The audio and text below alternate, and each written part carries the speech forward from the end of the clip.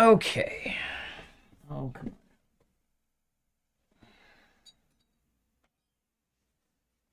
All right, there we go.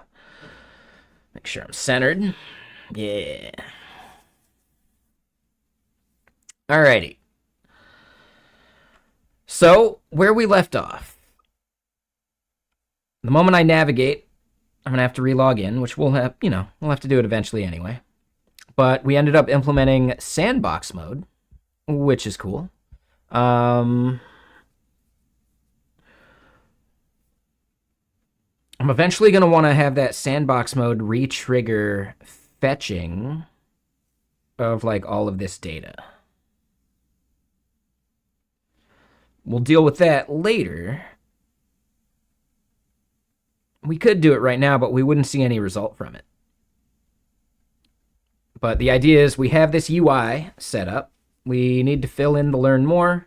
That doesn't currently do anything. But yeah, just being able to like toggle sandbox mode, I think is important. And yeah, what's up, Haxer? And how you doing, Mr. Faberdev? So yeah, looking at where we kind of left off. Let's make sure I didn't mess anything up here.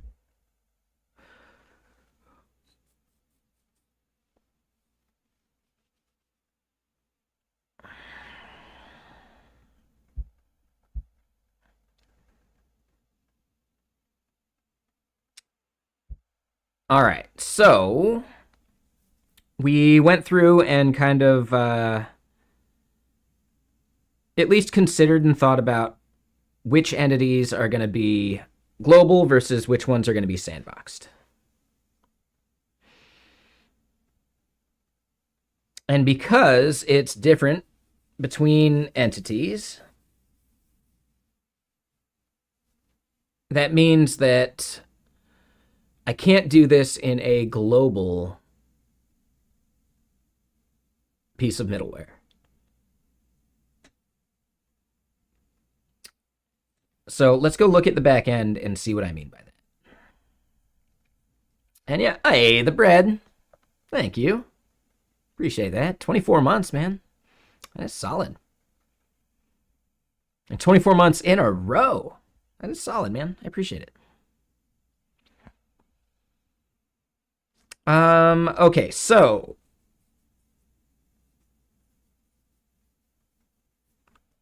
I think we decided that account is separate, right?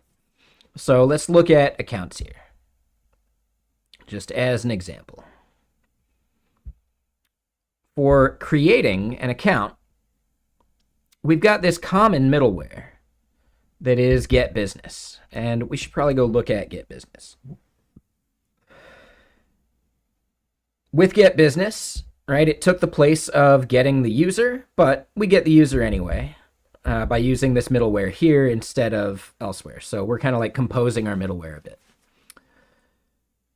Once we know that we have a user, then we go in and try and find the business by that user or the business by the API key.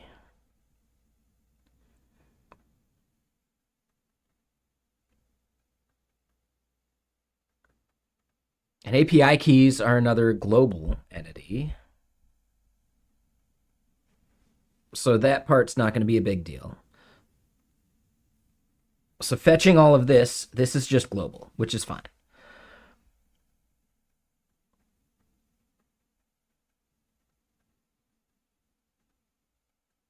We also end up, like if we look at the Get Business by API key, we actually set a value inside of that is basically request dot by API key to true or not.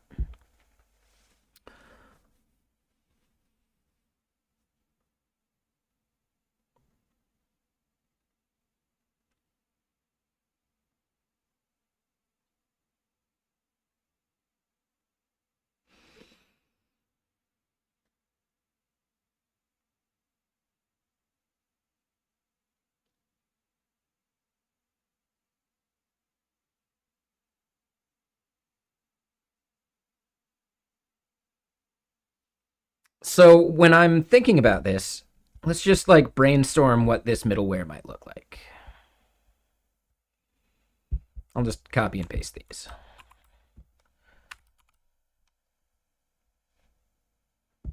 And this is not something I'm like forcing myself to abide by. This is just like brainstorming at this point. So this would be maybe get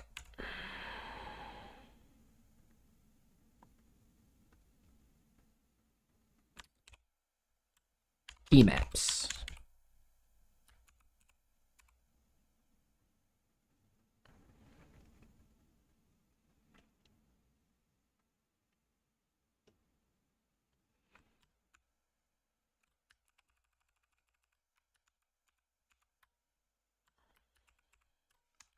The value here, does this need to be a higher order function?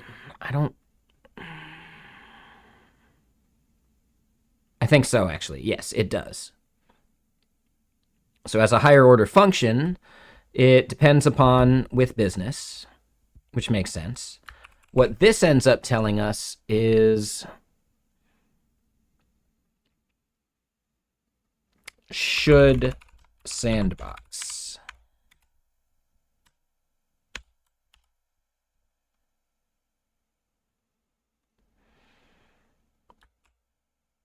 I almost want to make this explicit, because if we just had it as a prop,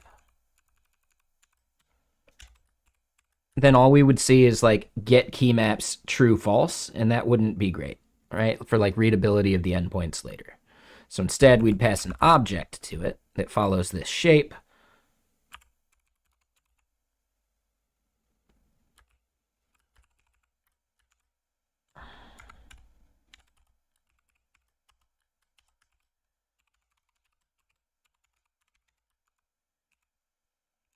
And then in here,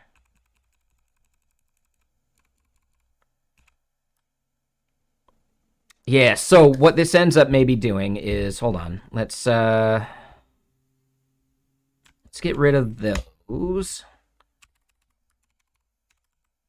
And we'll just say error getting key maps. This is const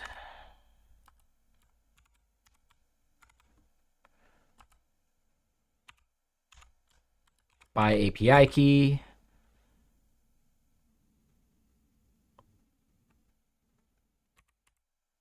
If by API key. And what we'll do,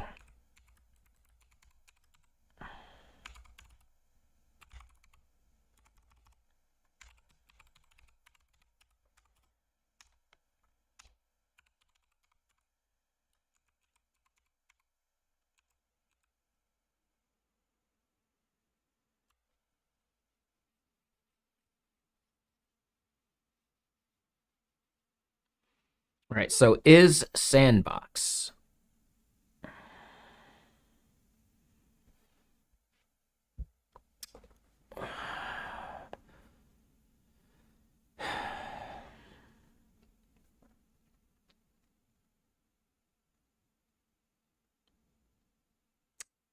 This might not be how I want to do this. Like the is sandbox part.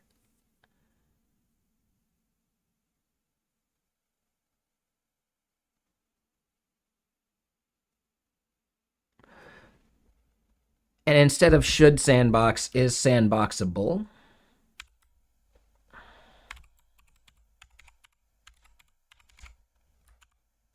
Right? That makes a little more sense to me, right? Should sandbox almost seems like is sandbox. So now is sandboxable makes sense.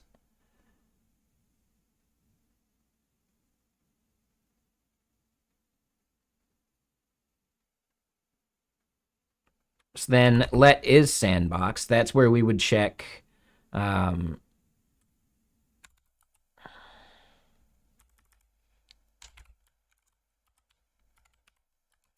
if by API key.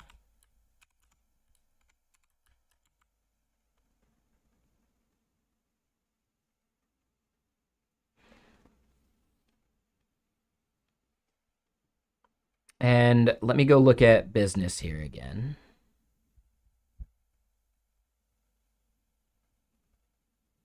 In fact, yeah, let me move this up by the function that we're gonna need to reference.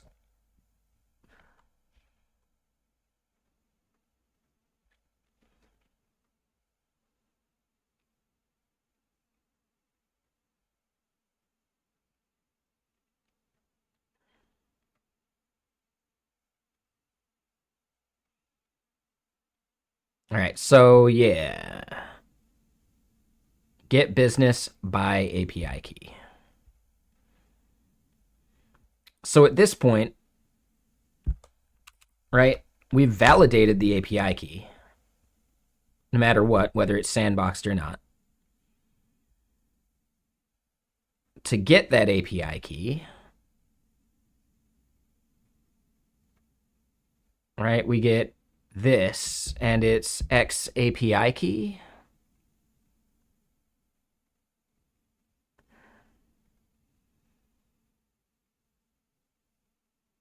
Yeah.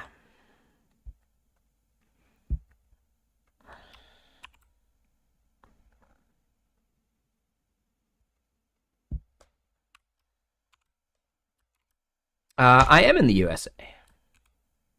How'd you guess?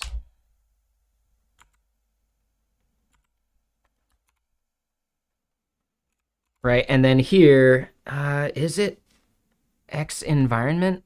No.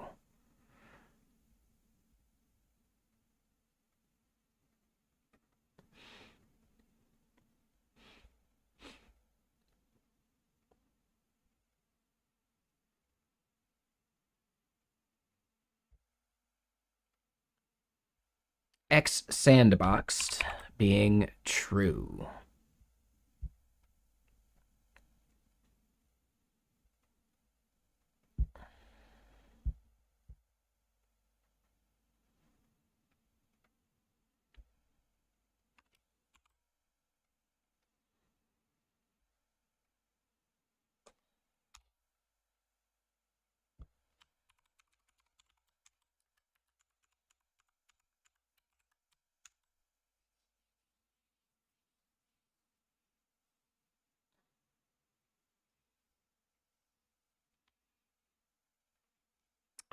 We'll call it 6 months, kind of off and on.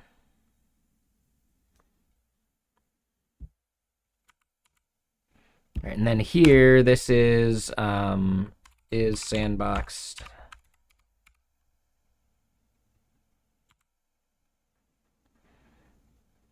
Oop.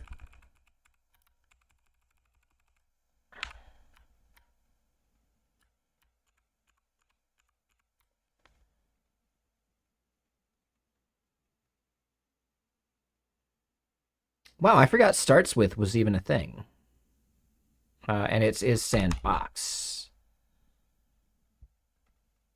So then here, this is not starting with that, it's Waltr sandbox. That.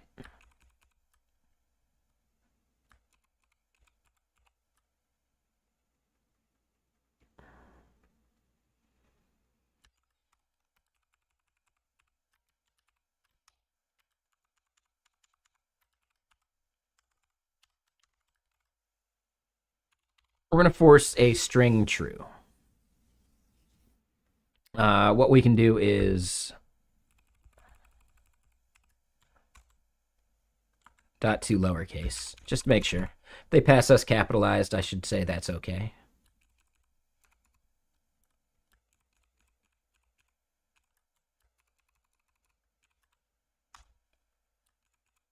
All right, so we do the by API key thing.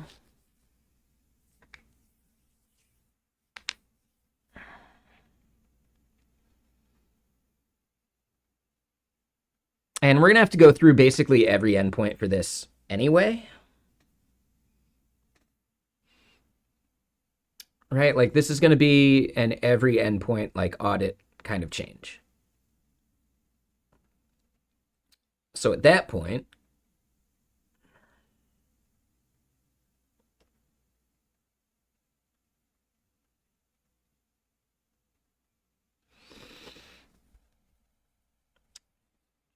One thing we're doing, and I guess this is where it gets a little fuzzier.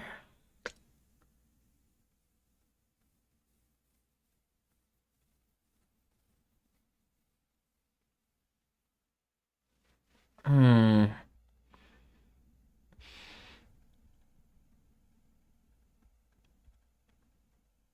If we look at get business, or yeah, like any of these get business ones, what we're doing is like these API keys key map functions, which is a script that we run to, like, we generate these from a JSON value. I'm almost thinking that instead of API as key map,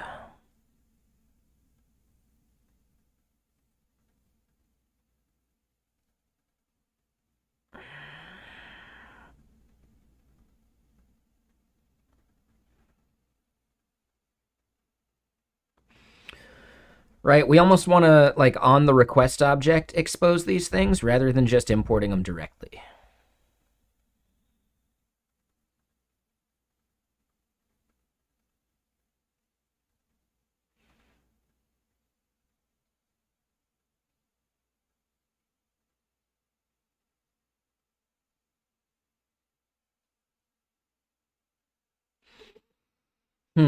All right, let's look at where those key maps come from. They're coming from data keys.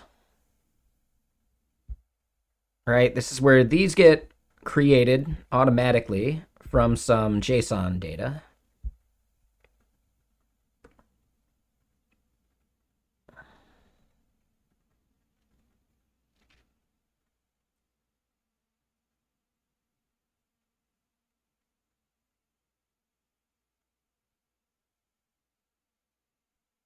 Hmm.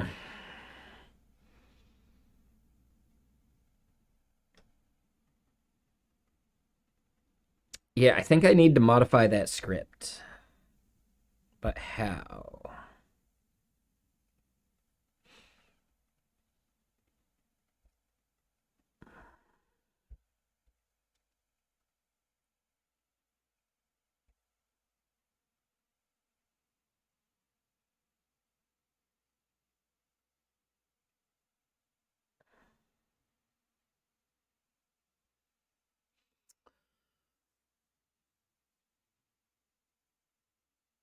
Right, and the tricky part is that if we look at our scripting,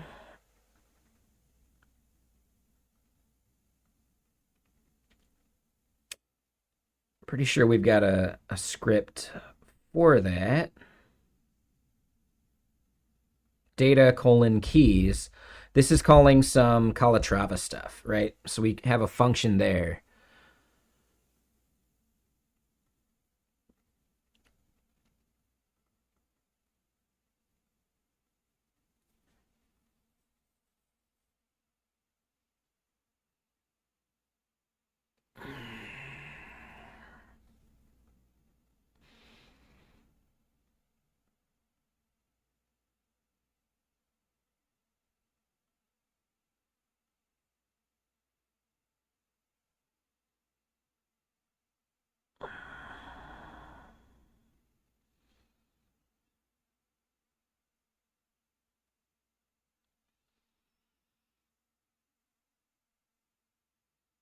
The way we're doing this generation,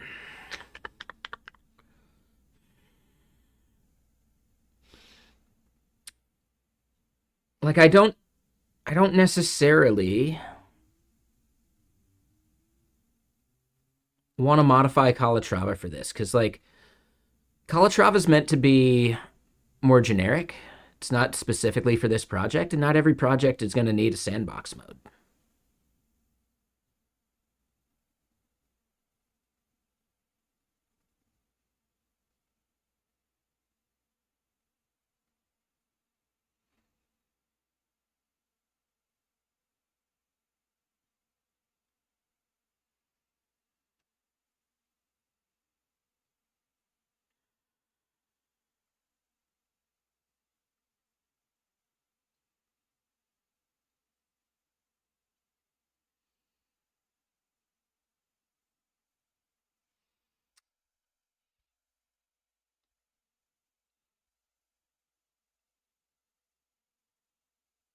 So in this file, maybe I could do something like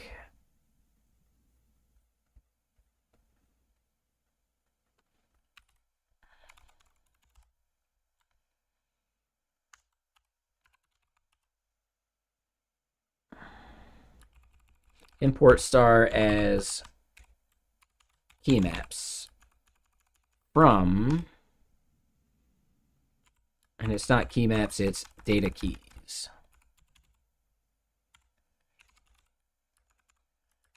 All right, so then we've got this key maps object that is going to be an array.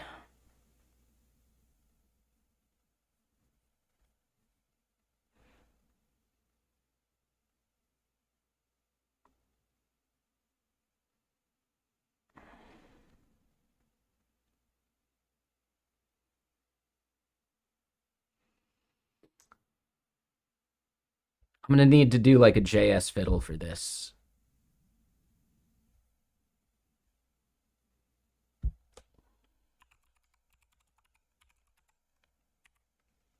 Code Sandbox will work.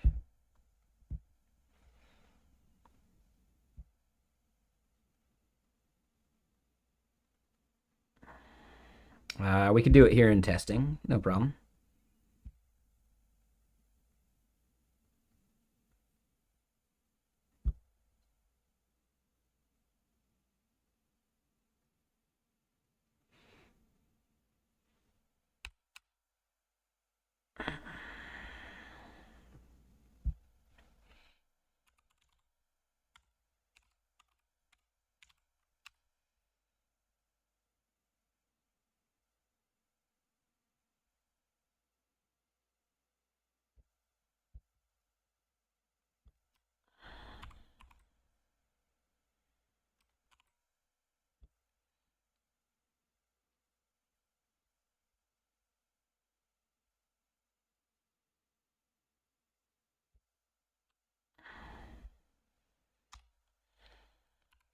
We'll just mock this.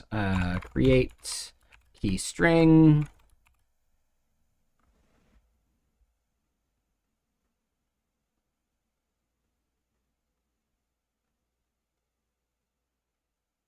What is the type of create key string?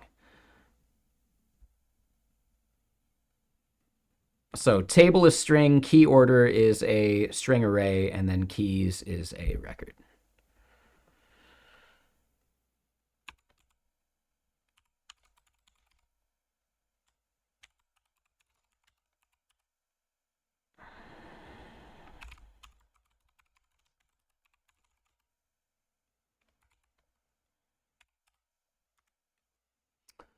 So yeah, key order is string there. We don't actually need the viewer, so I can make that wider. And then, yeah, this was keys.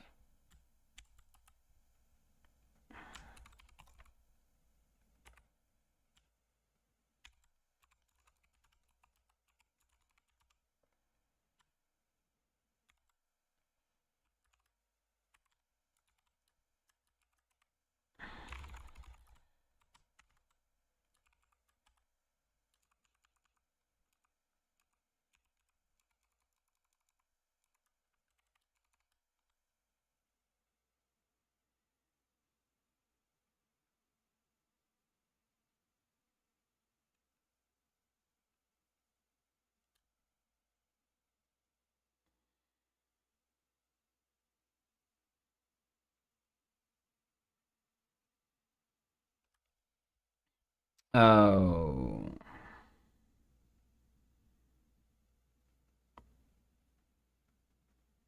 Hmm. So we'll do this. I don't think we need all of them. I just want to see how I can like manipulate these values a bit.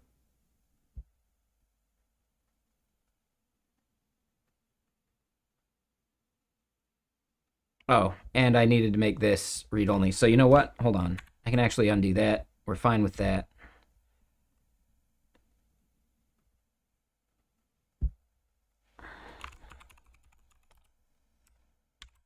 Okay, that was the issue there. So now we can do it over here in app. It's not a big deal.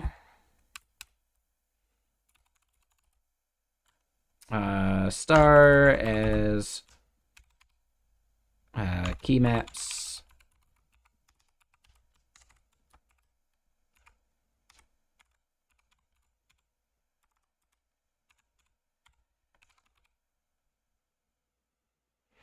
All right, so we bring that in.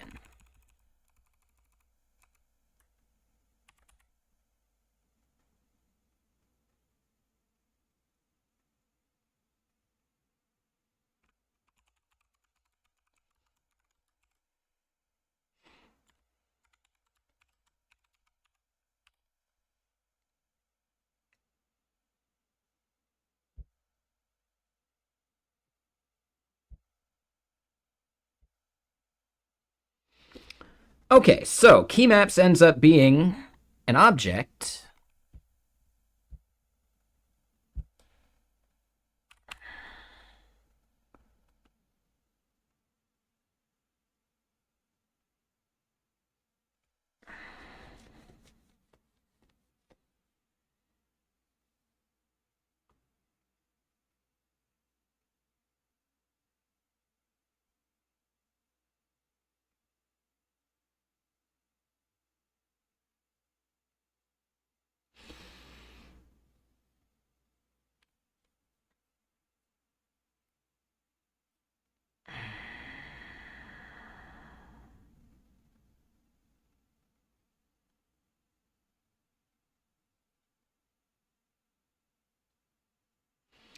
Right, so we're going to end up wrapping these things.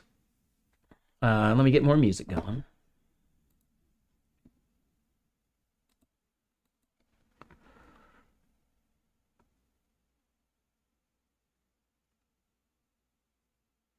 Yeah, for some reason I thought this was going to be an array. It isn't, which actually makes things a lot nicer.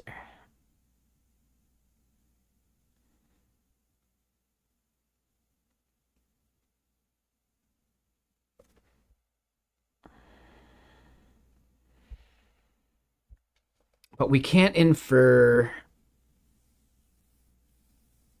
the type of that.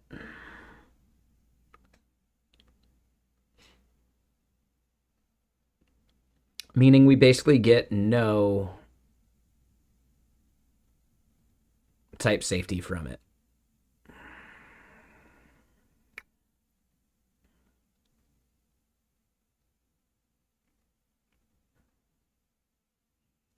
Hmm.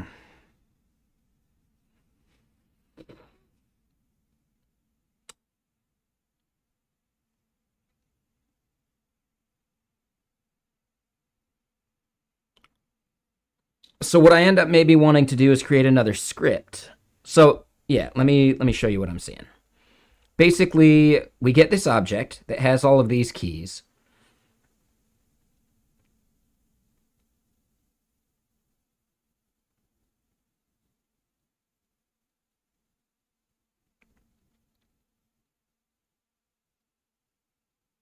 Hmm.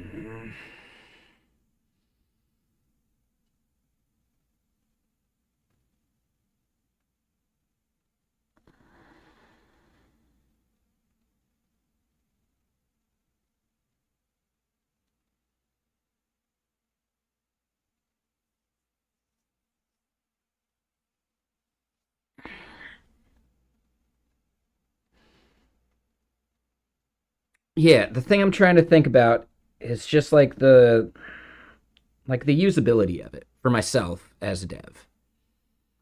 If I create another script, I can generate the types that make this thing type safe, right? Otherwise, key maps here is basically just an object with any keys it wants. If I create another script at like compile time and build time, I can just regenerate a file that is a typed version of this instead of importing star as.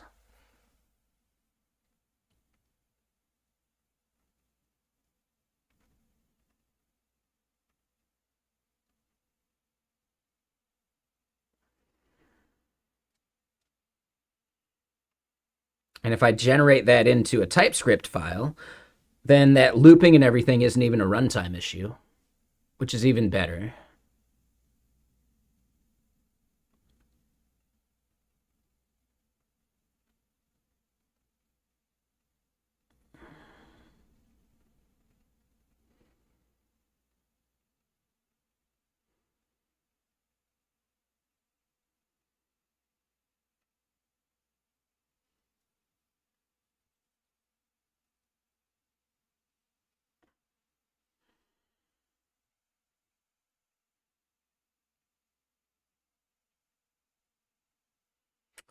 Oh, but this is where things are a bit trickier because I may fetch some of these like non-sandboxable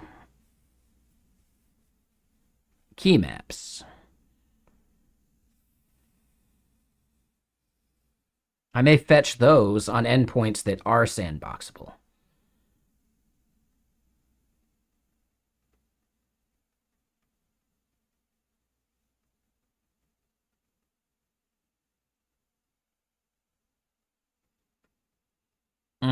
And yeah, then this opens up a lot of like chance for human error. I think no matter what, a script is going to be needed, but I may also need like a separate bit of JSON saying an entity is either sandboxable or not.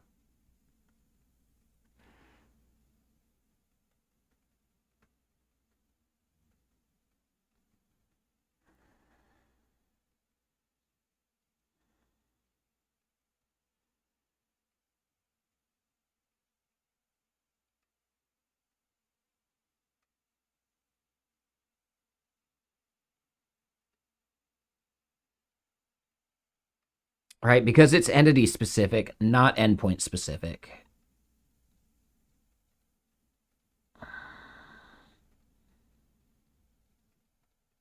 Okay.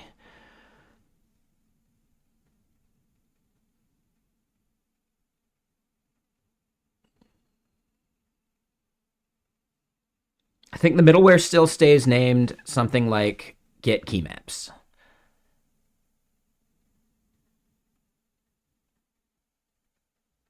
I don't think it needs to be a higher order function because I don't think we need to pass in that one value. But then the object that returns still needs to be like statically analyzable so that we can get code completion for it.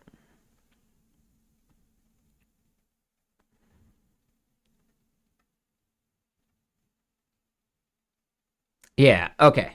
So I don't want to save any of that stuff on the code sandbox. I think I know what I want to do. We can close that and that.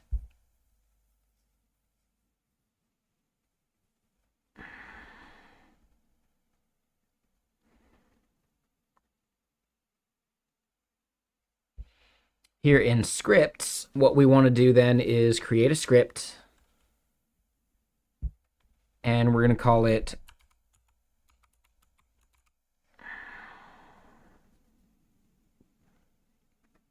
generate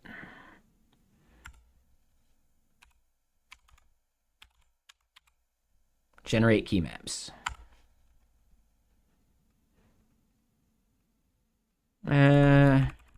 Generate sandboxed key maps. Sandboxable key maps.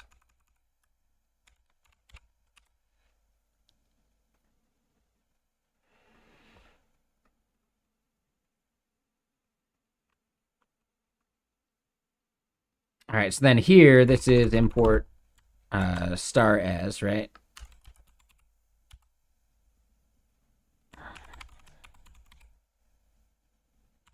From shared data keys.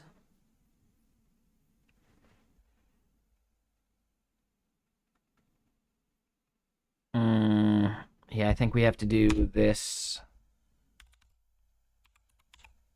that way.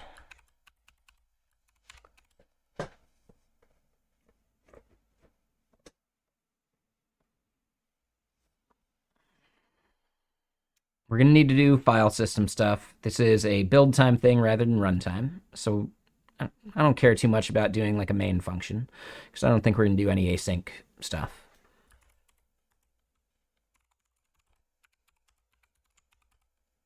Right, we can just do synchronous file system operations.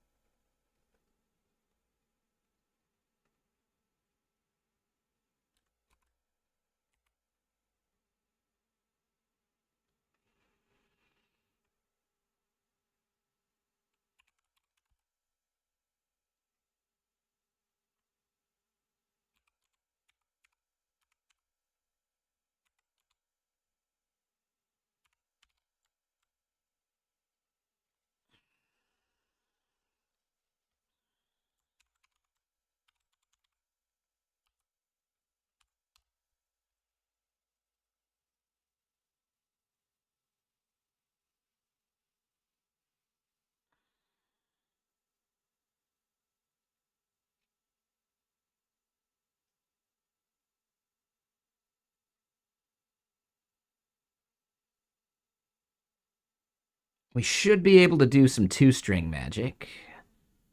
So this is actually going to be object dot. I think it's entries. All right, and then yeah, all that stuff is wrong.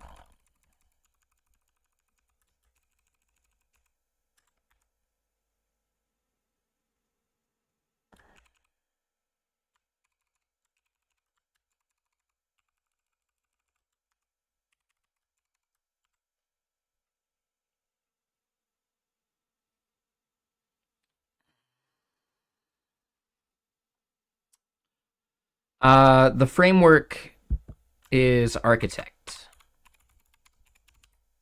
So it's API Lambda based. Like AWS Lambda based. Sorry. So a lot of like the heavy lifting for routing and all that stuff is just API Gateway, Amazon stuff. As far as the rest of it goes, how we do middleware and interfacing with, Dynamo and a bunch of those things, that is basically my own homegrown wrapper around Architect.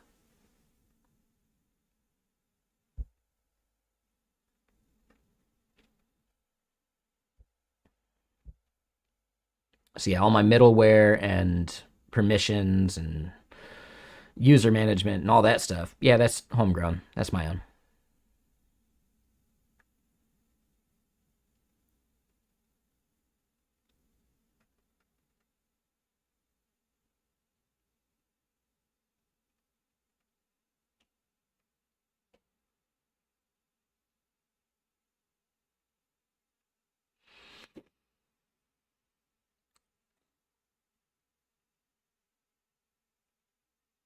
So I definitely want to make sure that we're passing key here.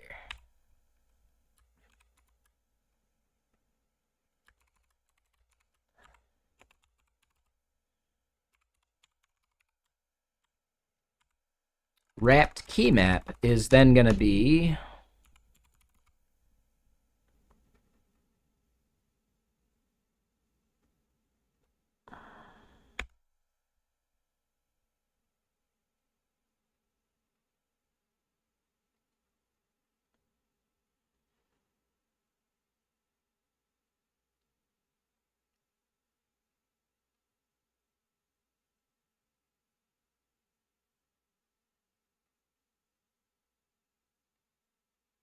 hmm.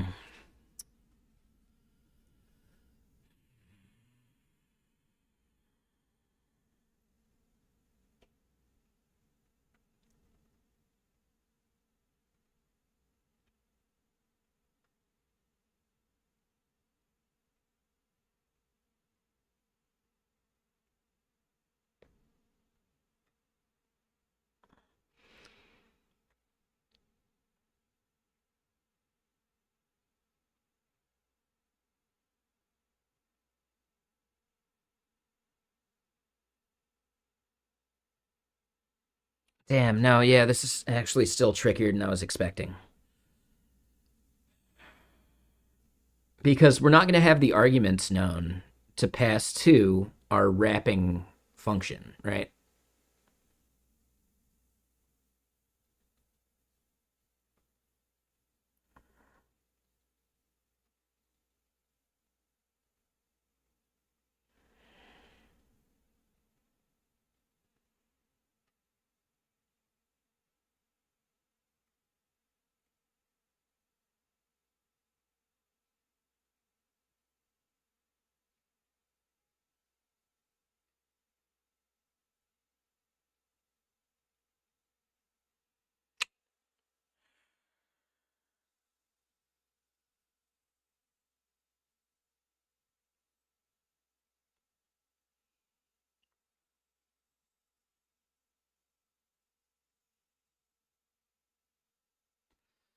I want this to be as automatic as possible. Hmm.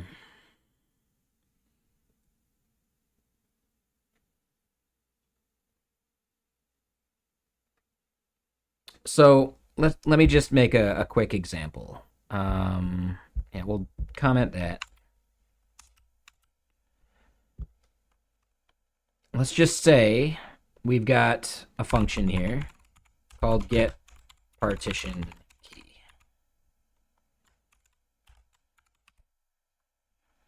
And it just returns something like business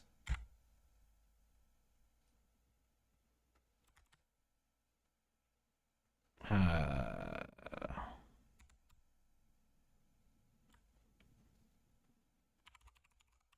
we'll just say business ID for now. Technically, this value would be injected, so maybe I'll just put brackets around it, so that's a little more obvious.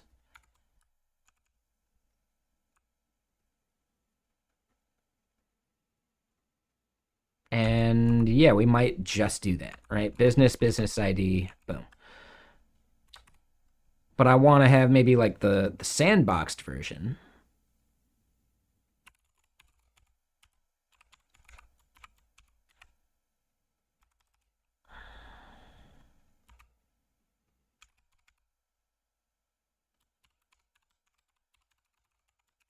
I could have just typed out the keys, I think. I don't think it helps having these as functions. But this sandboxed bit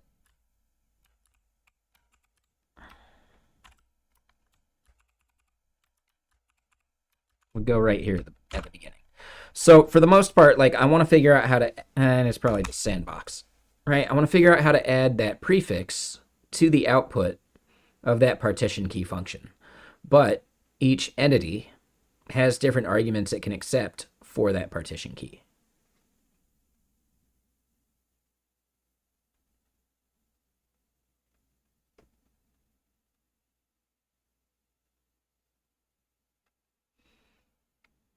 Right? It basically takes in an object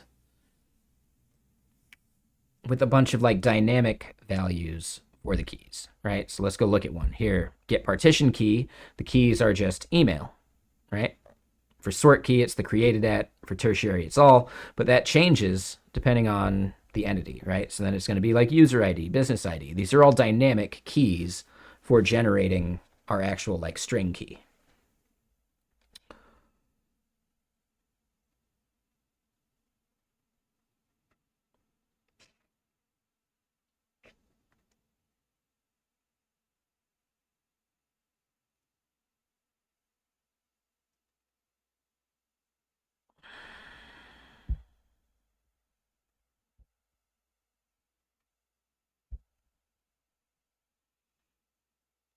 So I can't just create like a wrapper function and still maintain type safety. Unless we do some like as const or something, it gets really weird.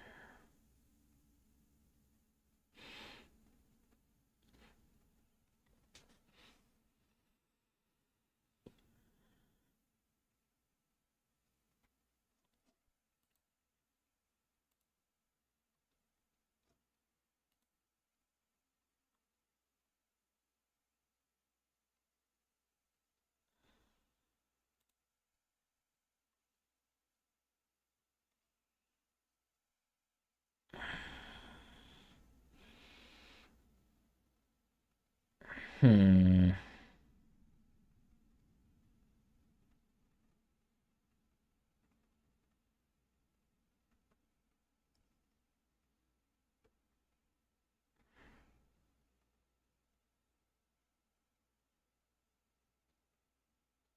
Another place we could potentially do that wrapping. Ah. So yeah, the other place I was thinking we could do that is at the like the data wrapper that we're using for Dynamo querying. So we could do it at the key generation phase, or we could do it at the query level. I think either one is modifying like Calatrava stuff, right? Which is the name of my wrapper around architect because he's an architect. Um, Modifying that doesn't seem like the move, but it might be the right way at this point.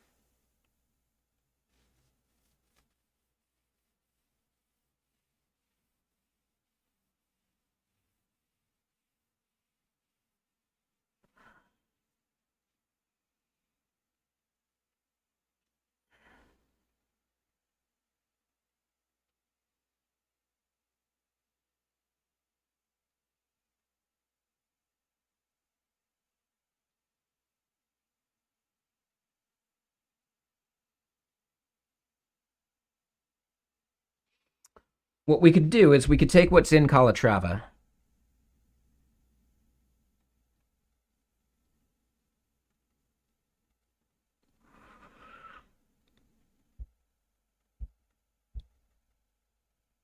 Right here in the source code, we go look at CLI.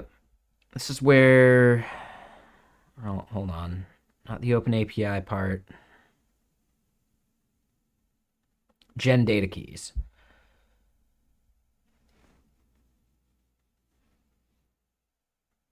We could take all of this logic and make our own separate script just to prove the idea, so we don't have to modify this without any testing.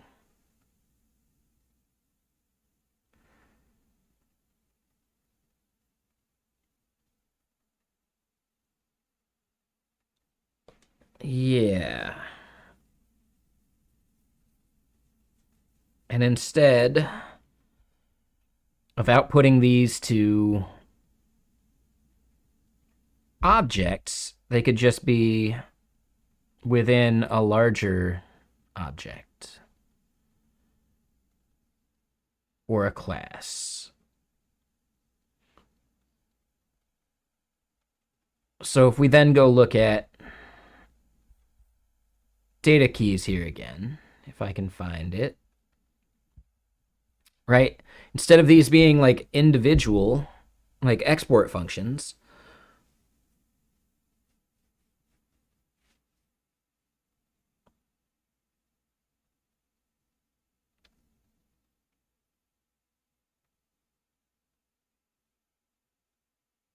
it can be an object that is exporting those directly.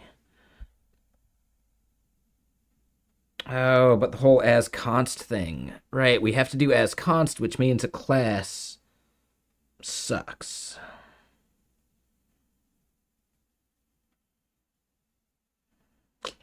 Hmm.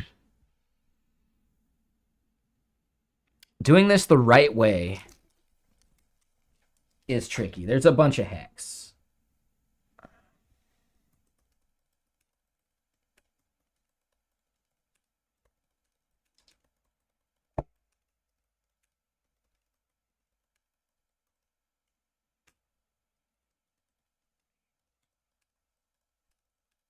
Hold on 1 second. My boss is reaching out to me.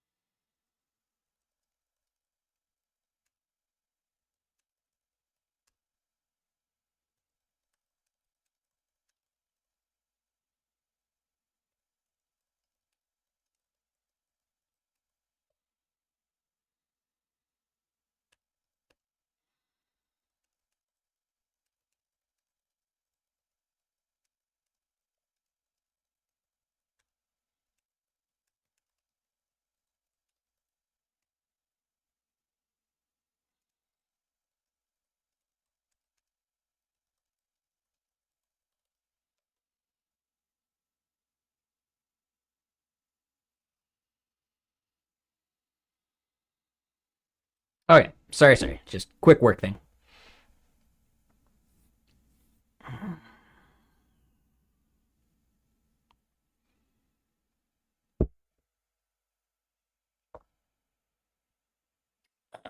I'm gonna say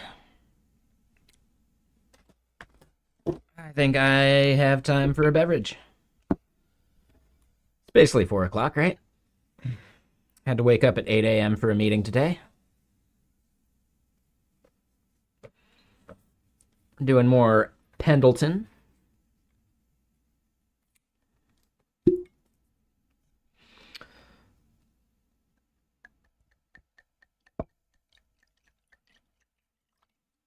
Man, there is something like up with my car that I'm not happy about.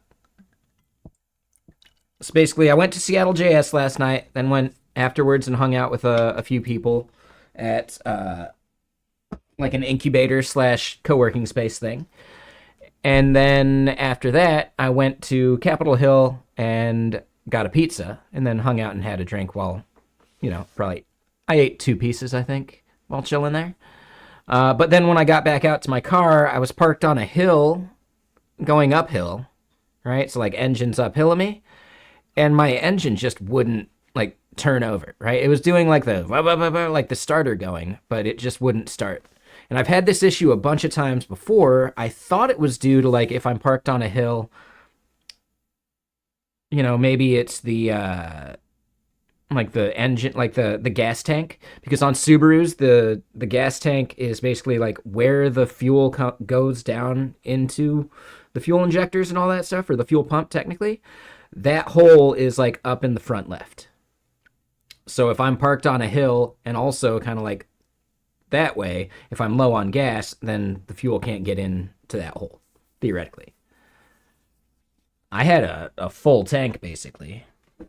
So it's not an issue with the placement of the hole. I'm thinking my fuel pump might be dying.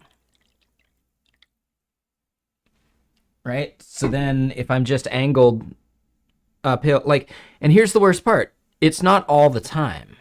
So it's almost like it's a combination of getting flooded and a weak fuel pump or something. I don't know. Yeah. It's really annoying though.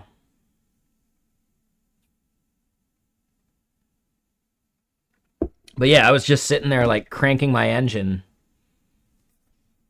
for a good half hour, like every 5 minutes or so. I finally got my car angled a slightly different way. It didn't start up immediately. I'm sitting there like about ready to call AAA to get towed so I can get home. And then I tried one more time and boom, it started right up. So it's so weird to me. I've never had this issue with a car before. Like I've had cars that stall. This one stalls from time to time too. It, I don't think it would be spark plugs or wires. No, so it's not only ever on an incline. That's the problem, right? It's like it's hit or miss.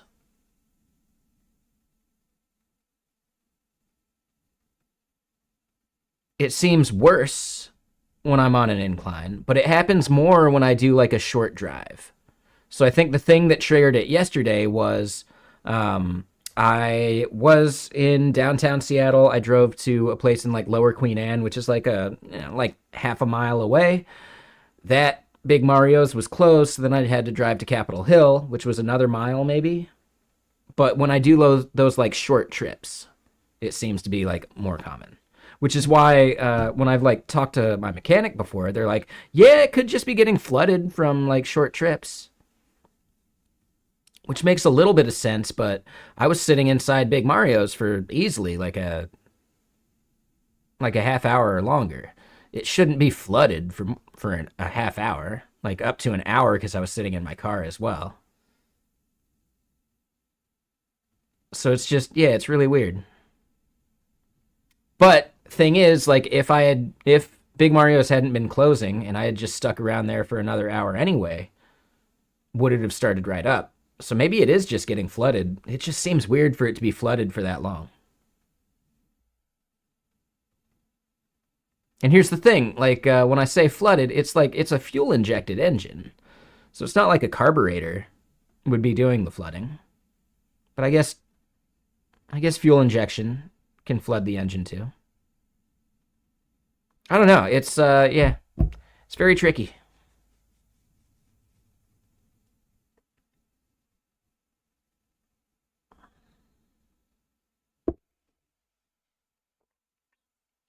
It is quite possibly one of the most annoying car issues I've had.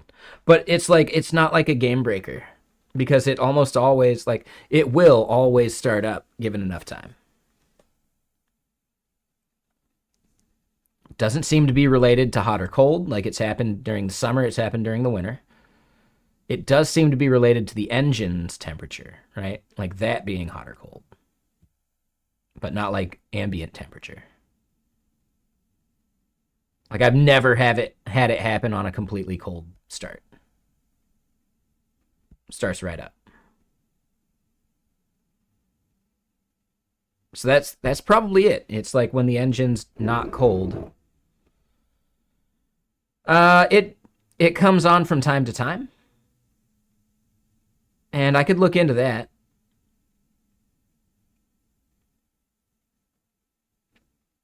Yeah, I should get an ODB reader, just to be sure. That's a good call. Because the engine light did turn on. And I also get like AT oil, like flashing from time to time too.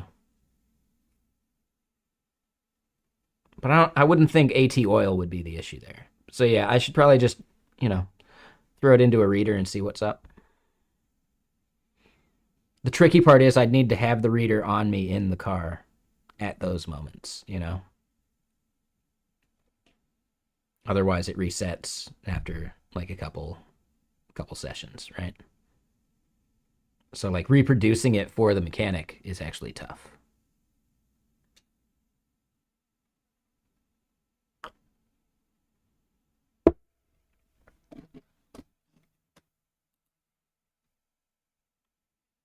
Yeah.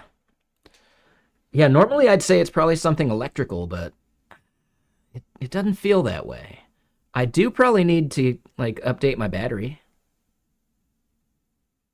But I wouldn't see why that would be the issue because the battery would be more dead after me cranking it for a half hour, right? And it was getting to the point where like I think I was killing my battery because the crank was like slowing down.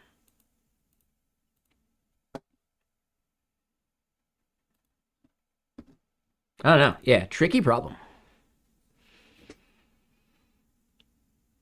I'm not a great mechanic, but I do recognize the three things that you need: spark, fuel, and air. And I don't think it's an air problem because it's not consistent. I don't think it's a fuel problem because it's not consistent based upon like the placement of the car. Like I feel like it does happen more often when I'm parked uphill. But that could be a bias that I'm just not recognizing.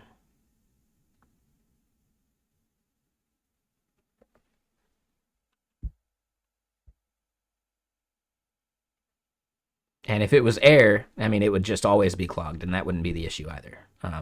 But a clogged catalytic converter can prevent an engine from turning over. I've had that problem happen before. I wish I'd known, because I'd still have that Subaru. It was like an 86 Loyale that had a turbo in it. I miss that car.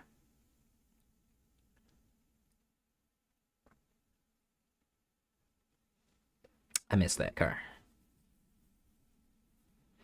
But anyway, what's up, J Phils? How you doing? We're just talking car stuff real quick. Yeah, what's up, man?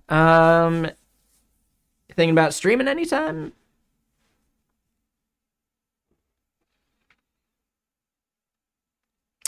Oh, and I got a question for you. Have you led like software teams, like as a team lead? Do you have like insights that you might want to share on a podcast?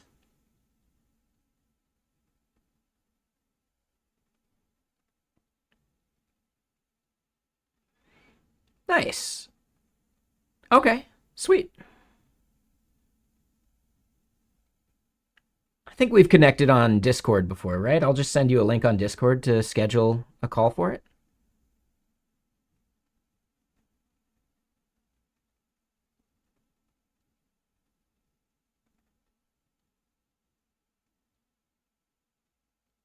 Gotcha. And I mean, even as a manager, I think that's important.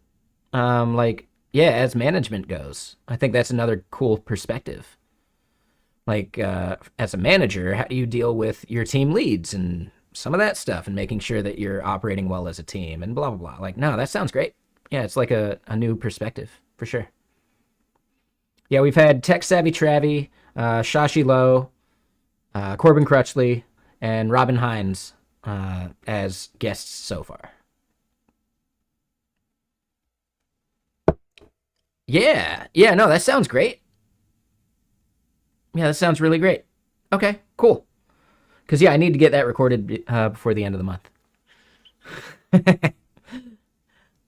Procrastinate? I haven't even begun to procrastinate yet.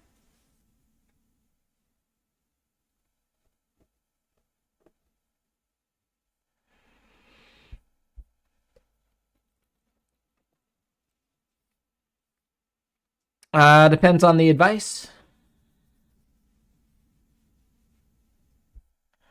Like, depends on the question.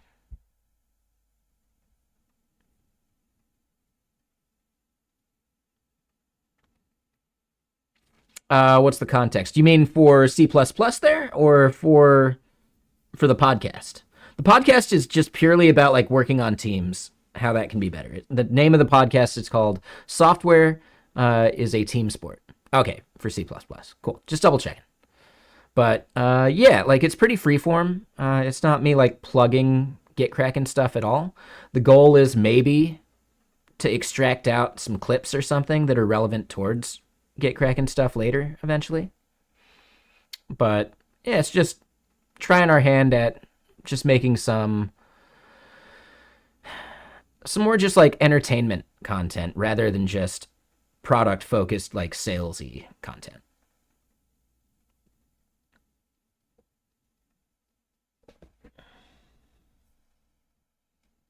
And 1 second.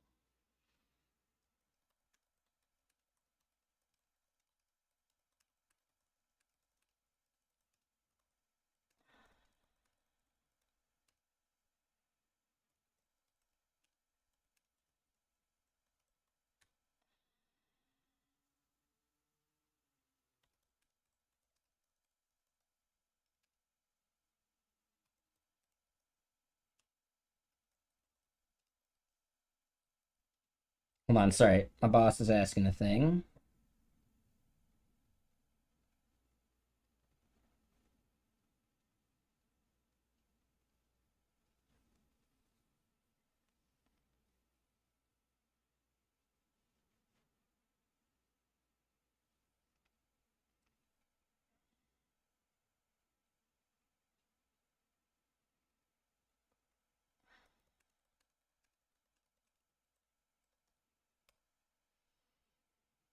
Okay, sorry. Um,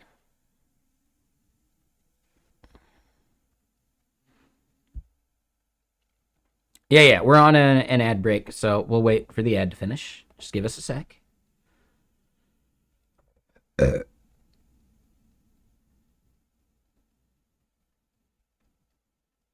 yeah, I think it's a fun name too. Yeah, we've got it on the GitKraken YouTube, so you can check it out there, like the previous episodes. But totally up to you if you want to go into it like completely unseen. It looks like Nightbot actually just gave a link to the first episode with Corbin, so you can check that out.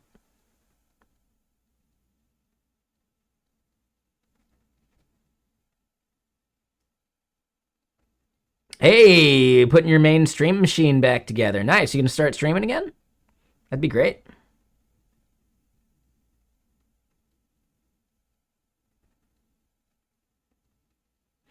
And hold on, did someone have another question that I missed, maybe? Was someone asking about the Salesforce thing? I feel like I missed that.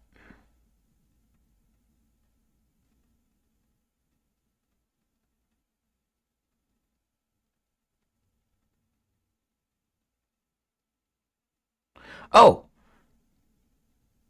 you're going to be hanging with some Apex devs next week? Okay, yeah, I should. Okay, no, I just saw that now. Um, what I'm thinking is just like, I want to understand their workflow. Like, how do they use Git as an Apex dev? And do they find that as Apex devs that maybe some Apex devs just don't know Git that well? And would they be a good target market for like a Git Kraken GUI? I don't know. That's basically the main gist. So just understanding that would be useful. And even better, like you could just pass them my info and they can get in touch. And, I could just directly ask them. I have been slacking on that a bit. I know a couple people that already like volunteered a bit, but I haven't given them a link yet. So that's on me.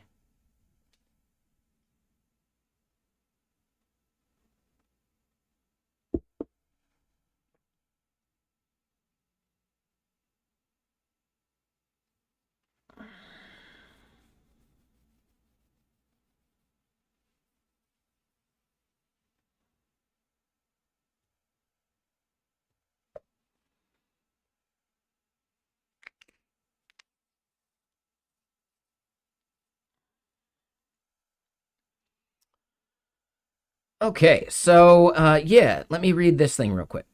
You had an interview for a company that you want to work at badly. You had a pleasant conversation with interviewer A. Today you sent a thank you email, and then his work colleague, interviewer B, called you randomly at noon for another phone interview.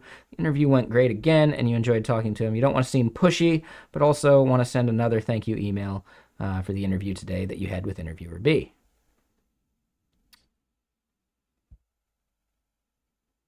Yeah. We don't need names. Would it be too pushy to send two thank you emails in one day? I'd say waiting till tomorrow would be fine.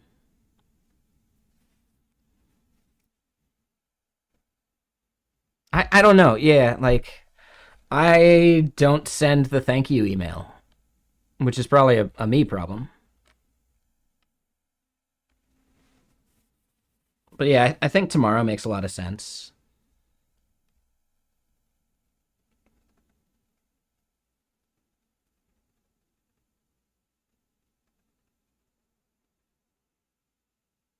So basically, hold on. Did you have the call with interviewer A earlier today too? No, yesterday you had the interview.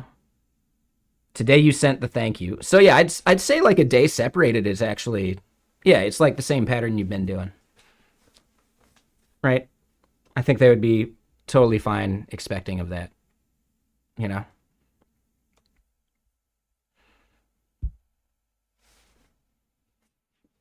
Right? Just like following the same pattern. You never even got the job. Shit. Yeah, that can be annoying. Who knows? Yeah, maybe if I had sent some thank you emails, I wouldn't have been ghosted by the company that put me through 6 interviews.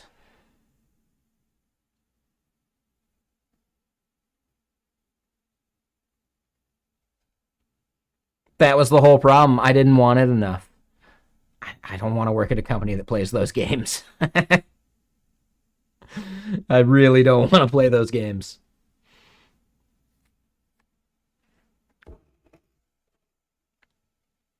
If your company prides itself on asynchronous communication, I don't think some passive aggressive, like, who makes the first move thing is a good sign. Personally. Just saying.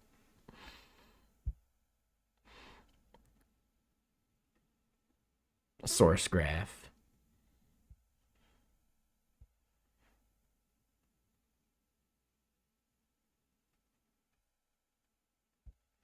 All right, so back to this part.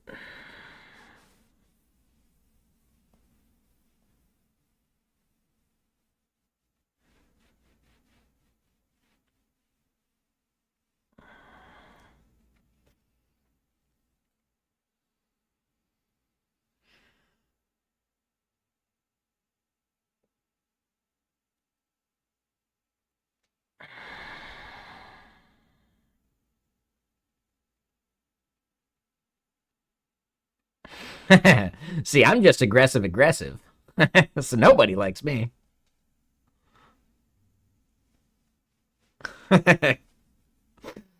Yeah.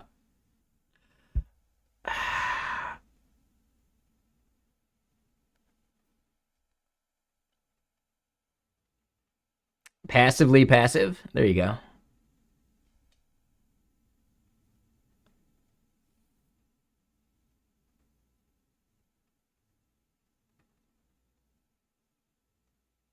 You avoid avoiding things. There you go.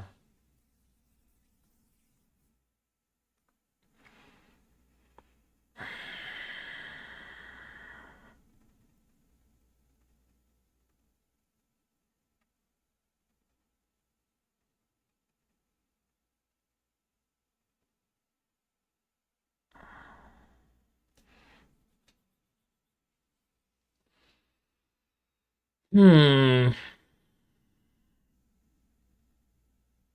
So yeah, we're still on this tricky bit.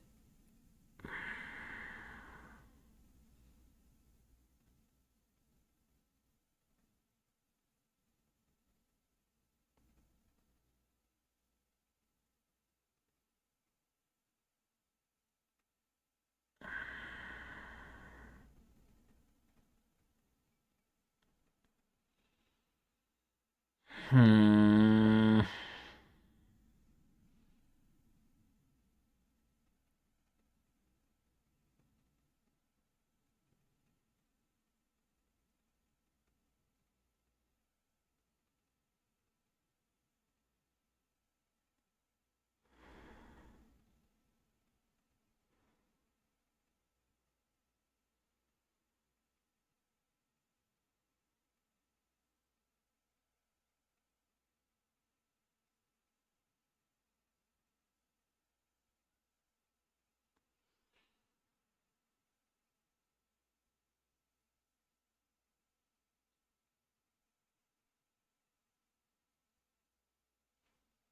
So yes, if we do this right, maybe I just take this whole thing. We need the as const thing though.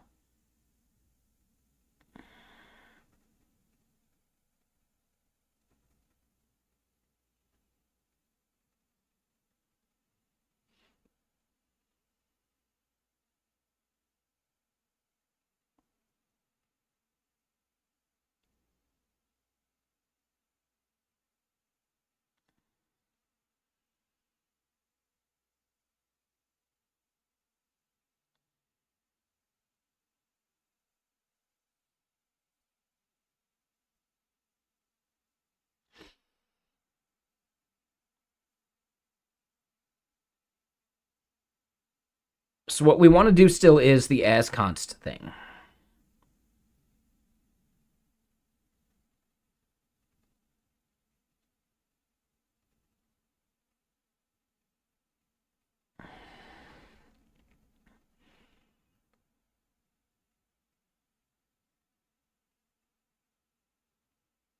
Let me see about this.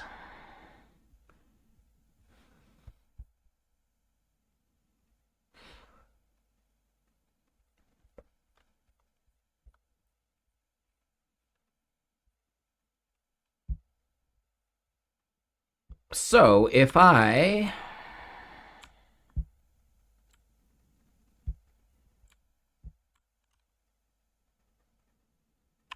do something like this, we do class key maps.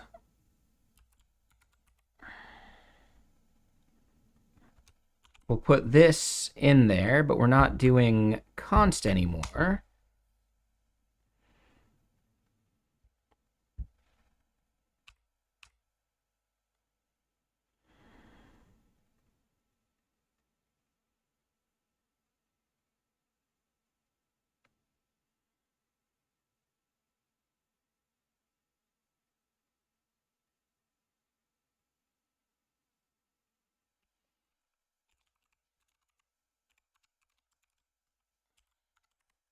here in the constructor, we do is sandbox.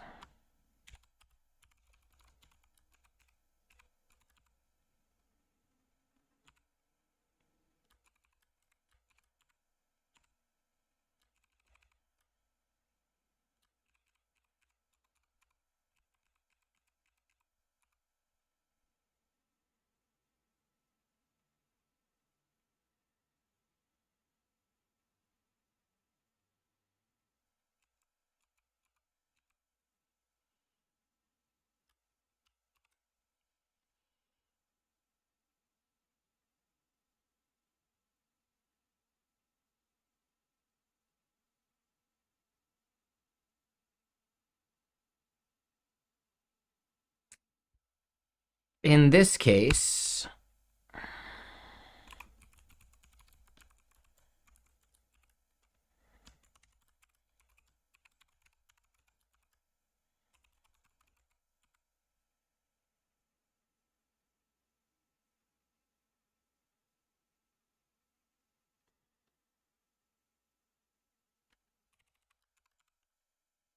let me do this.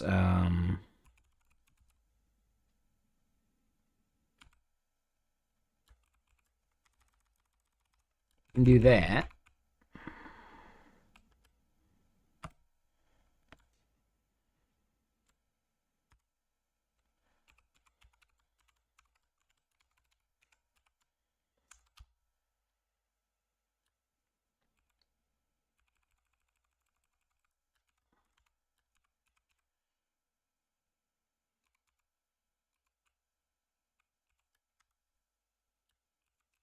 Right, so we do that.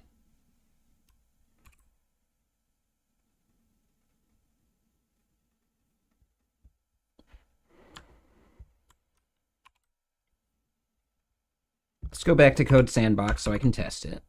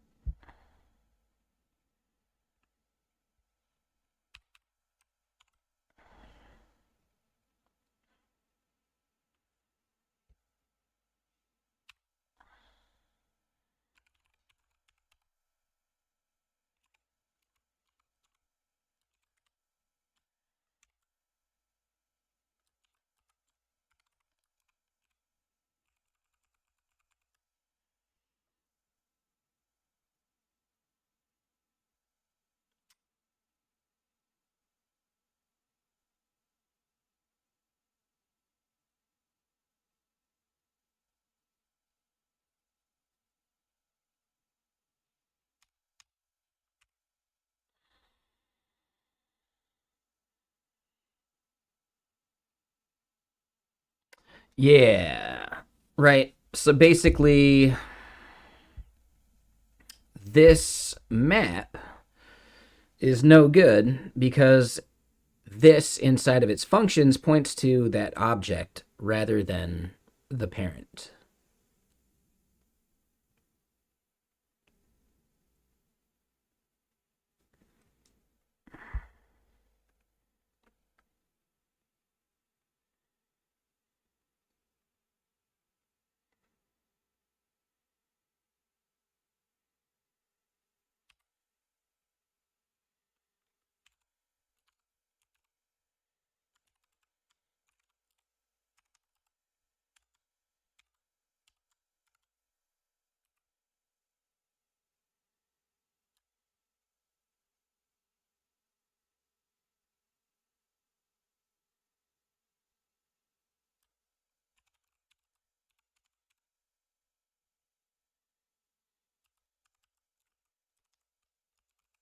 I hate this.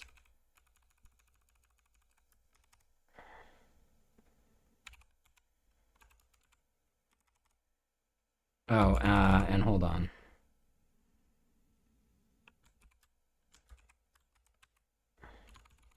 I still don't think this is going to work.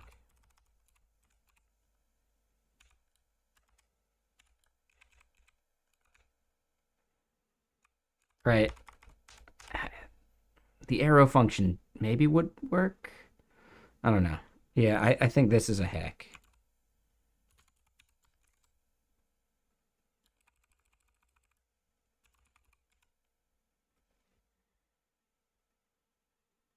Damn. Okay, so this hack does work. Ooh. Thanks, I hate it.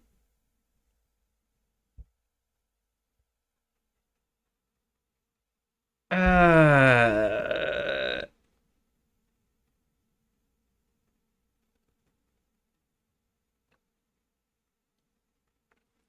right, and really, we shouldn't need that hack. What we could do instead is partition key.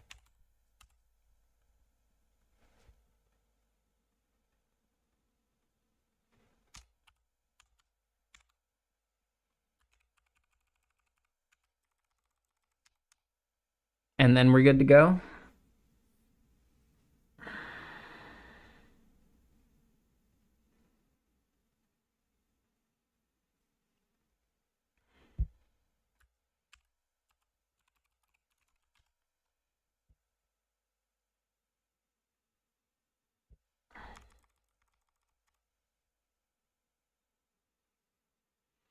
And it can infer the return type, so that part's fine.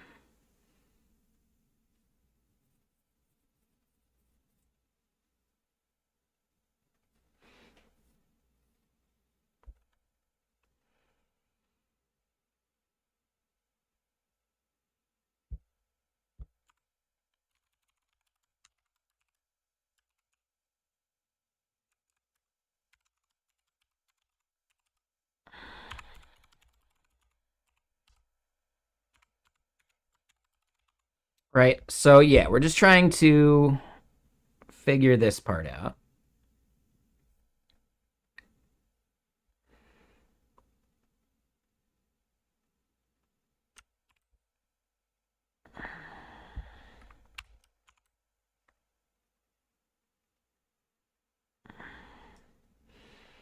So then, if I do something like this,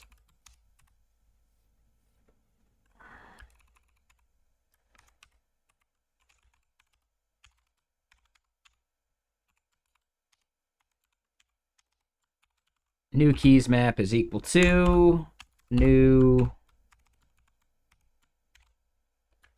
key maps. Sure, whatever.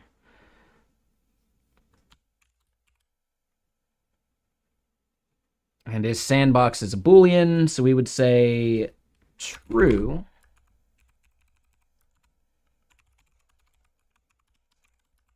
And then from here,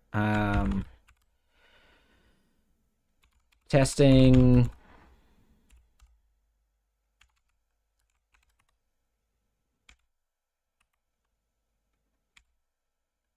Get partition key.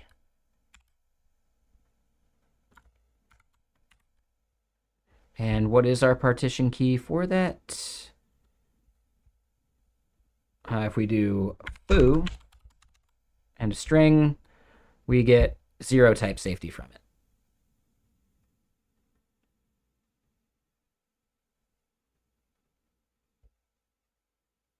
What?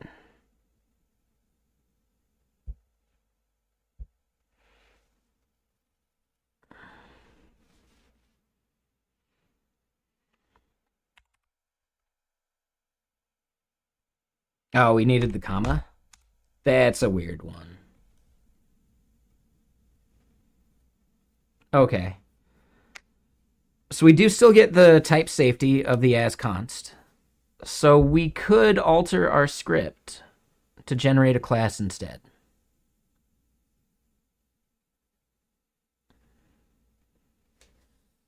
I think that's not a bad option.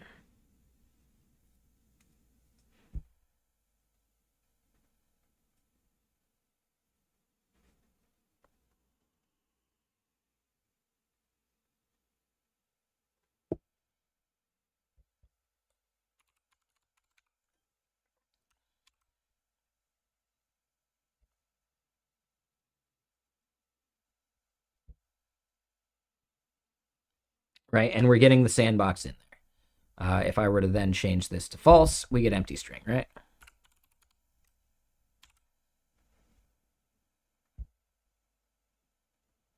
Yeah. Okay.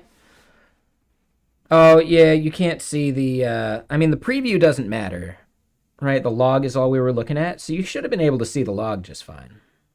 Like, I think that was still visible. The preview is not important, Saku. Right? Like, the thing that's happening here is unrelated. We created this code sandbox ages ago. I just didn't feel like making a brand new one. But I wanted to test this out in a place that was, like, easy to test.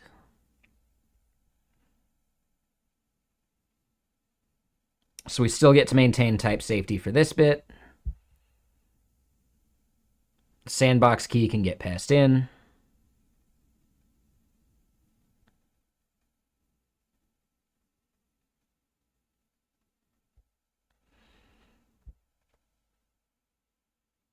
This is going to break pretty much every endpoint, but I'm okay with that at this point.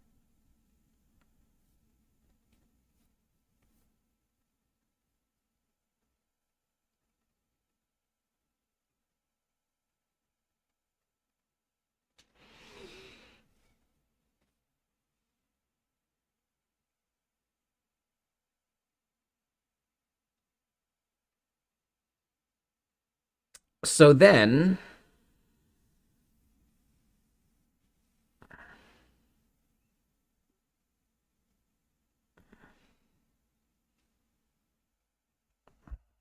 that's a weird comment.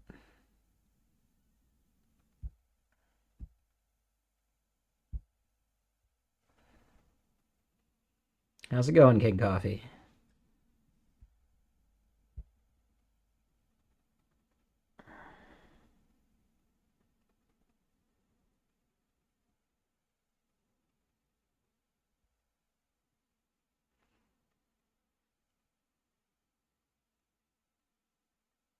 Your name is Waltr or just Walt?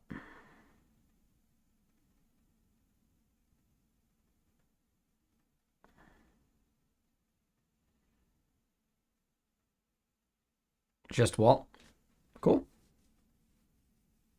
You go by Walt, but officially you're Waltr, right?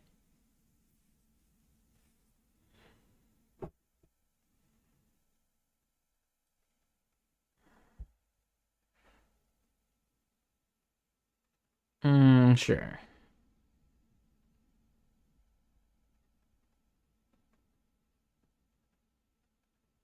Mm-hmm.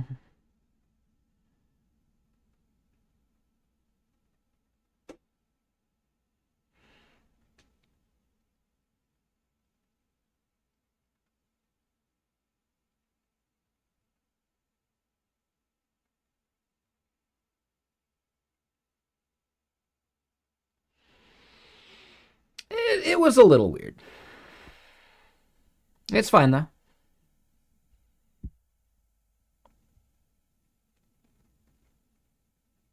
So here's the big part.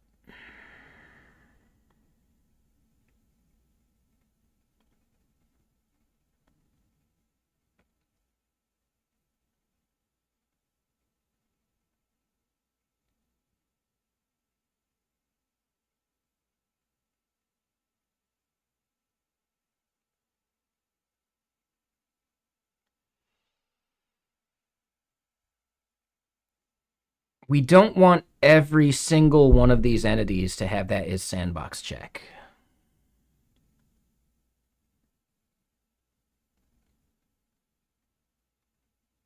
So we almost need like a map for those.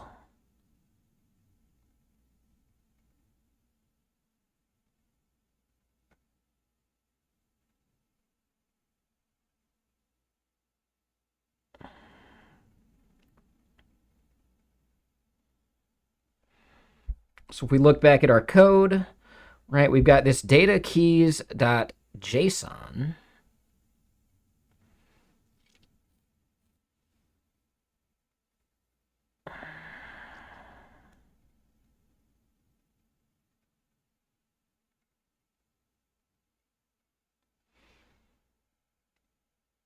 We almost need another JSON that is like sandboxable entities. And we use that as part of the generation.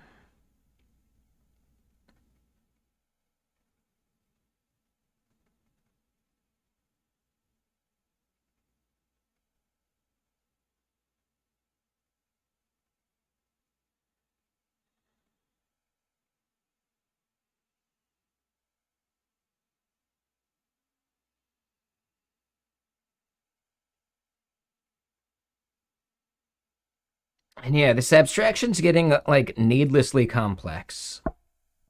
But it's the only way to maintain the type safety of what we need to do. So that part's tricky.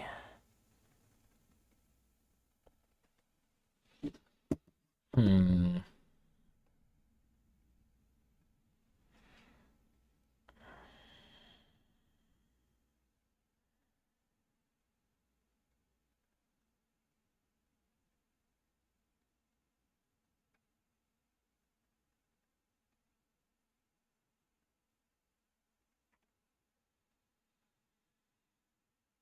Oh, I'm so bored of that question, dude.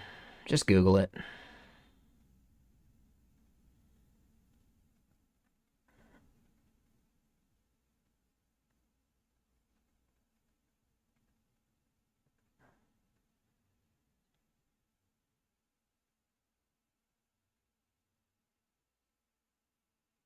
It's just so boring. I don't care. I just don't give a shit at this point. If you think it will, then it will. If you think it won't, then it won't. Like, I don't know.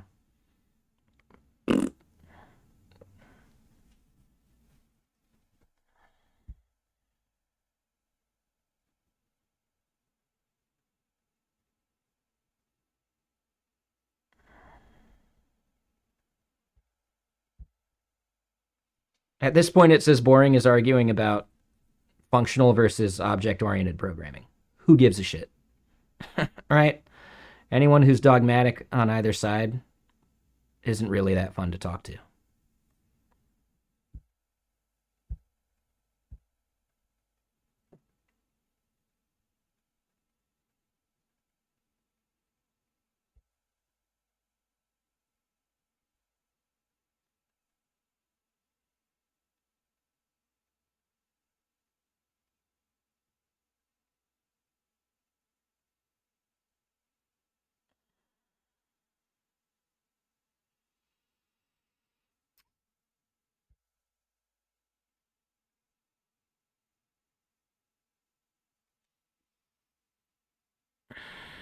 We definitely want to have this in a JSON file. Is the JSON file for entities that are sandboxable or not sandboxable? I think there's less of the non-sandboxable.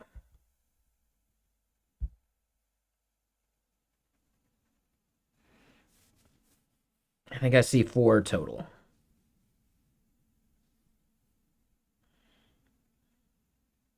So opting out of sandboxing is going to be the least common, which means that's probably the list that we want to maintain. So it's basically a deny list, not an allow list.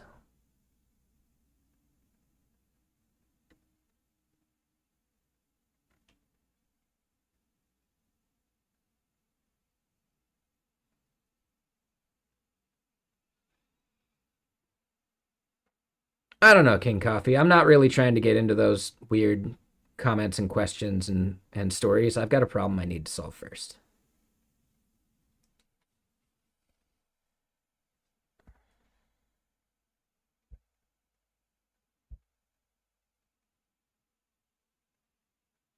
All right, there's timing where that stuff's fine. Right now, when someone's in the middle of something, probably not a great time for those types of questions.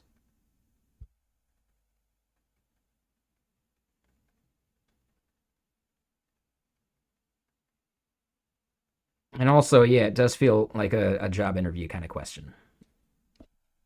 Are those actually fun to answer? Not really.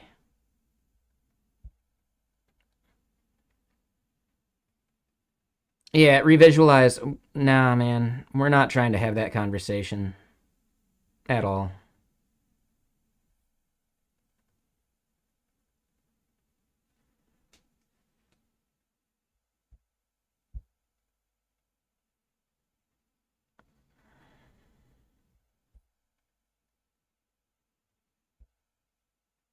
Nothing new is going to be said about that stuff, man.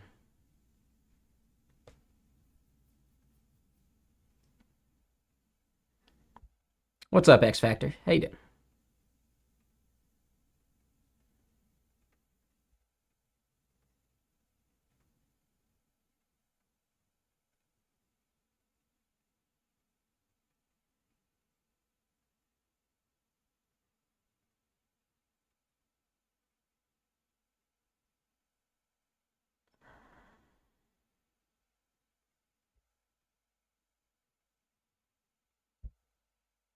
Yeah, exactly. Like, there are definitely conversations that are fun to have, right? And there are like novel opinions that can be had about certain things. I don't think there's anything new or novel that you're going to find about the AI replacing programmers thing.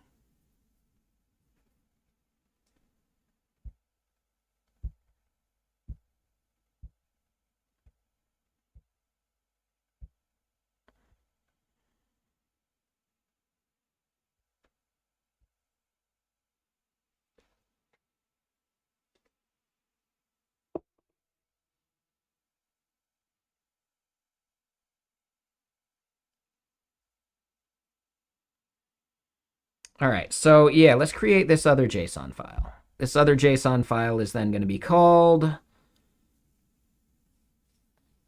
Oh, and I did that in the wrong place. We'll say data.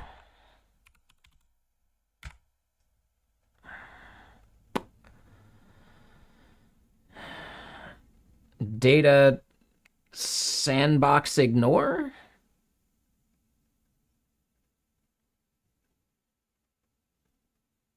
Is it snowing? I don't know. I don't have the window open. Like I can't see outdoors from this room.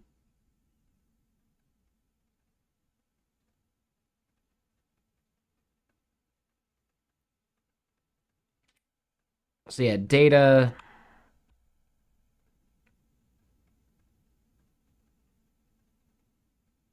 non-sandboxed.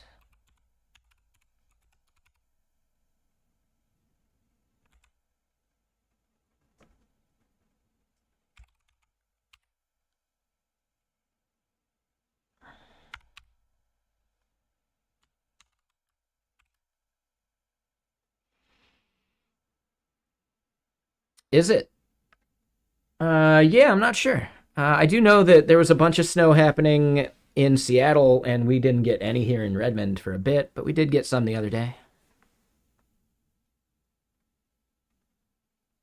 What am I sipping on? It's Pendleton is the whiskey of the moment, mixed with water.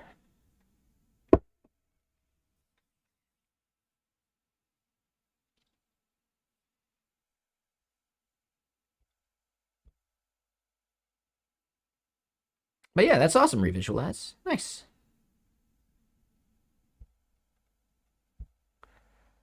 I like it when it's snowing.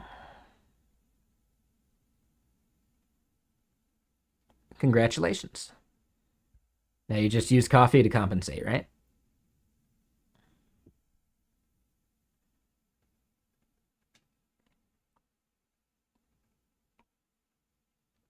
Just going based off your name.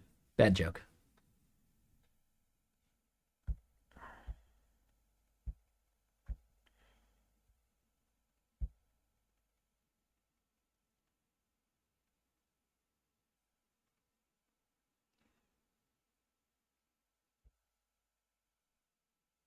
All right, so then yeah, we would just do this part.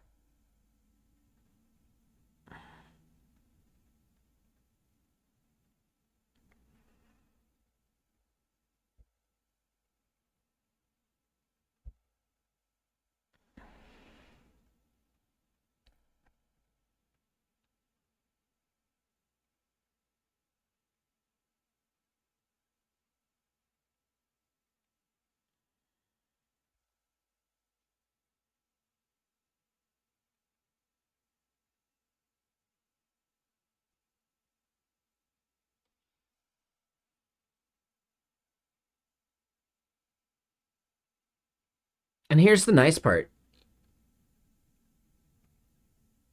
We don't have to pass the sandbox value every time.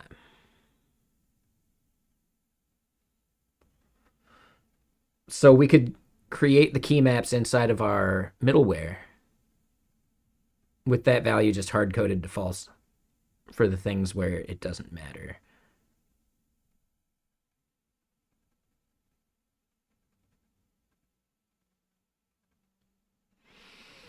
Oh, you know what though?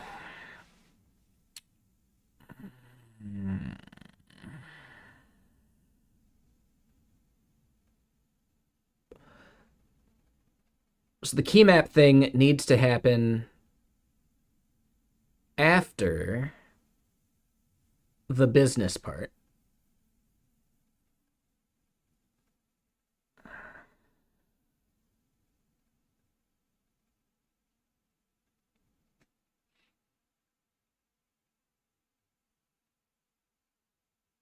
Yeah. But before any of the other stuff, because yes, some of our middleware is like get account or get balance or get quota, and those things are either sandbox or prod, they're not both. So the function we use to get those values inside of some of our middleware needs to actually depend upon the sandbox check or the get key map function.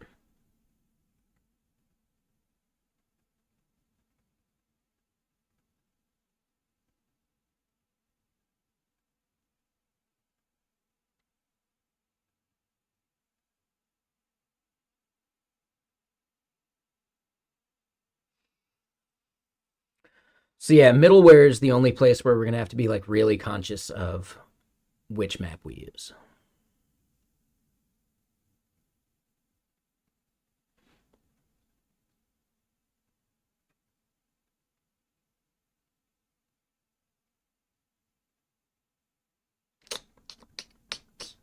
Yeah, all right. Yeah, this is more complicated than it should be. I think it's necessary complexity though.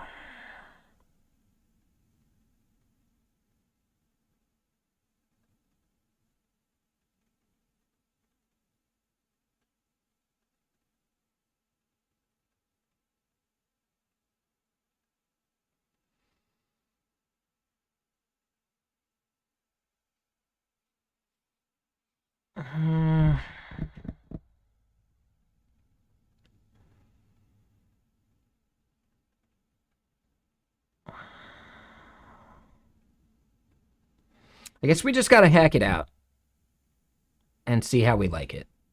And then we'll discover what some of the issues are with it as we do stuff. I think that's all we can do.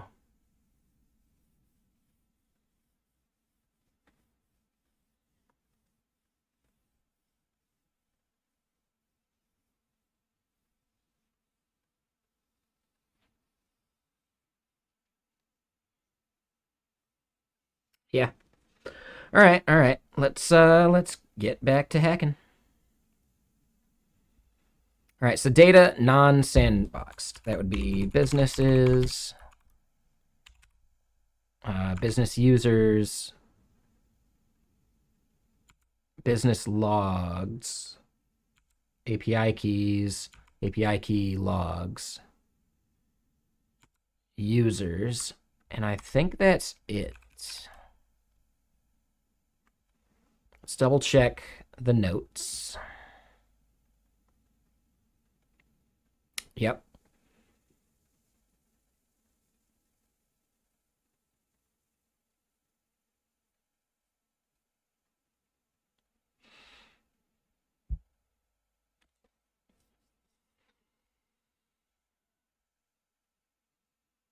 And yeah, you guys should start making something with Python right now. You're sitting here watching stream. You got time.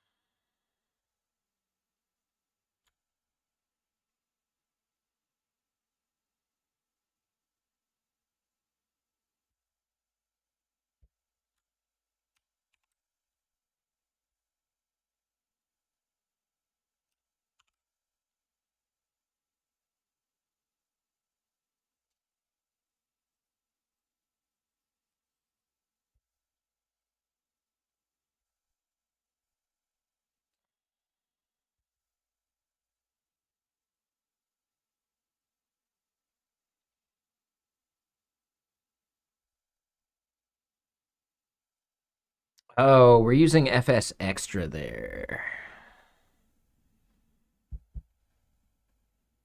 I think this is fine if we just do write file sync.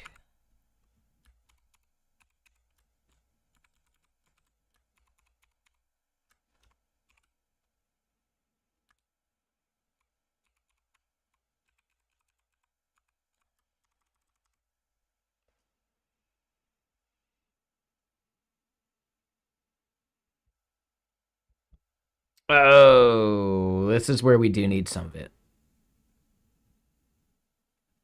You switched to Next.js from custom MERN. Okay, sure. I'm not necessarily sure that's the right move for every case, but I don't know if I care enough.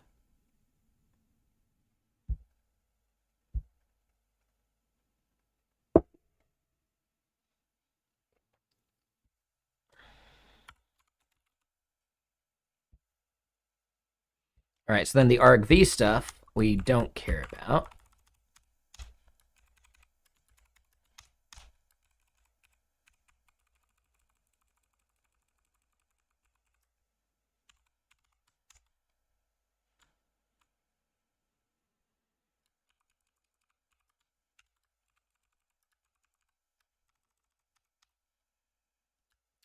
And hold on, we want to bring in path.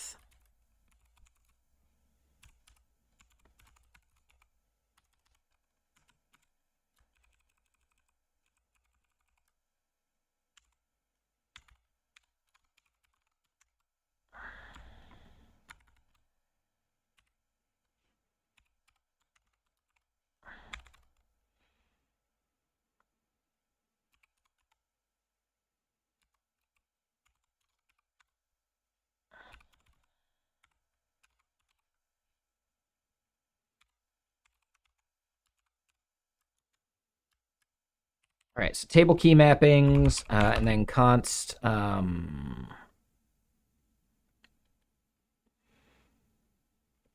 do we call that? Non-sandboxed something? Non-sandboxed tables? Sure.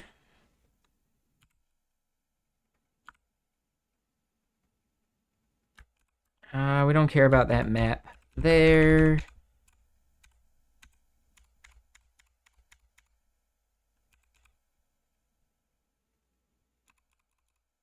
Yep. All right, so then non-sandboxed tables determines how we do some of this. In the file we're generating, oh, and we should probably just create out file, right?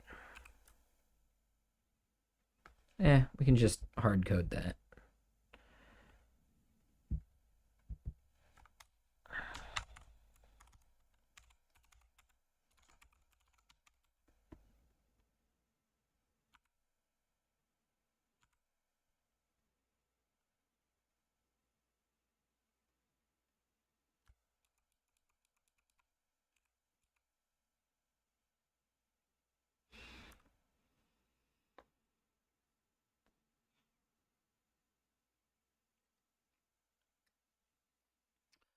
So then, yeah, this part becomes the class key maps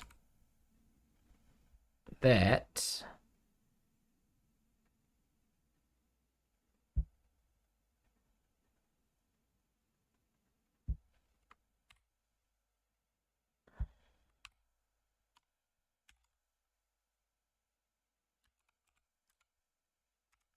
okay. So then in this part, that's where, all right, get keys map.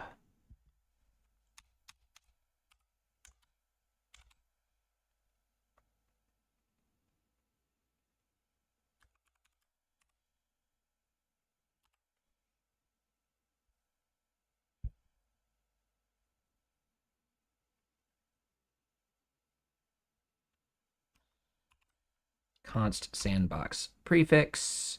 And then this would be actually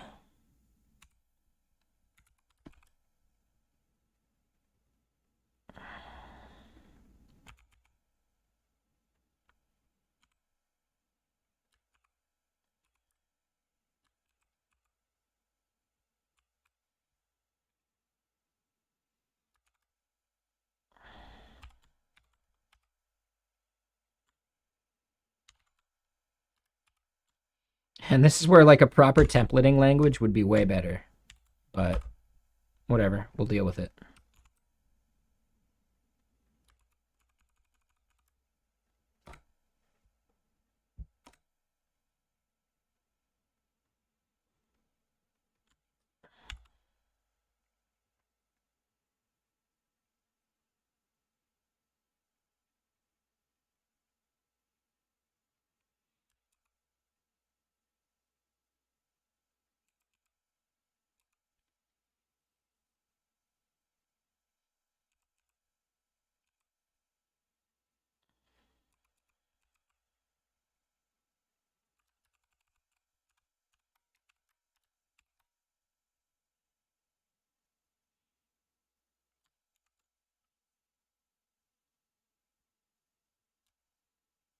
Then we can wrap this.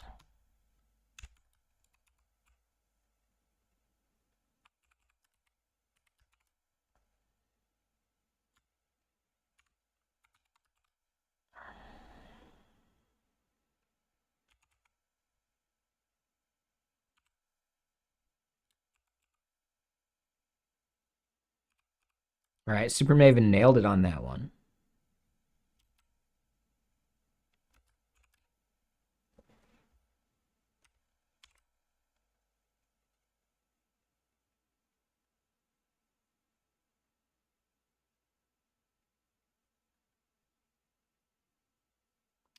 But instead of export const, it goes into our class.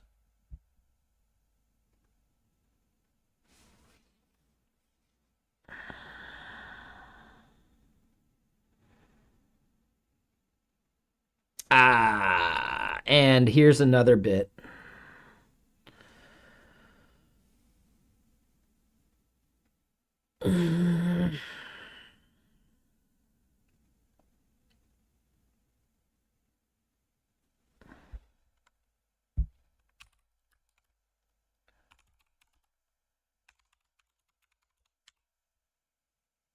Key orders is that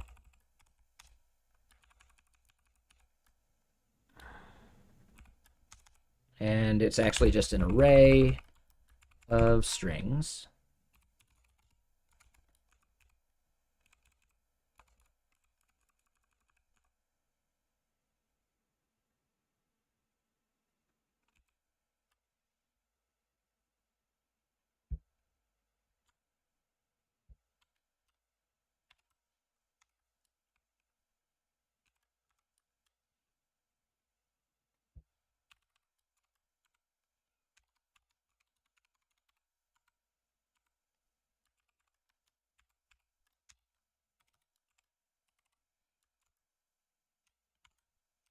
All right, and this is going to look just terrible when we do the output, but I think that's okay. So then this part, this would be this key orders dot join new line between them. I think it's actually 2 new lines, and we'll call that good.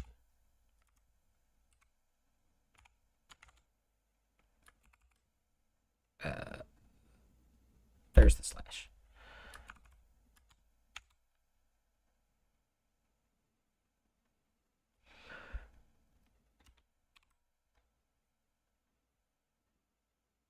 Okay.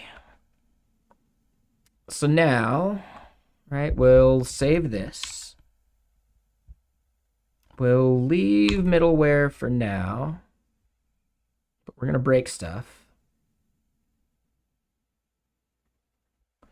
We go to package JSON.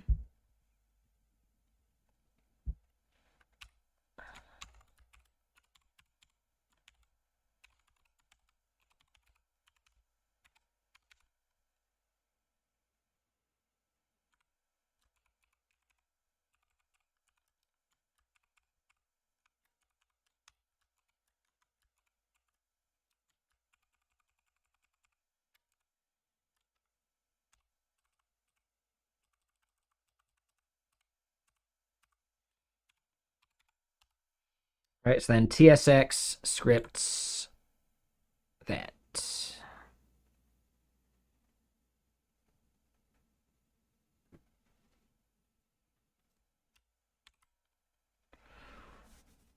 And we can always just regenerate the regular data keys if we want to revert for now.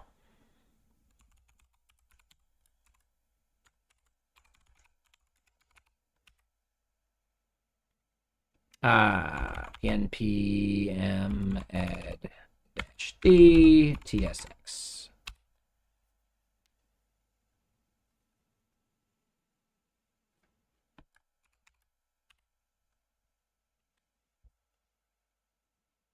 Now let's look at data keys here.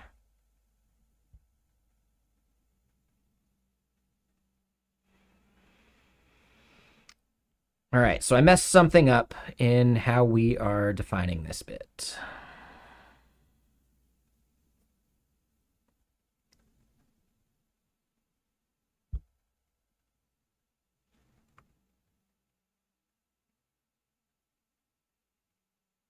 That's what it was.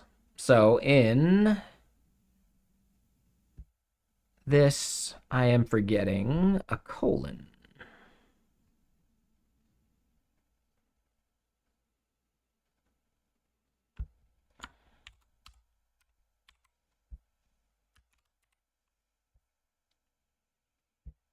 Okay, so it's not pretty.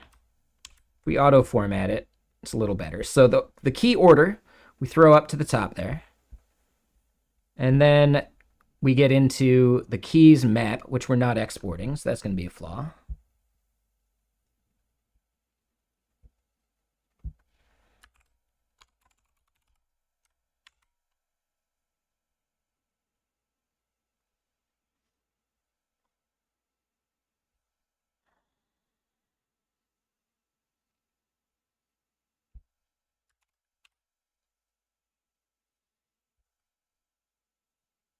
All right, so it compiles.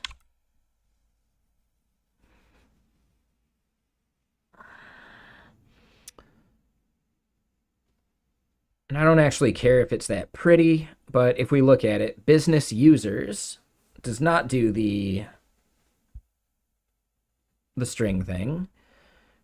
API keys wouldn't. Users wouldn't either. But accounts would, and we do see the sandboxing thing. Okay, cool. All right. So, are you still out there? King Coffee. Right? I'm able to like free up myself from like the big map of that BS of what I was trying to build just now. So now I could actually answer your question about, something I'm most proud of coding wise. But if you left already, well, then too bad.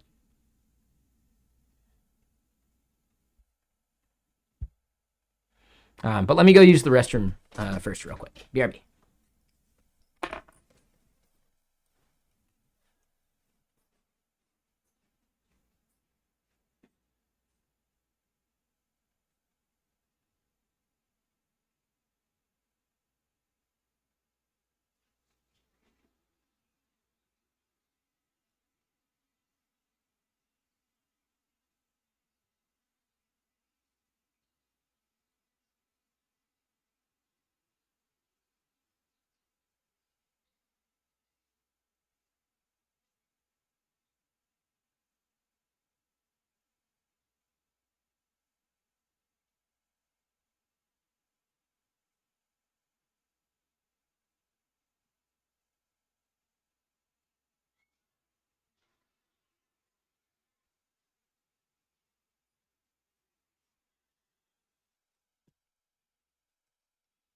Looks like King Coffee left before they can get an answer. Well, I guess y'all can get the answer instead, and they just missed out because they left. So, I don't know. One of the things I'm most proud of, winning that hackathon was pretty damn cool. Like the Solid JS hackathon. I don't know. There's a lot of like work projects I've been really, really proud of.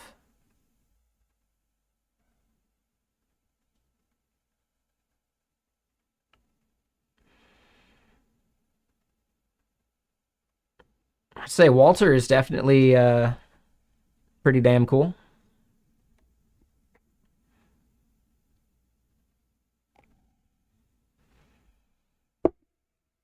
All right, so now we go to middleware and everything breaks, right?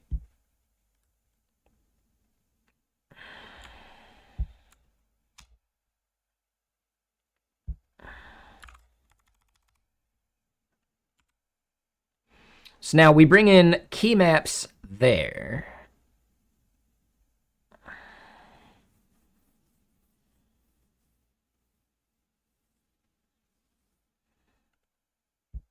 And we can head down to, or over to this function, which is doing our key maps magic. And we probably need to generate a type for this.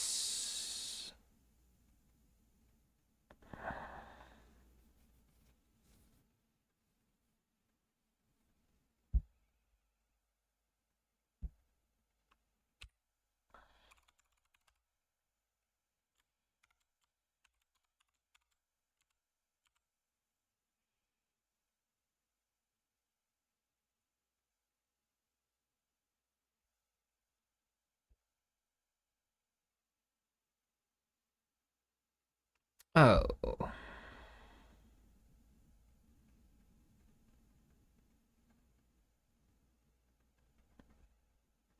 Wait, is it actually over here in middleware? It is. Okay, so we don't need to go to types.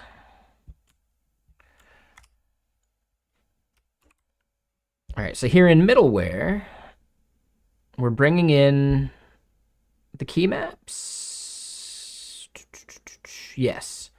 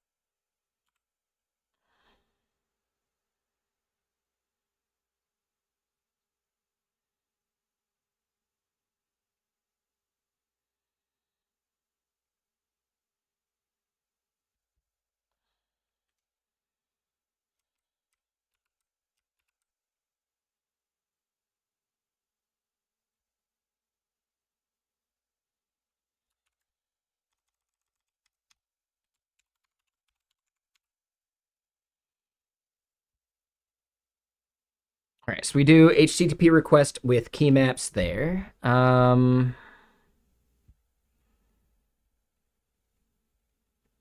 got common headers.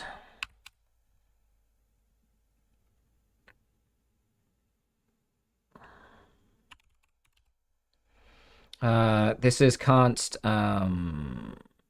base key maps.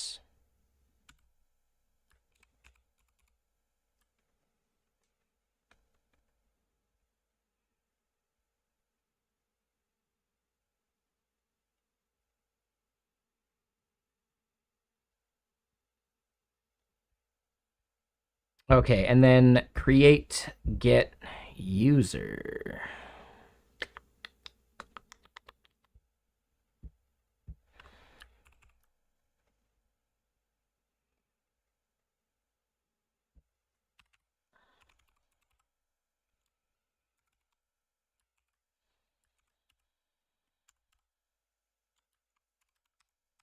And yeah, we don't even need to do that. We can just rename this marketing emails, businesses, business users, business logs, API keys, API key logs, users. And then bam, we're good. So then technically the log stuff we don't use in here.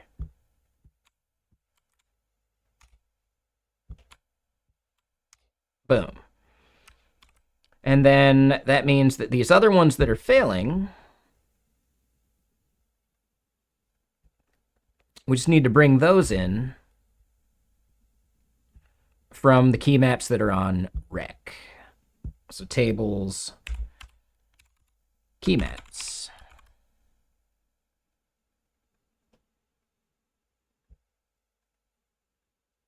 And magic link code actually is not one of them.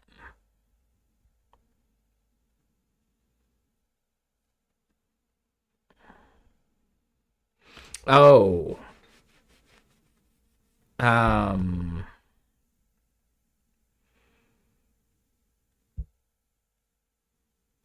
We could just do this.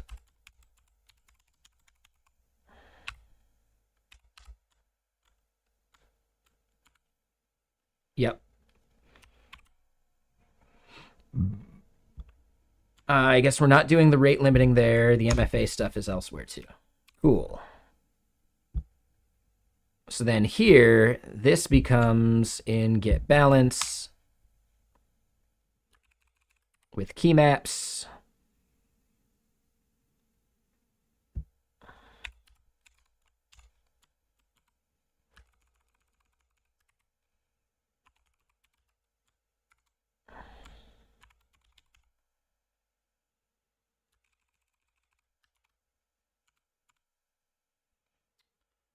Right, and then we just follow that pattern for these others. Okay, so I think I like the abstraction so far.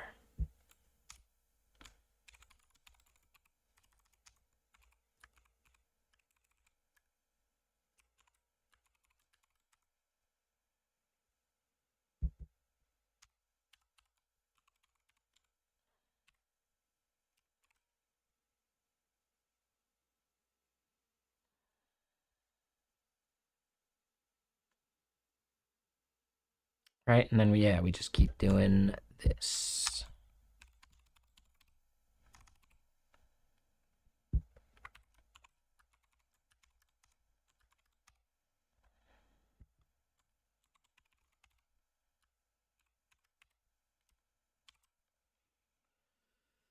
Okay, let me get more music going.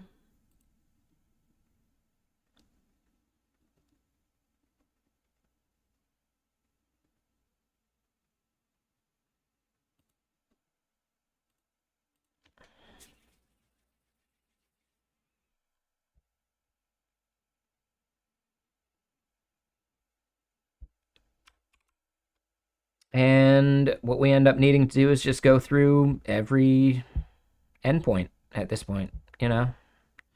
It's a lot of them.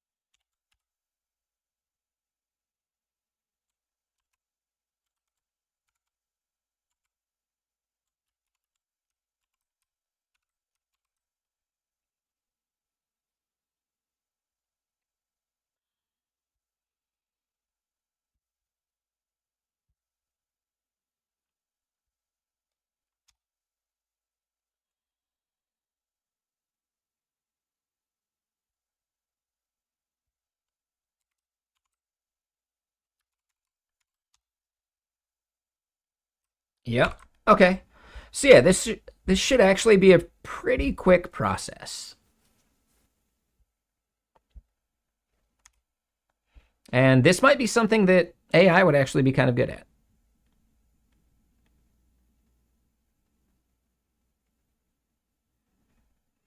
Except that that value is not going to be there.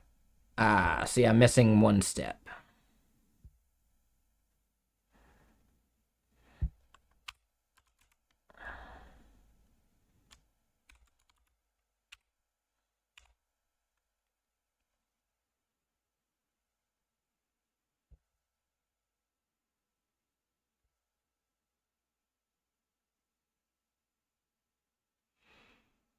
Oh, but yeah, that middleware is slightly off because that new function no longer needs to be a higher order function because we're not using that value.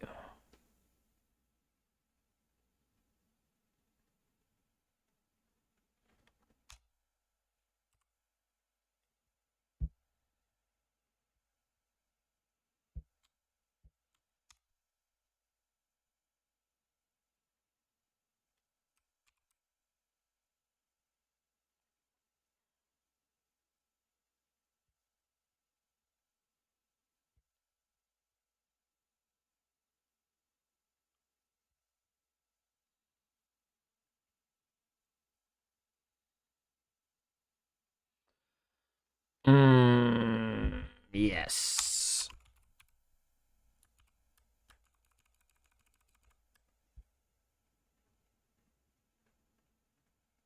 Let me double check. Equals async function. Yep.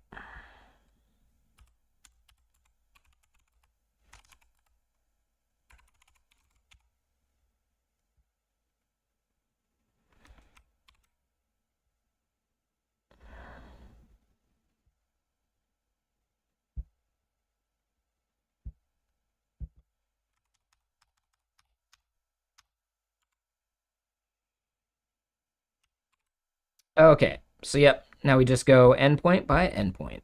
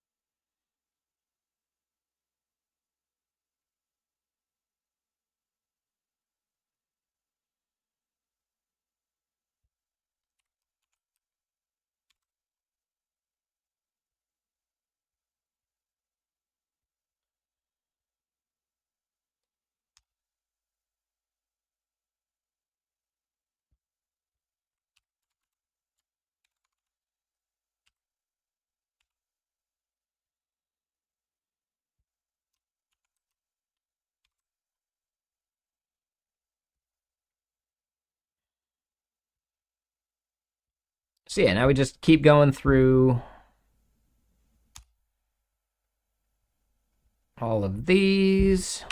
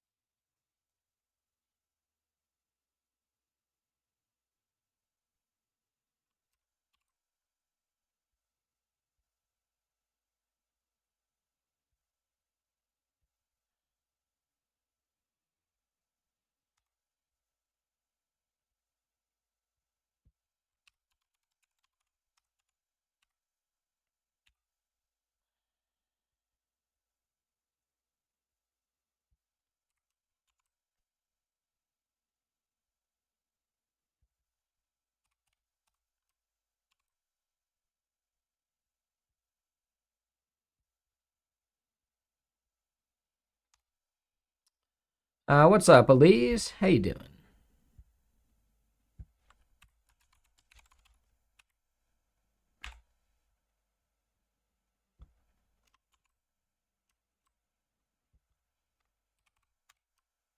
Nice.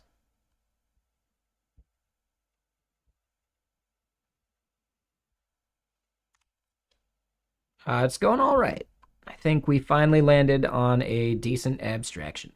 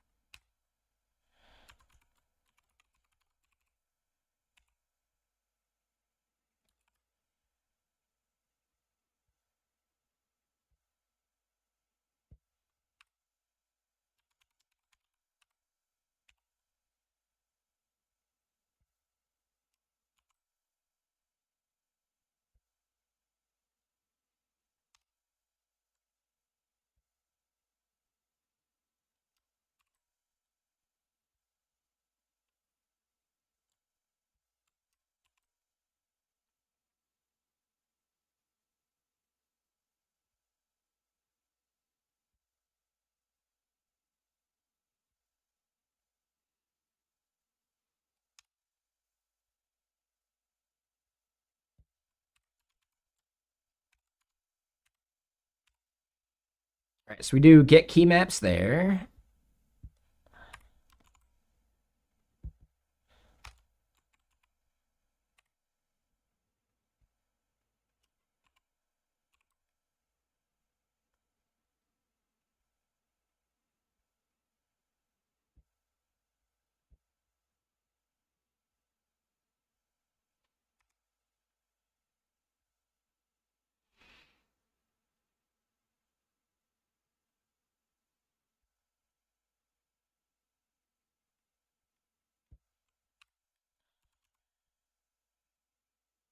Oh, and there's definitely some other middleware that we can parallelize.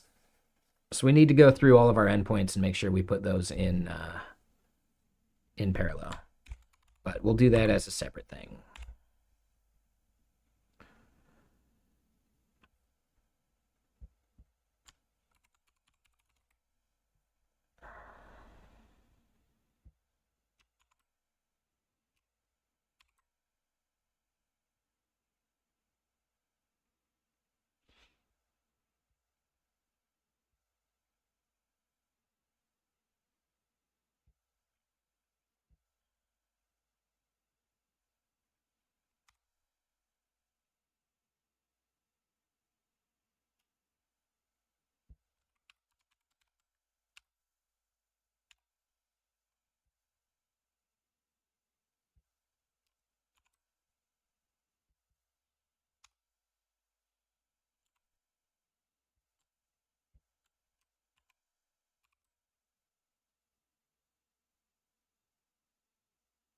Yeah, like these two can be parallelized for sure.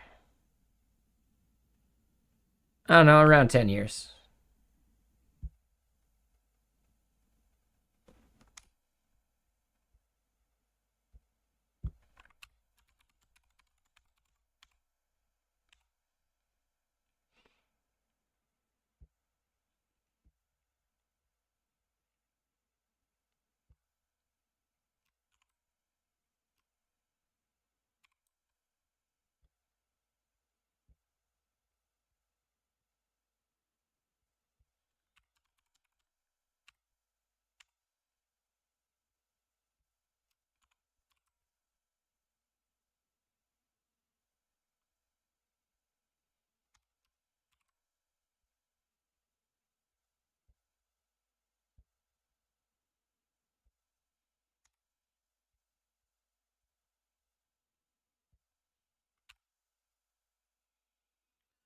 This is my own startup.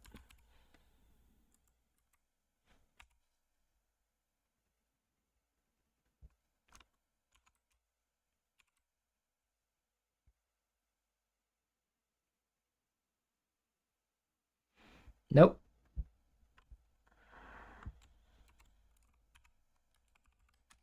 Starting to feel like 20 questions, though.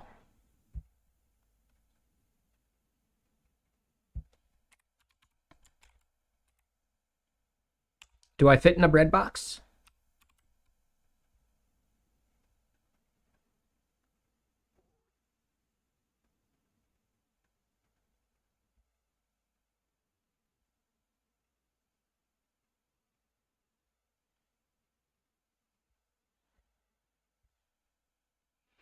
It's fine. Like, how often do you want to be grilled? With 10-second or 10 questions in a row.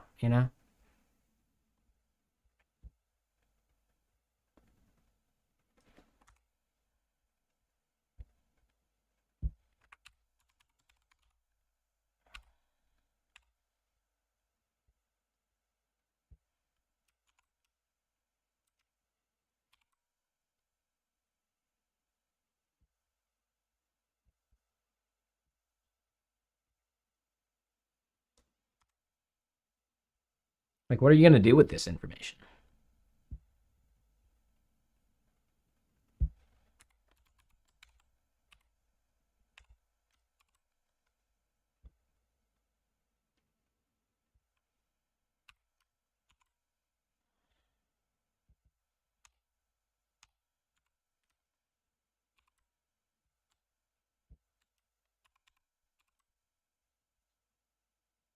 What's up, Gratzner? How you doing?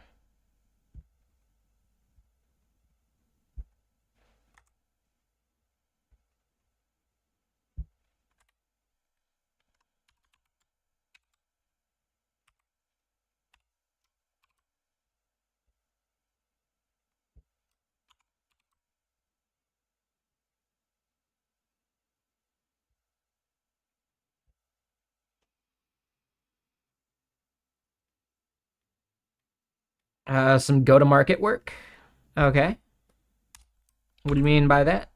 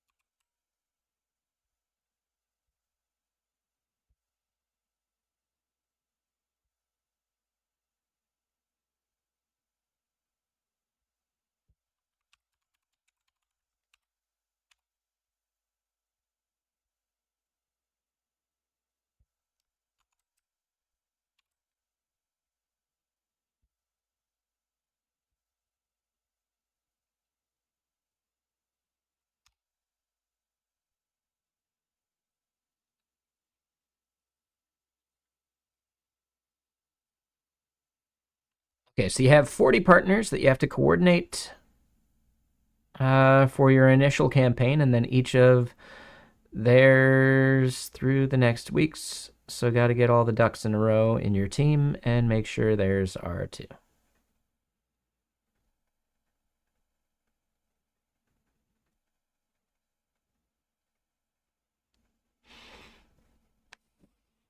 Okay.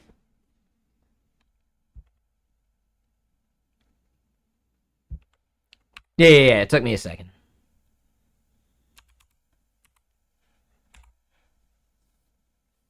Like what kind of partners? I'm curious about that bit.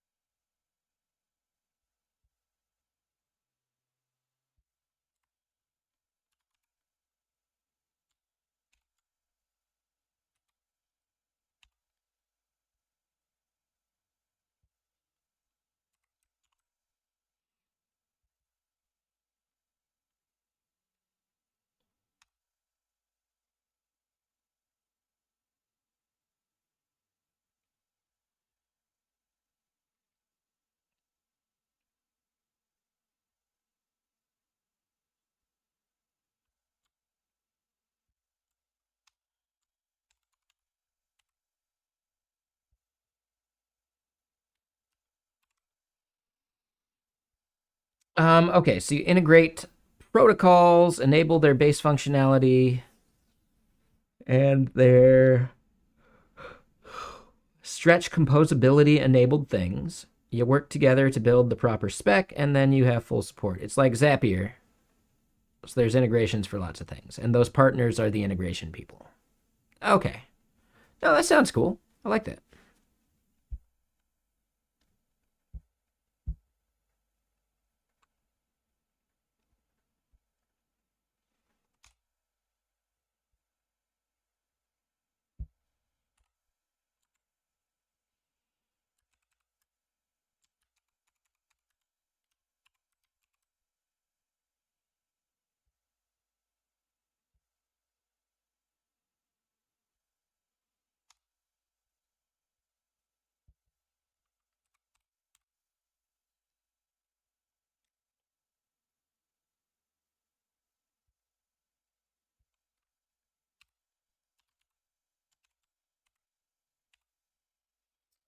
Definitely don't want no singing.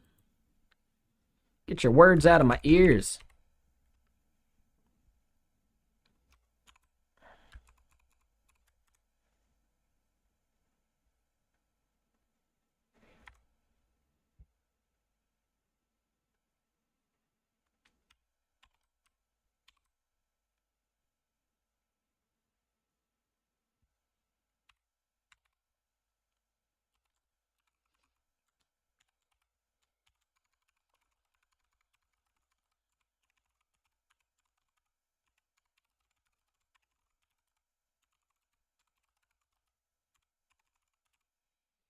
So yeah, we actually uncovered another to do we got to do.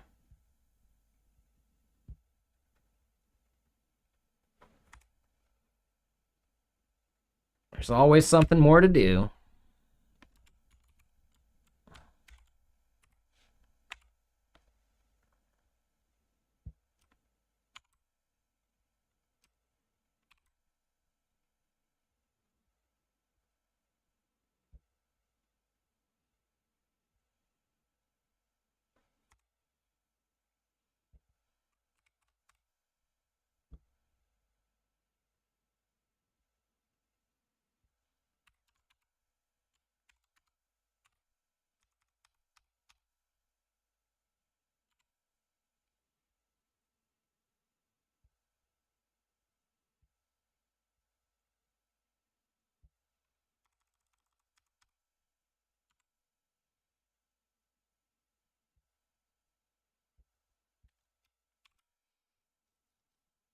It's Drama Sands. It's even better.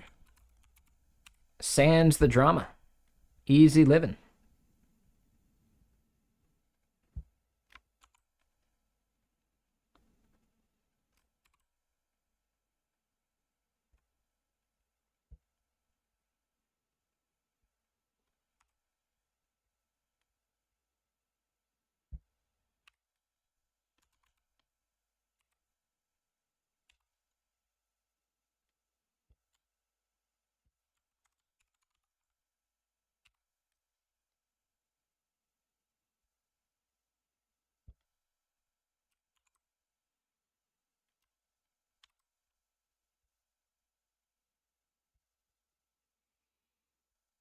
Yeah, this bit's a little tedious.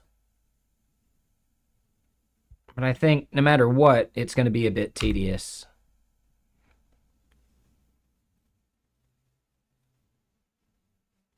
Just because, like, it would be tedious even using, like, cursor or some, like, agentic something or other anyway. And I think it would probably be more error prone.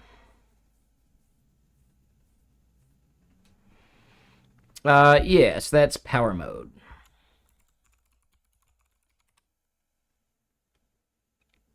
And if you want the song, you do song.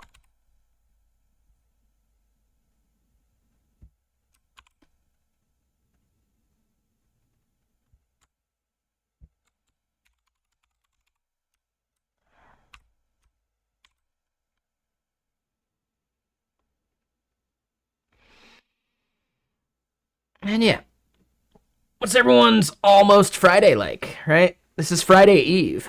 How's your Friday Eve?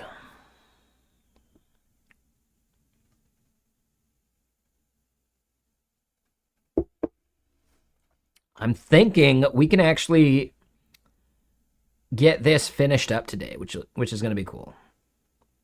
Oh, so Mr. Elfman, today's your Friday. Ooh, very nice. So you took Friday off, I'm assuming, so you can get like Monday off as well, because that's what you guys do.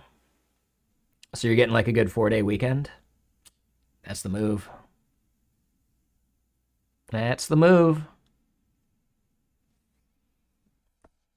Yeah, let me look at my meetings tomorrow.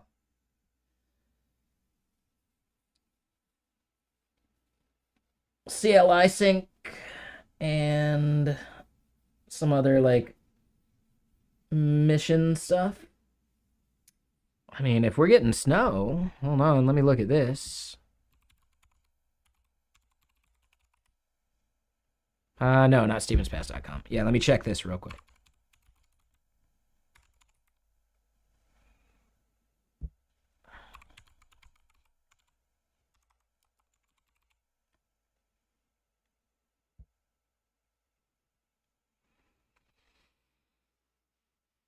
Half inch. Less than 1 inch. Less than 1 inch. Damn it. What the fuck, dude? Oh, and then it warms way up. What the fuck, dude? And then it's expected to be rain all next week? What the fuck?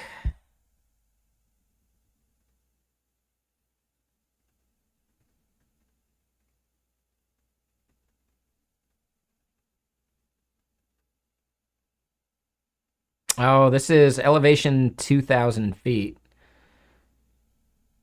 And that doesn't even look like... That doesn't even look like the right location.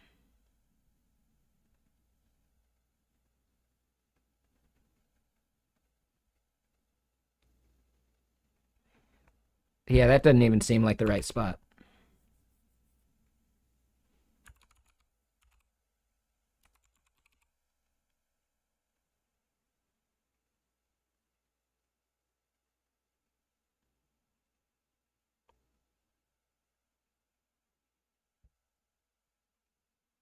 That's the right spot. There we go. Okay, so still... Yeah, snow most likely next week. Looks like maybe Tuesday or Wednesday could be good.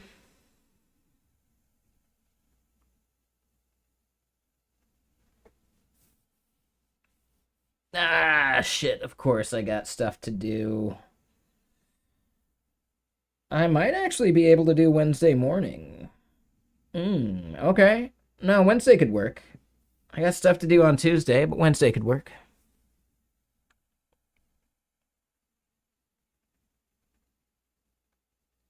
Yeah, so over the next 2 days, nothing, which is a bummer. Then weekend shit. Then holiday. And yeah, Wednesday could be good.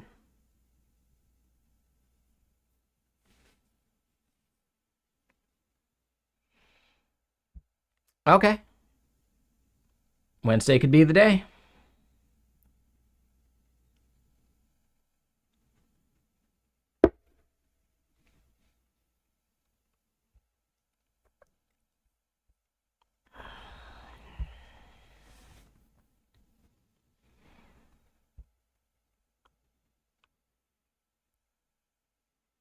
All right, so then back to this stuff.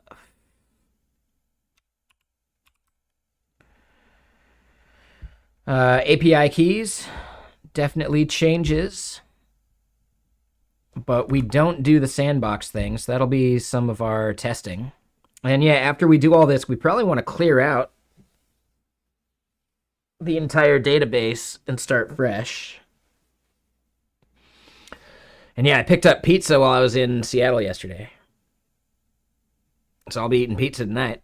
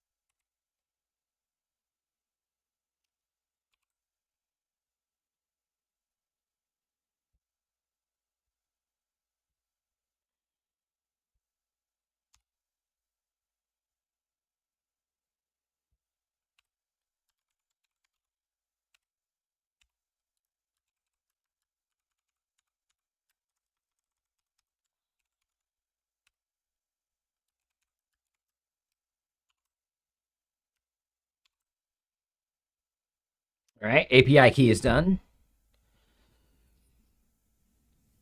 Auth is a fair bit of endpoints.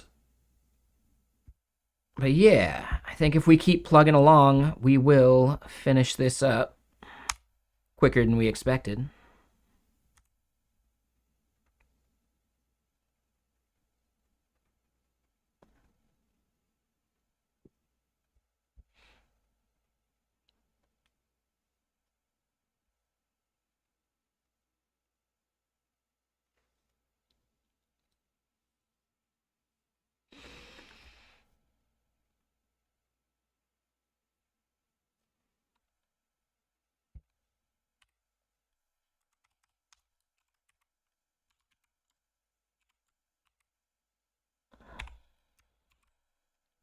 We'll see if that actually ends up working.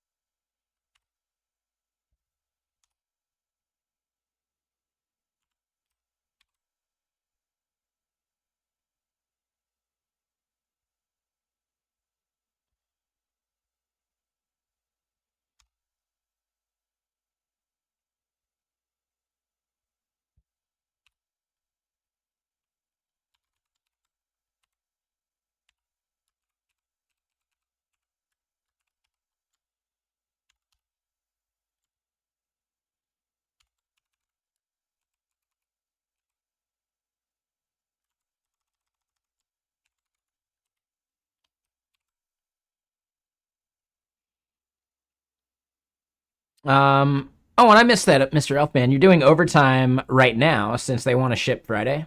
Gotcha. So little pay to play. I think that's worth it though.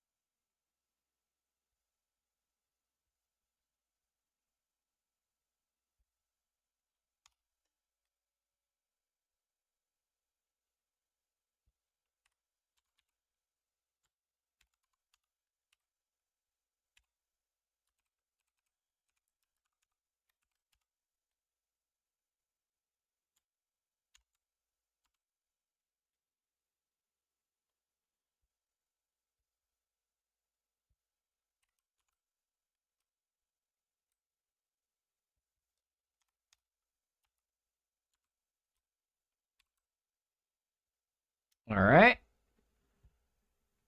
We are getting there.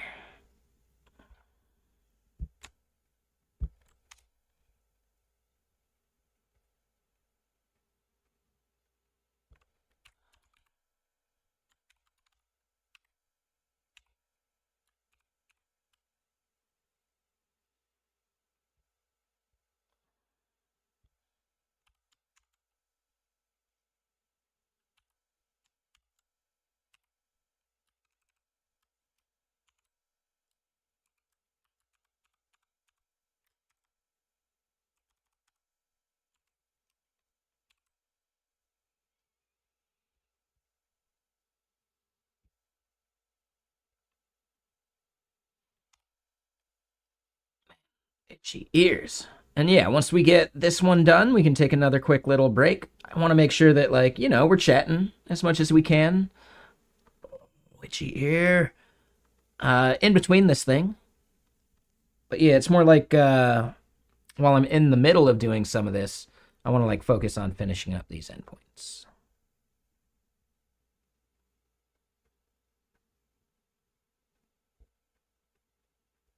But that was the end of that album, so we got to get another.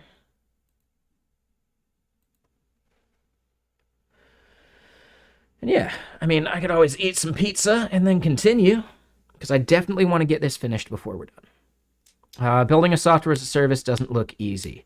A big part of this is I didn't think about the sandbox stuff from the start. I had like a little bit of a thing, but it was a lot of boilerplate. So I think there's like a better way that I've recently done it that I'm kind of stoked on. So some of this was like figuring out the actual like pattern that I needed.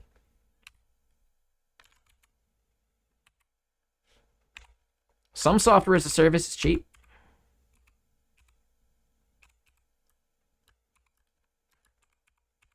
Right? Like easy to do.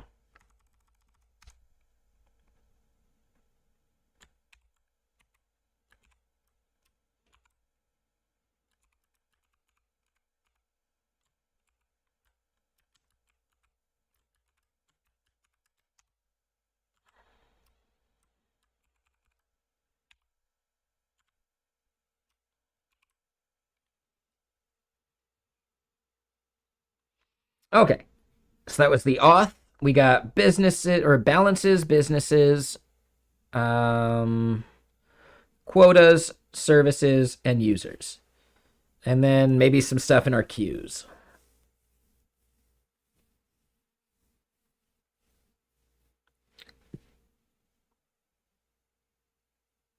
I might want to, like, do we have anything queue based that would be sandboxed? I don't think we do. So that makes that easier. And yeah, I'm getting hungry already. Let me go turn on the oven, and I'll be right back. And yeah, we'll keep hacking out some more of these endpoints. We're going to move on to balances next.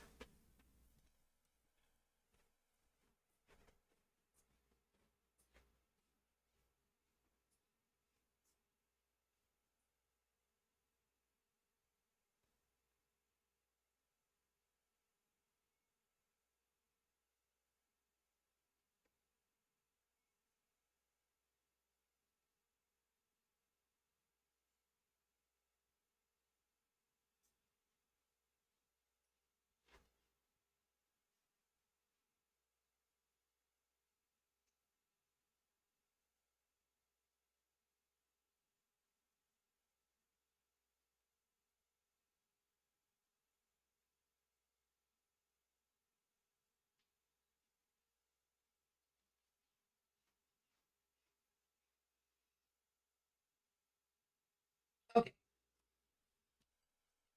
And I'm back. And whoever asked if it was snowing, I looked out the window. It does look like we got a little bit of a dusting. Nothing crazy.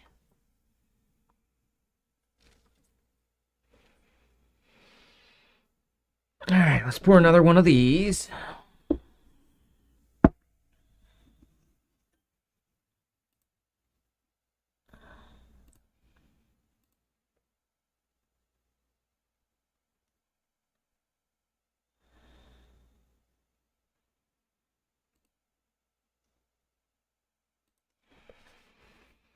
What's up, No Tie?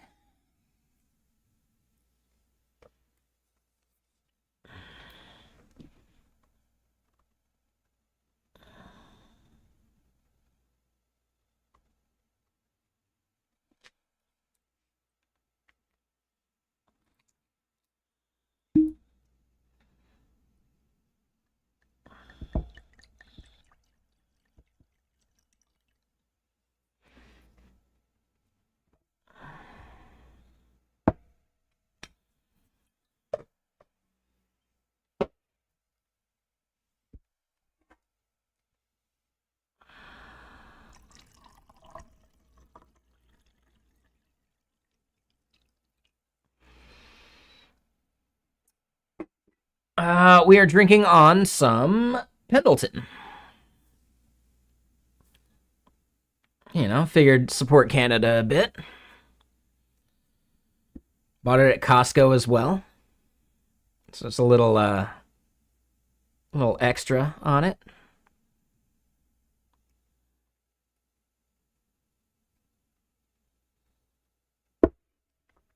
It also just happened to be really cheap too. No, I'm supporting their sovereignty.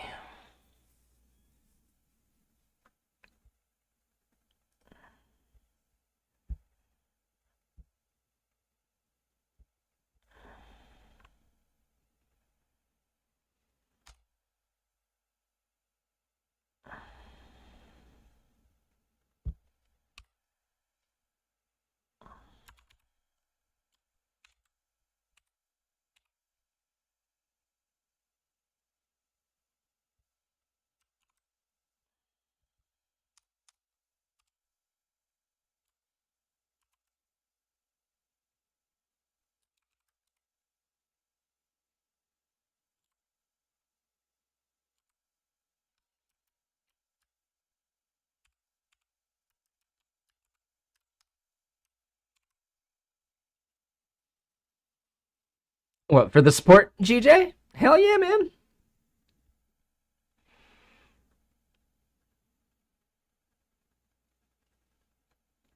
Hell yeah. I mean, they might say that's the reason, but they're in Florida.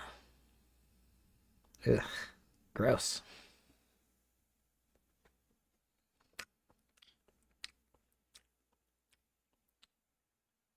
I don't like it. No offense to people that live in Florida. I never could do it. Couldn't do it.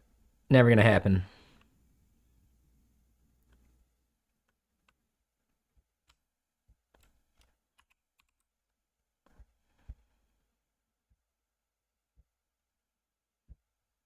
Where do you go snowboarding in Florida?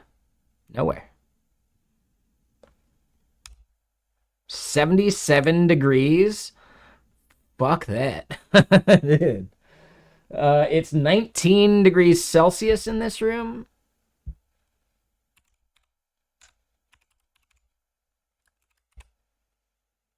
$66 in this room. Oh, it's so nice. Oh, it's like just about perfect.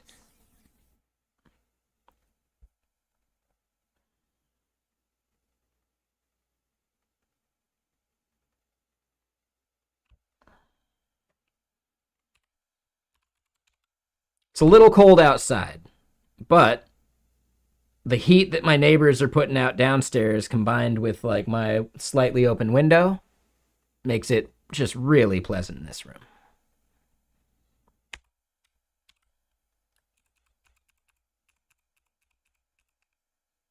It's a double-edged sword, during the winter, they heat my apartment, and I love it. During the summer, they heat my apartment, and I hate it. You know?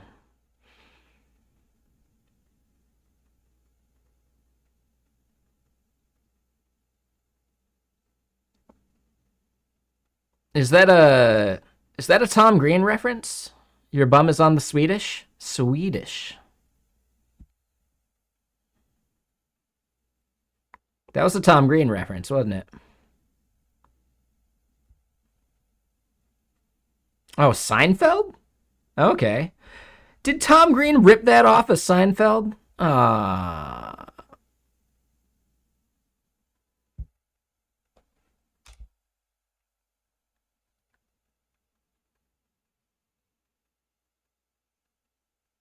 Probably not. Probably unrelated.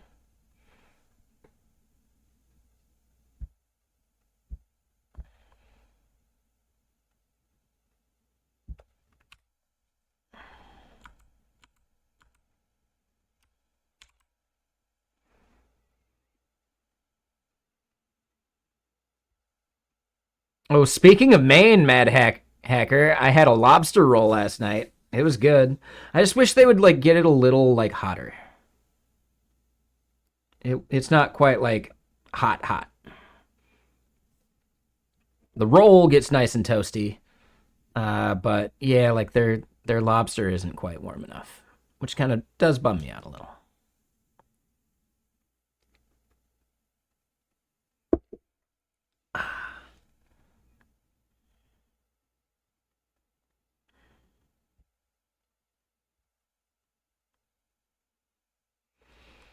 I'm wondering if there's like a better lobster roll place. Bar Harbor's good. It's like the name of the place here in Seattle. Good bartenders, nice and chill. Quick service. Good location. Lobster jerky?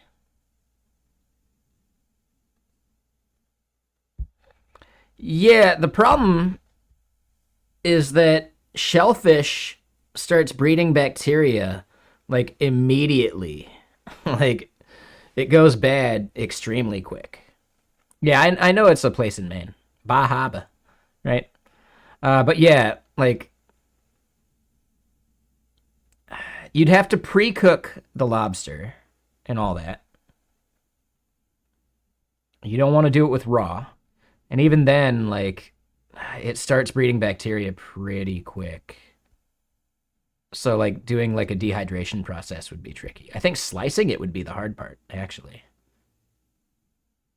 because it's so fibrous. But people make salmon jerky, right? So, I don't know. It's got to be doable.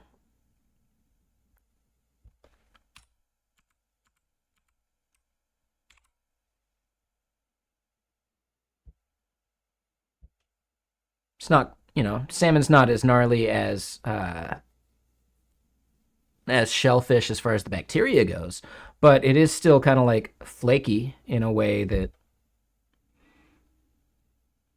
would make it a little trickier to deal with. I don't know. Yeah, I'm not sure. Now I'm just getting hungrier and hungrier.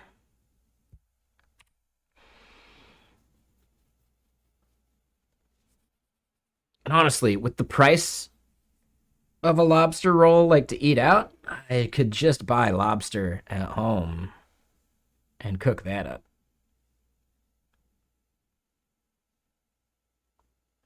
Trickiest bit would be doing the roll.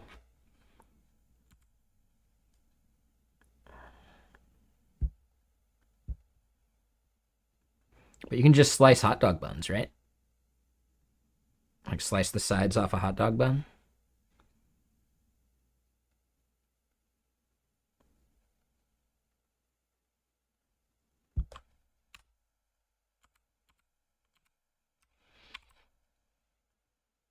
I think typically like a brioche is the right way to go.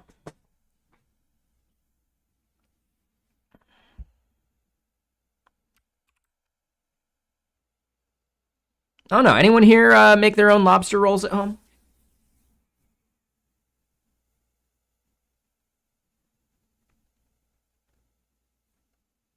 With a snorkel and a bag of buns? There you go.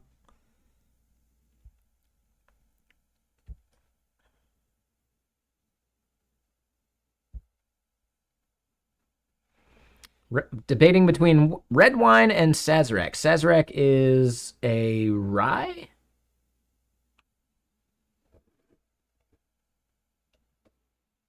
Right?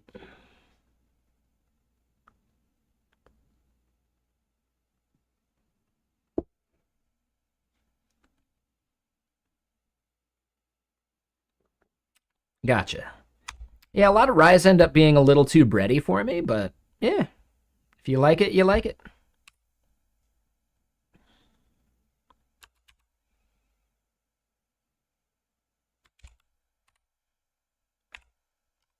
I guess before Prohibition, rye was like the most common type of whiskey, right? Here in the US at least. I find that interesting.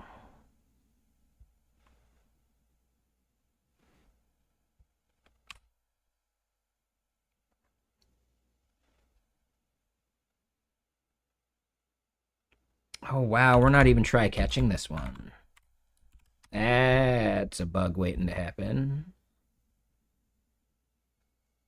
Oh, I see what's going on.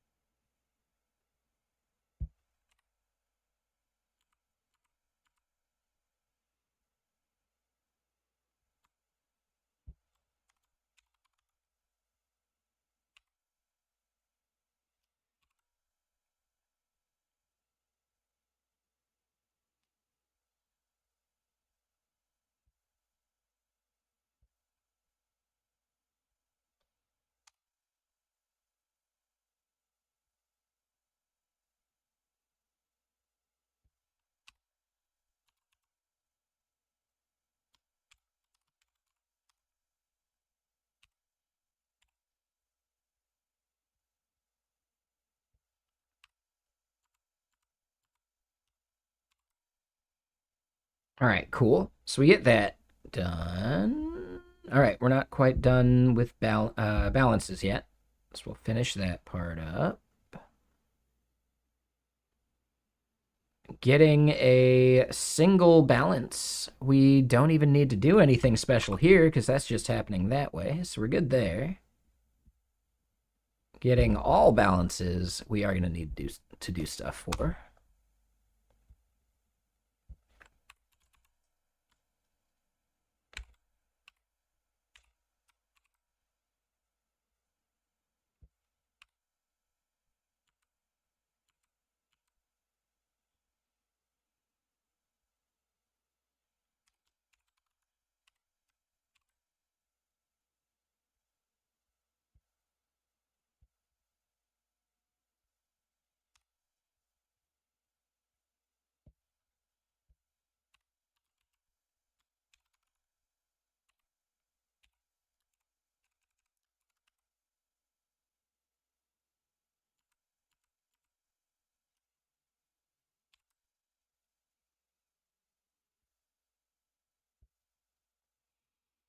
One second there, no time. Let me just finish this one endpoint. I just like doing it like entity at a time. So yeah, we're gonna finish up balances and then move on to businesses. But before we do the businesses part, I can check out your comment. Sorry, just one sec.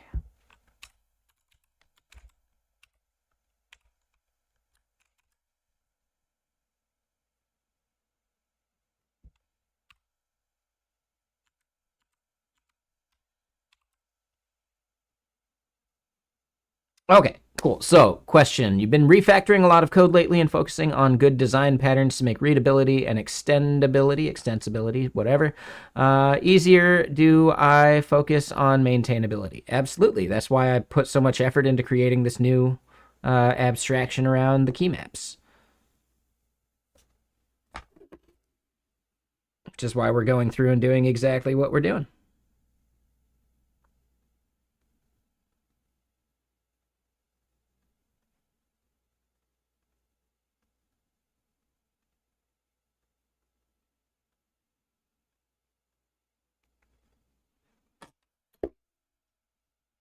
What's up, Add the Dev Man? 1 month streak, but 12 total, so it's a full year. You got there eventually.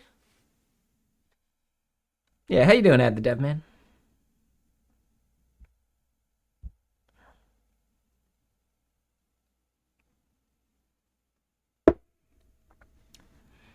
Let me go double check on the oven. It should be heated up by now. I want some of this pizza in my belly, so I'll be right back. And what's up, Umpriel? How you doing? Yeah, give me just a sec.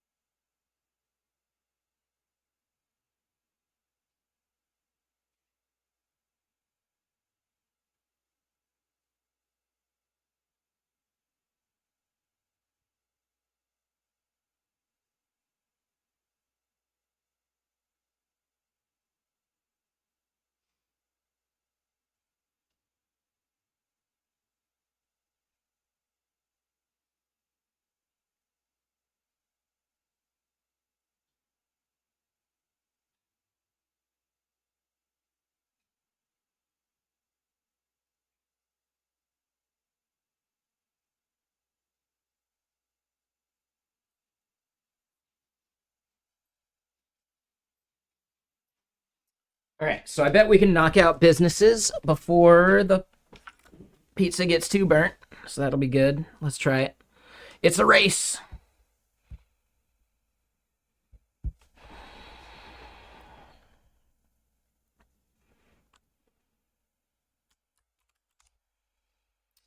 One second, Add the Dev Man.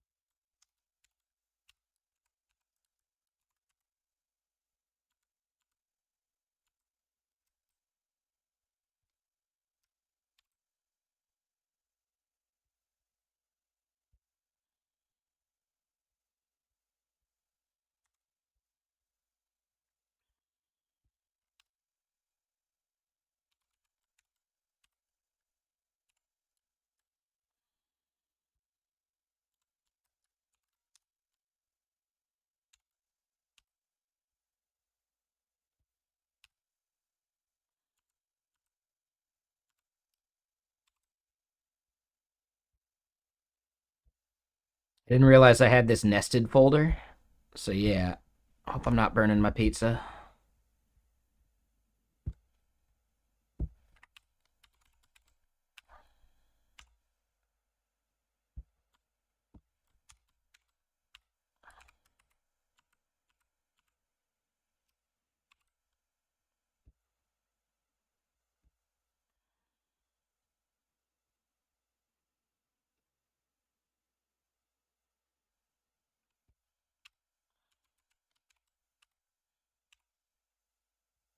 I know, right? That would be terrible. I think we're good. This is the last endpoint. For not the last endpoint, but close enough. Like for this field. So then key mats, and I think boom, we're good. So now, yep, we got other folders to move on to. But yeah, we're getting there. Let me go grab this pizza.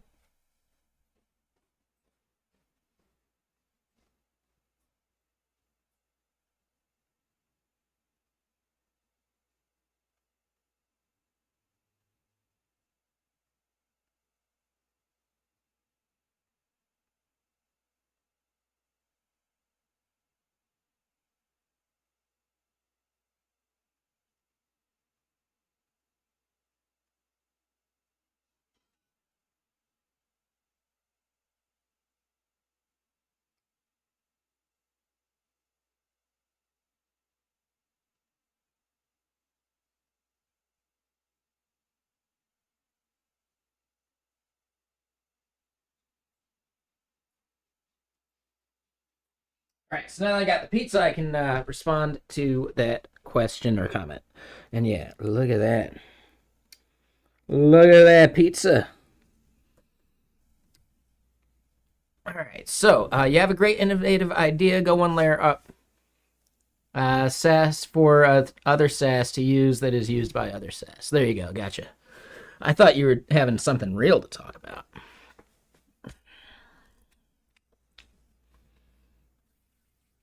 It is good. Yeah, yeah. It's from Big Mario's here in Seattle. It is the best pizza in Seattle.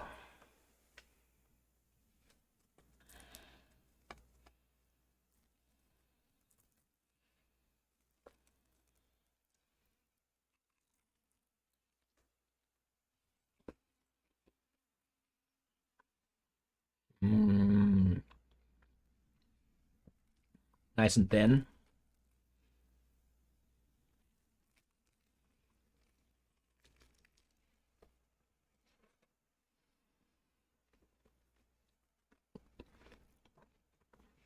Hmm.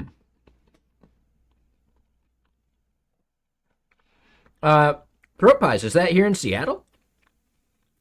I don't even know where that is. I have not heard of it.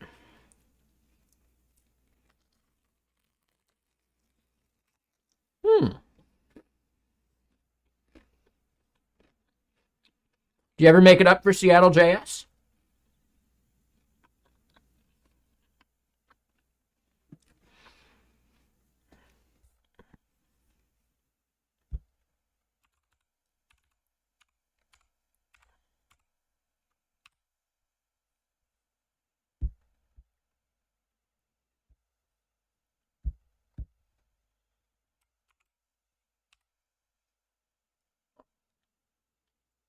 No, no, it's fine. Add the dev, man. Totally fine.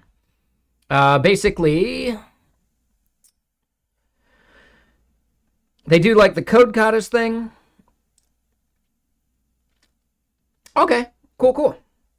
There's one next week at DocuSign. This one's cool. Like the TC39 committee is in town because they kind of like they travel around. But yeah, there's going to be like an intro to TC39, a recap of what happened this week. Someone talking about temporal getting merged. Someone talking about import defer, faster TypeScript with TS blank space, free the JavaScript trademark, nice, and hardened JavaScript. So yeah, no, this seems great.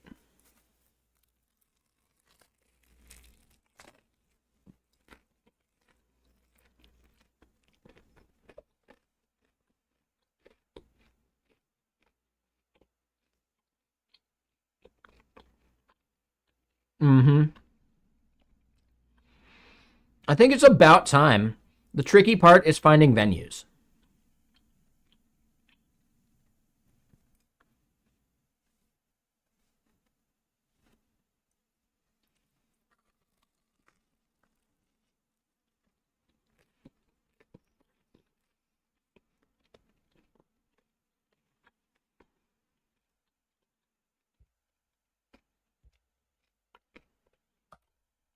I think I'm already registered.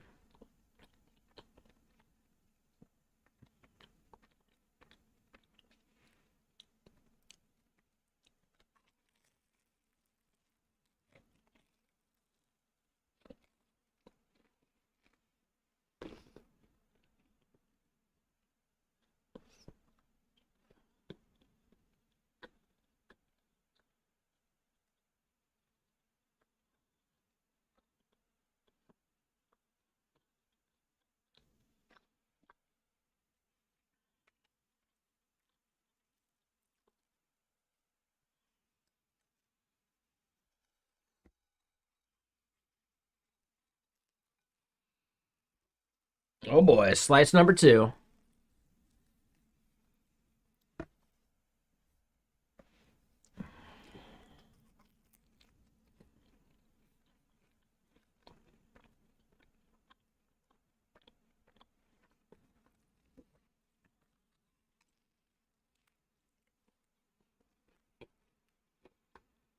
Mm, that's a good point too, but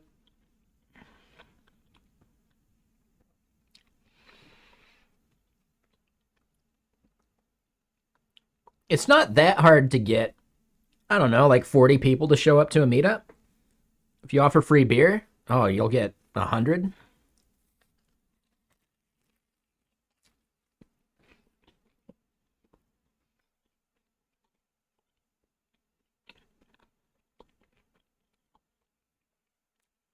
But finding a venue would be tough.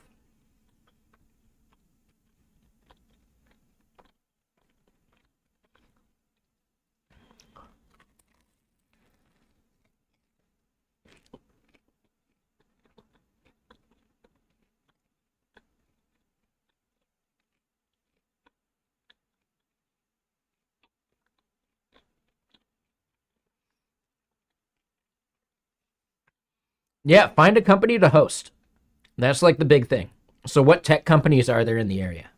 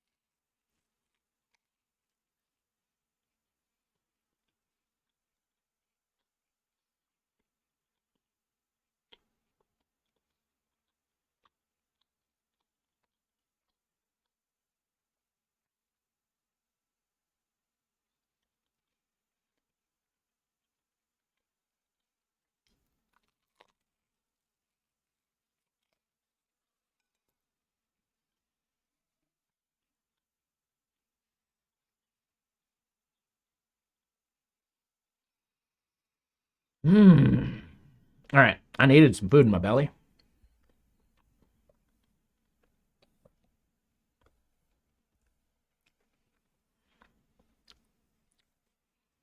Hmm. I would say don't put money into it. Like, find sponsors to put money into it. You don't want to be on the hook, like yourself.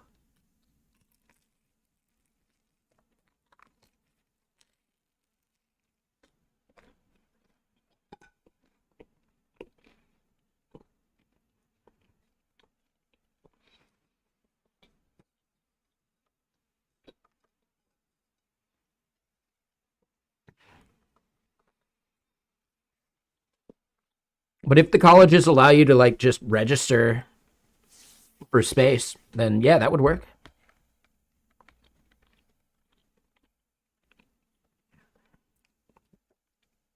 Yeah, there's a bit of logistics to it, but I don't know. I think it could be cool.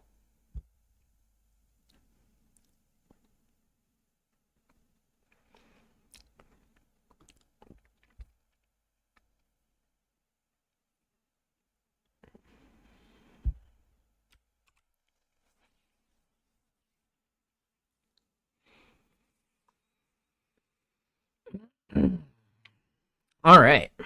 Oh man. Yeah, food in the belly. All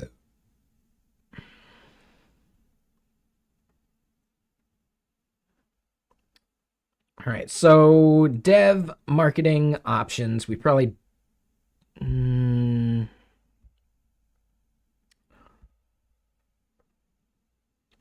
yeah, we do end up needing to do this.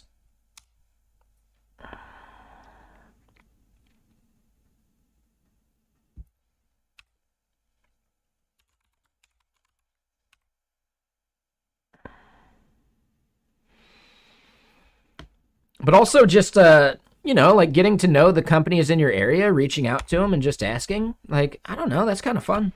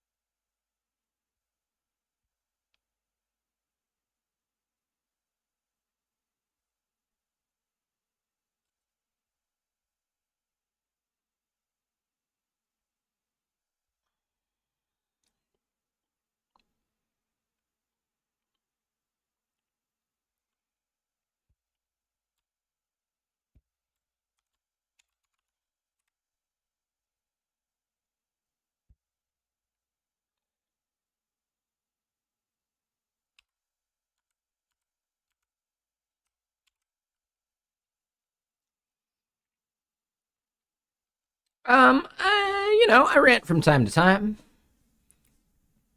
Now we're pretty light on the rants because I got like stuff I want to do, and I haven't let myself get that distracted. And also, I'm pacing myself pretty good on the whiskey. And we got a late start today.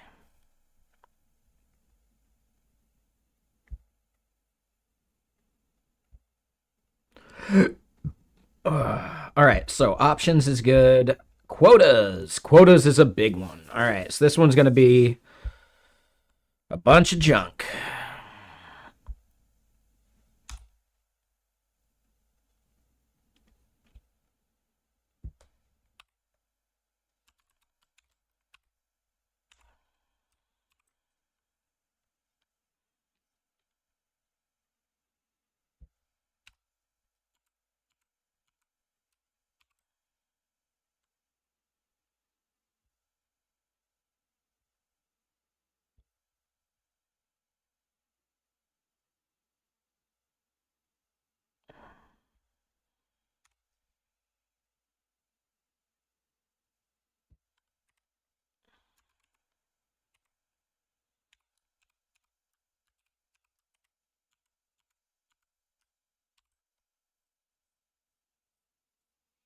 That's called power mode.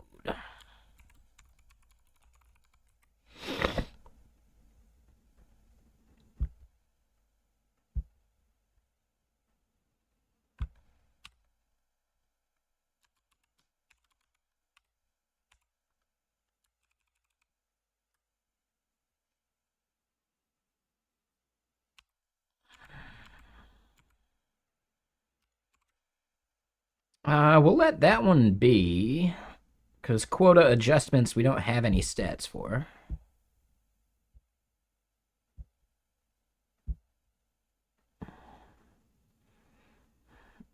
Let me push my last commit. Okay, shit.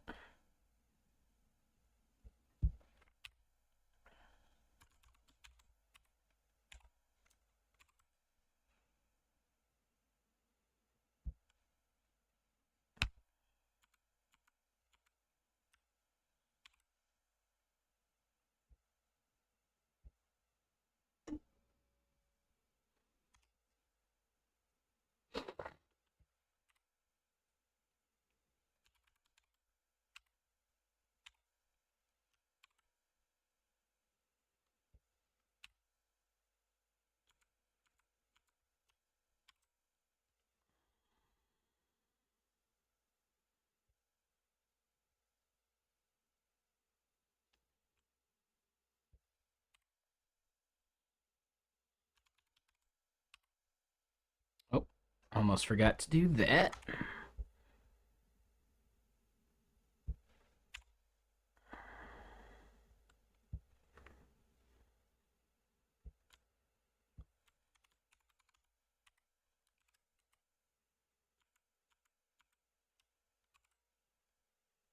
Yes, it is TypeScript.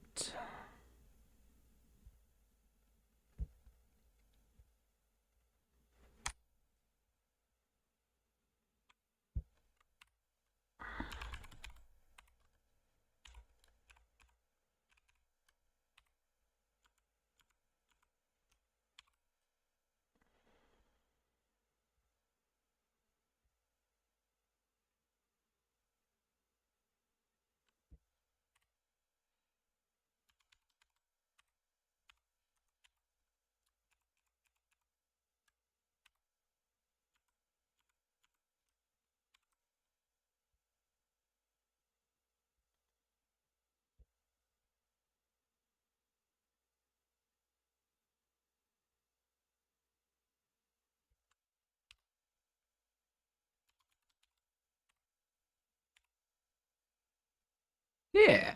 Yeah, I think it's kind of cool too.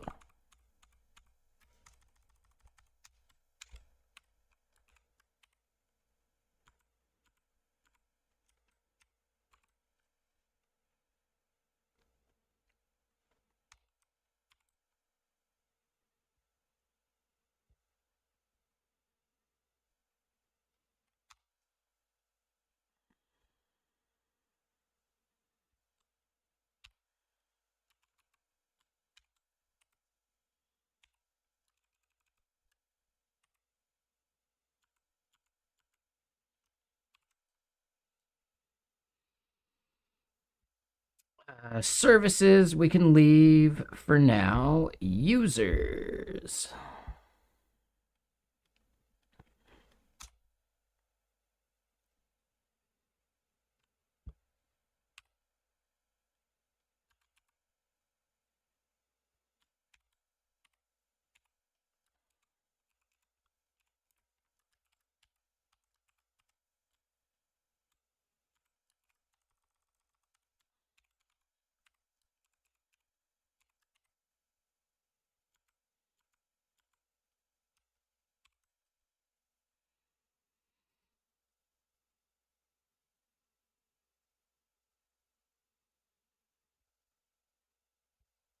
Really close here.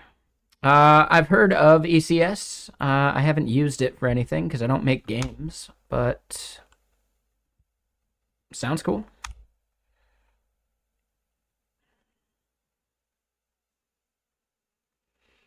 Um, I think technically Magento was built on an ECS, wasn't it?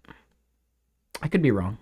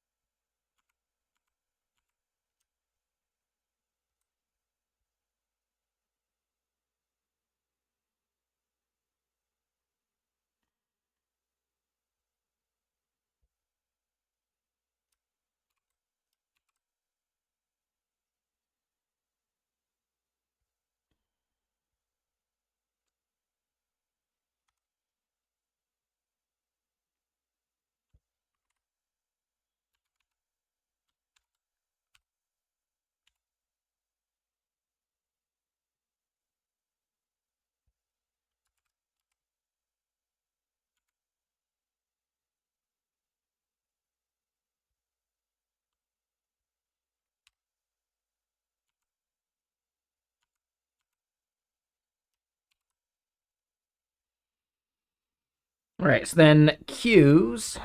Um,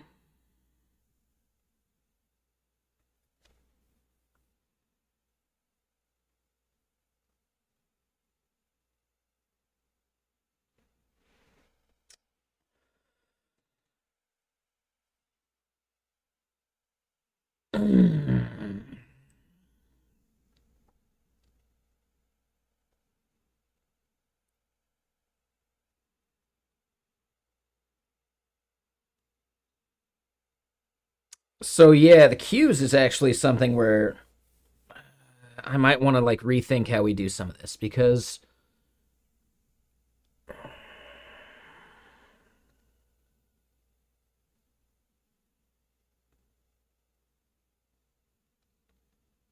yeah, we might just want to pass a flag called is sandbox.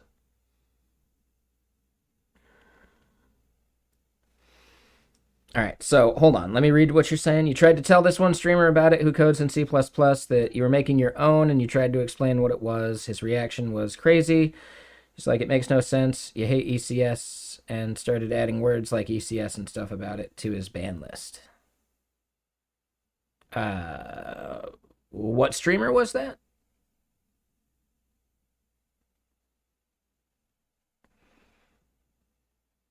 I'm going to guess Soding? CA2 Software. Oh, we know him. He might even be lurking.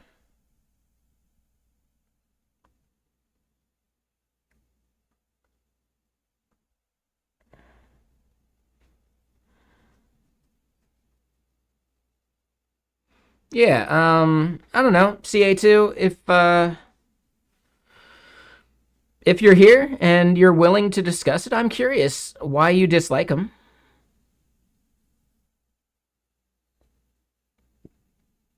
I do think they could be overkill for certain things.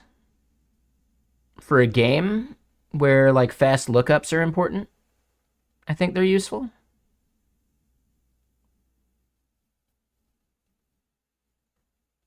But I don't know. Yeah, I don't know enough. Not sure.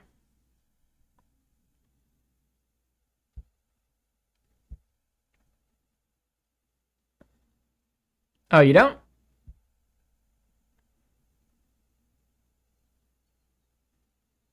You just don't understand. Oh. Yeah, he's here all the time. He's a long time lurker. And you don't want to understand. Okay, that's fine. I get that.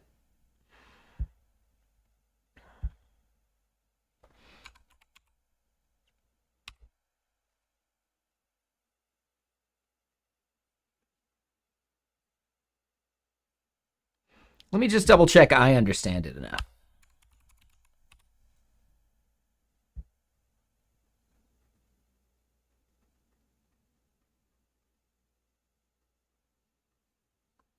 Oh, hold on. What'd someone say?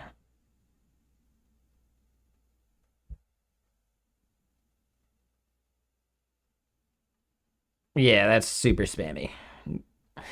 Yeah, what a troll.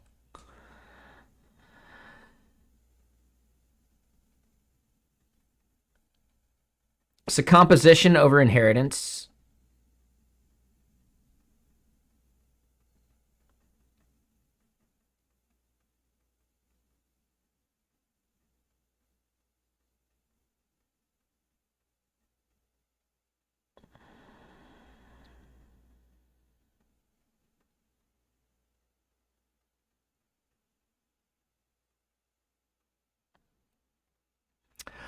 Right.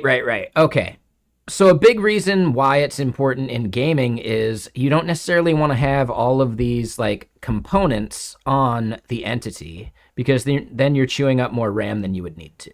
Whereas instead you can just fetch that component when you need it. So it's like a RAM optimization for gaming in a lot of cases.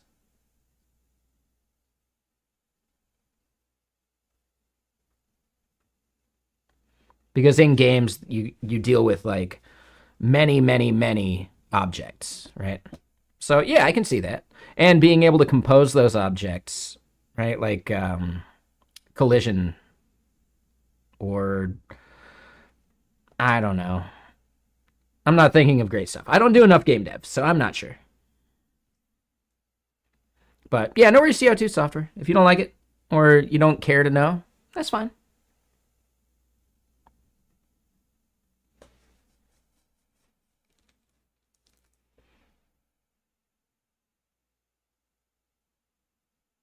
A CPU cache optimization?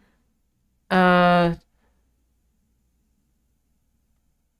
sure. I would say you're rarely fitting within CPU cache for most gaming or things like that.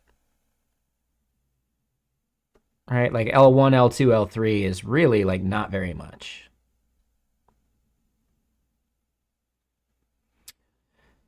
Yeah, a little bit CO2 software. It's more like the components are like behaviors. So there may be values you want to store for an entity based upon a behavior that is actually like cross compatible. So think just in general composition instead of inheritance. But it's also a way of not having to have the entire thing grouped together in one big thing.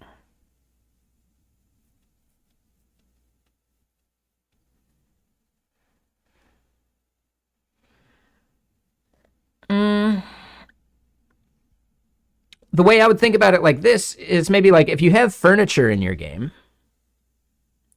you'll also have the idea of like how flammable that furniture is. So like the probability of it catching fire if a spark lands on it or something, or how long flame hits it or whatever, right? You only need to know and look that value up when there's actually fire present. Right? Or when there's like sparks present or whatever. So yes, it's, just composability instead of inheritance. Because inheritance would put all of it on the object at all times.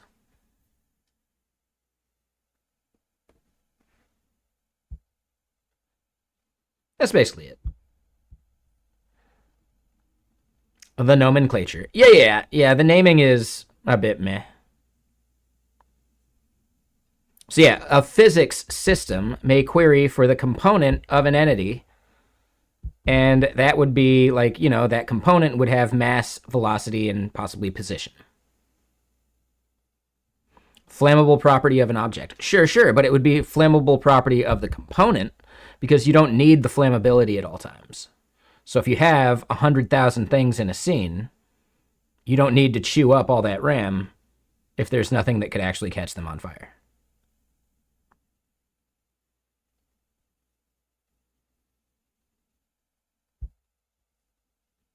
Right? That's a good basic way of understanding it, I think. Or yes, some items in your game don't even have physics, so you don't associate that component with it. Right? Some things are just static. So you don't need to calculate their velocity or position or whatever. Yeah, exactly. It's mainly like a storage mechanism thing, as far as I can understand it. And it's when you're dealing with a lot of things. In a small system, doesn't matter. I would think something like city skylines, where like each individual person in the game is actually modeled and tracked as like an actor, right? Those actors only need to load the components that make sense for them. So you can like load and unload the car component of a person or something. I don't know. That's probably a bad example, but I can definitely see value to it. It's only early optimization if you don't know your game is going to scale that far. Most games, right? Just consider all the objects in Skyrim or whatever, right? You're going to have a million different things in the game, and you need to record their location and possibly physics values and all that. At that point, it just becomes good engineering to not do it ahead of time.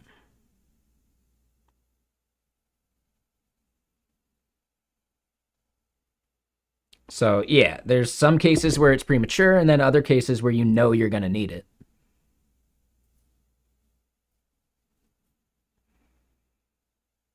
An idea of a super object. To me, that sounds like a bad idea. If you're going to have a million items that you need to track and their location within the game, why would you want to load a million of the super object for them?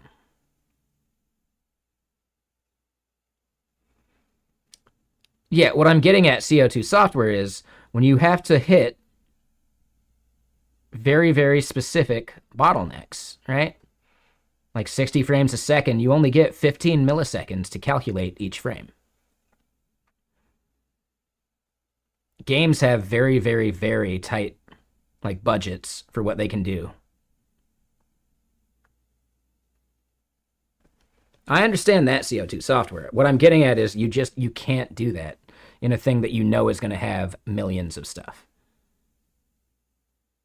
2 bits times a million, right?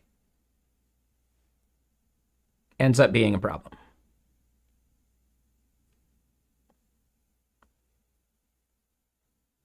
Any language can do it, CA2 software. What we're getting at is just simply when you have 15 milliseconds to calculate the next frame, you don't want all of that stuff to deal with. You don't want to chew up 64 gigs of RAM for your user. If you can get away with only 16 gigs, that's just a better experience. You can have more players, right?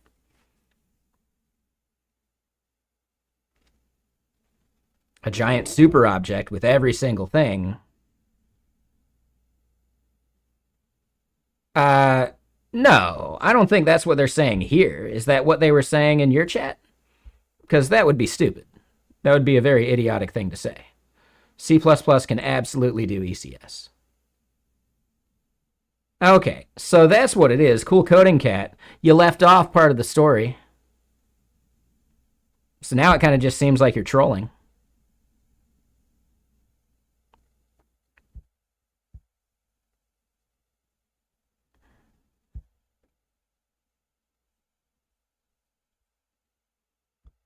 Well, now I don't know who to believe.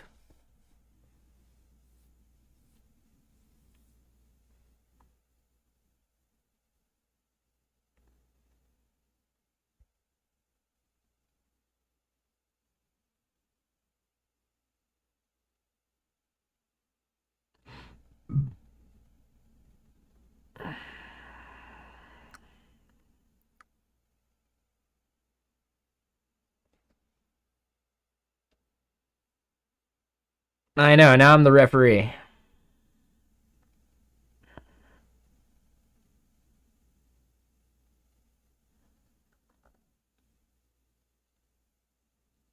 No, you're fine, CA2. CA2. No, you're good. You've been around forever, man. You even lurk over in the gaming channel. I've seen it. No, I appreciate you. I'm not trying to call you out. I'm not trying to time yourself out like any of that. I think it was just a simple misunderstanding. I think that's okay. It happens.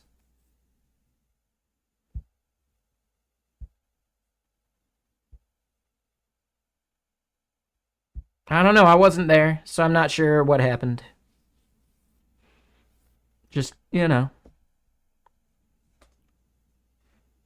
we can be chill.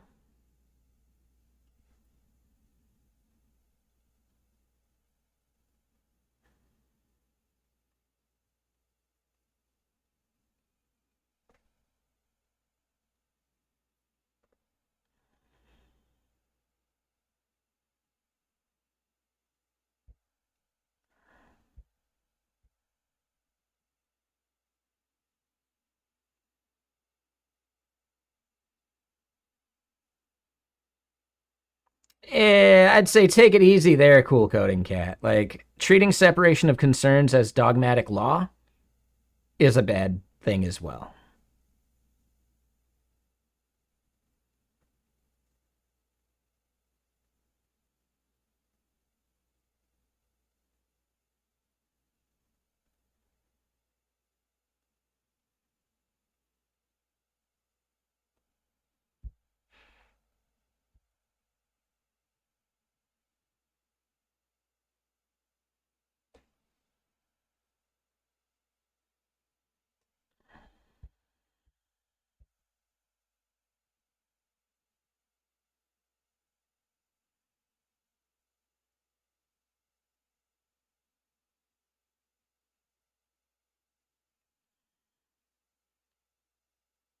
Yeah, I don't know. I don't think this is actually. I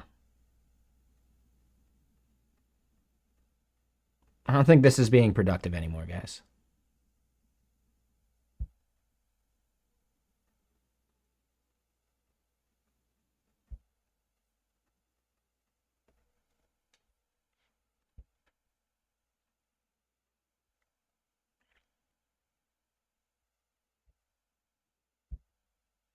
Let me get more music going, though.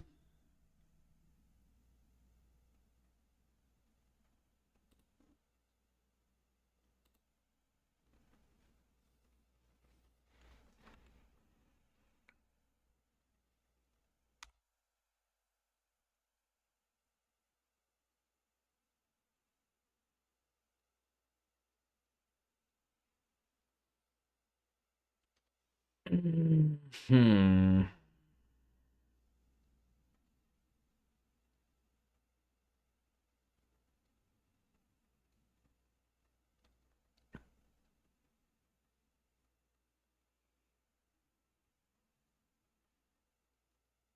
I think there's something productive at the beginning. I think it just devolved.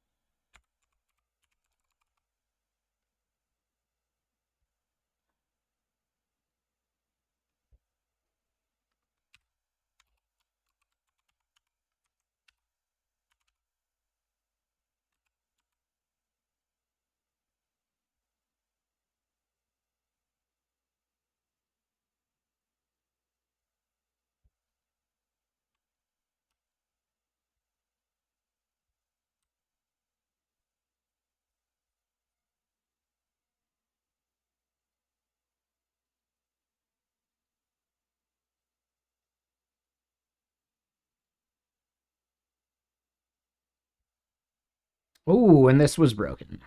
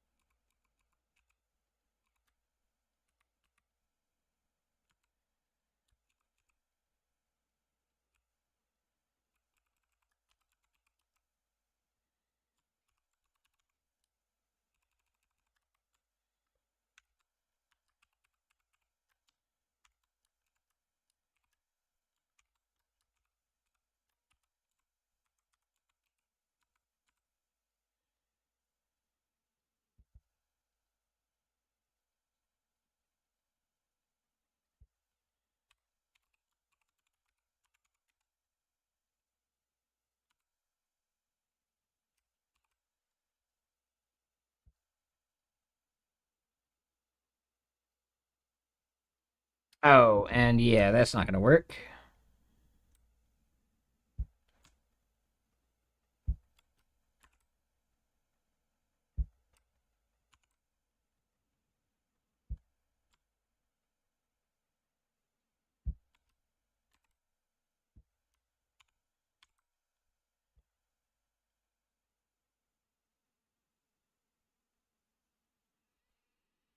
All right, hold on. What?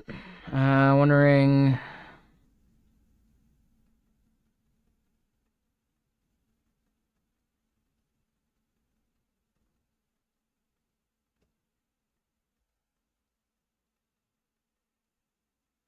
Sure, makes sense, one plane.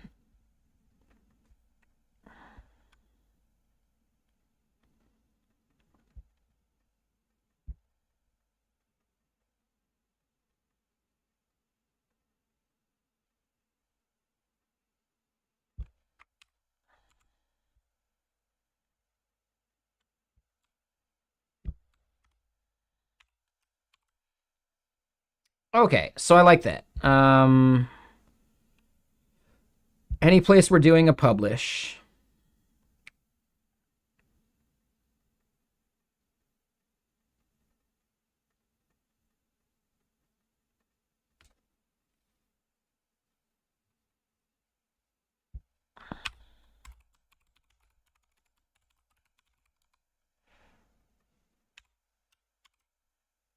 We'll just hard code the is sandbox false for now.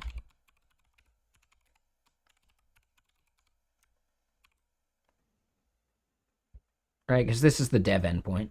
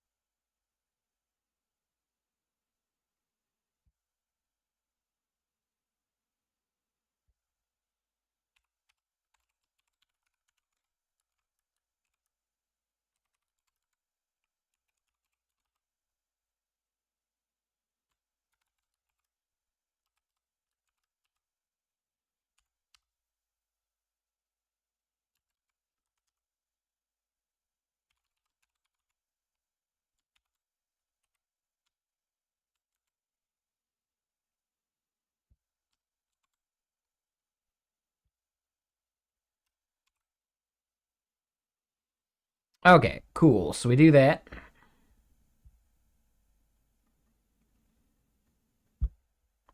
And very similarly,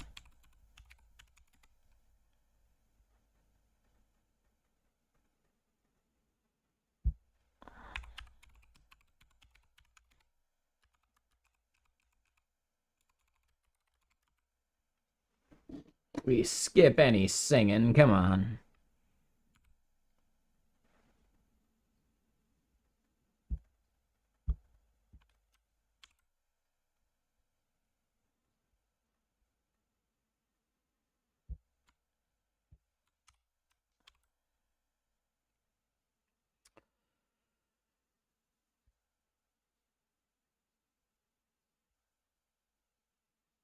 Okay, so we're passing is sandbox to all these. Now we just need to use that value inside of the queues.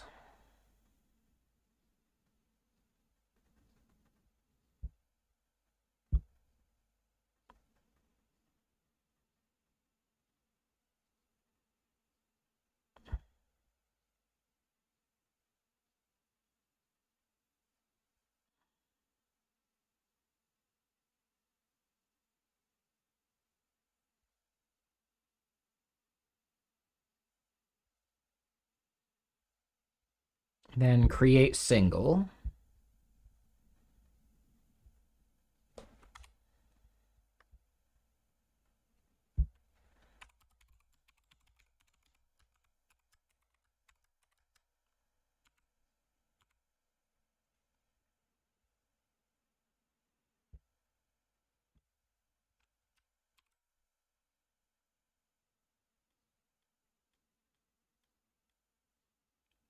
Same thing for single account quota.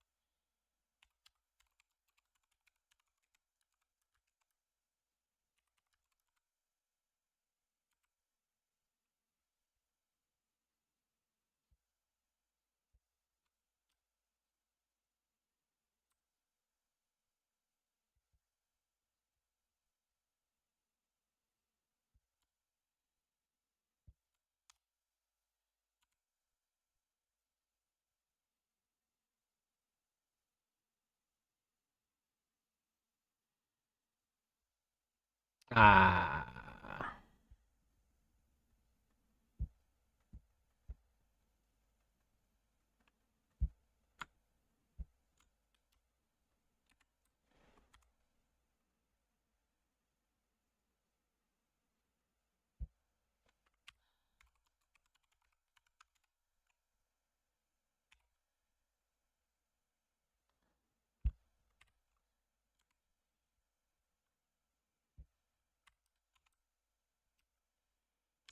Okay, so that one's good. We want to do the same thing for fixture account quotas.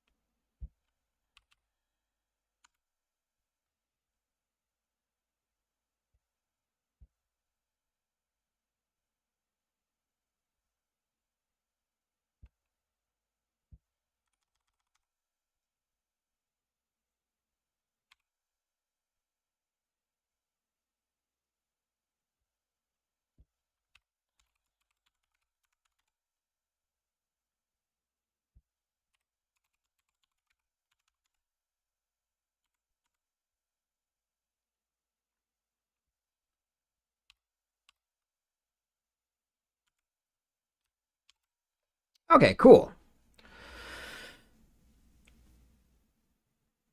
I think that does it. our back end. Marketing emails. Oh, we missed another dev endpoint too.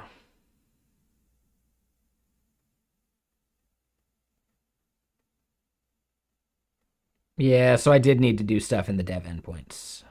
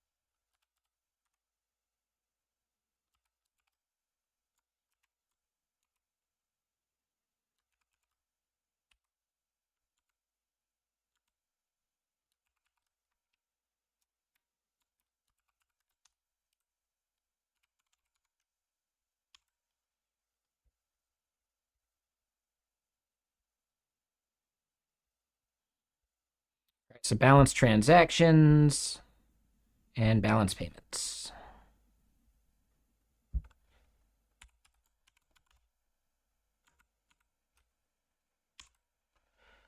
All right. I still expect a little bit of a failure, but we're getting there. So now balances, transactions, delete. I think I forgot to delete that part.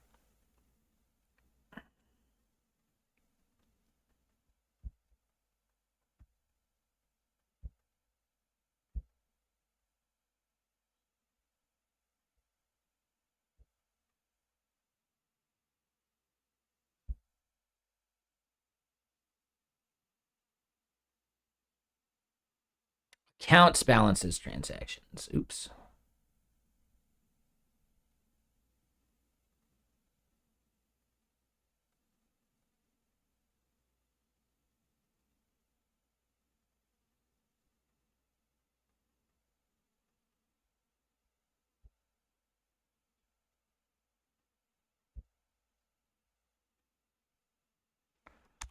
Ooh, I missed one actually.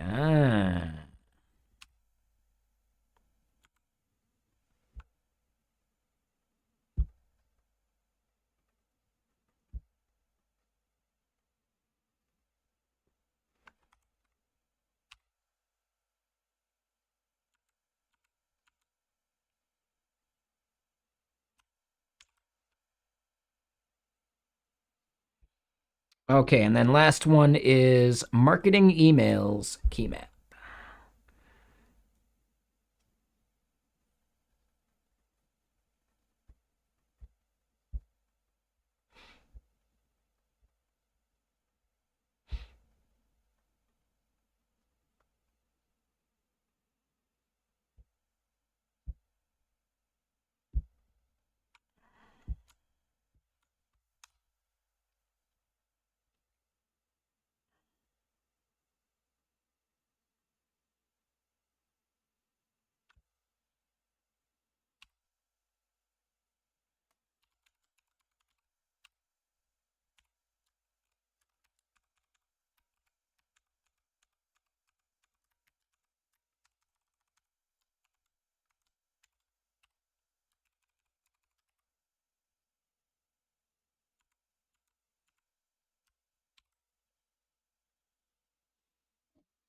Oh, music seems like it's a bit quiet. Sorry about that. Okay, so now the database builds. Sweet. What we want to do next then is we need to clear out the database.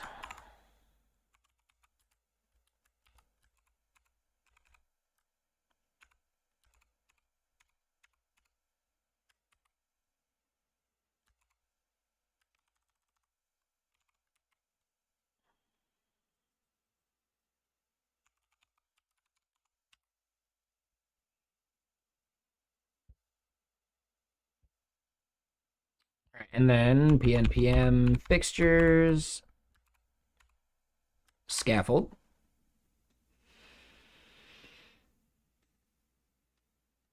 Oy, and this takes a little bit of time, so yeah, what's everyone up to? How y'all doing? I did miss a couple follows. Ha ha ha ha. And Davis and Darth Kittler. The Aqua Cadet. And Doggy, the one that did seem a bit trolly, like spammy. Maybe they meant well. It's possible. Unlikely, but possible.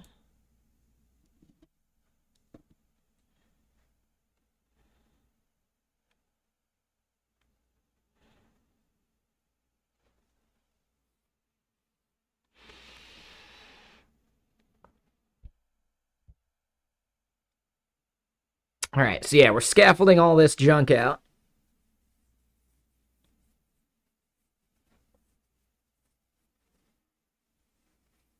I wonder if it's actually done. I don't know. Let's go try logging in.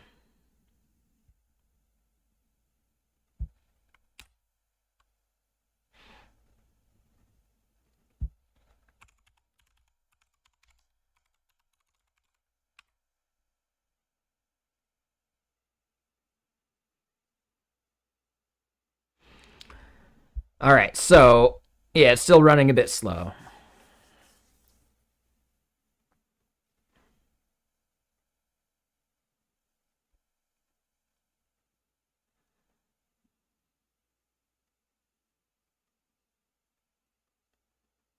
Yep. Okay, so those were expected. But yeah, we still got things kicking off in the background, so we can just wait.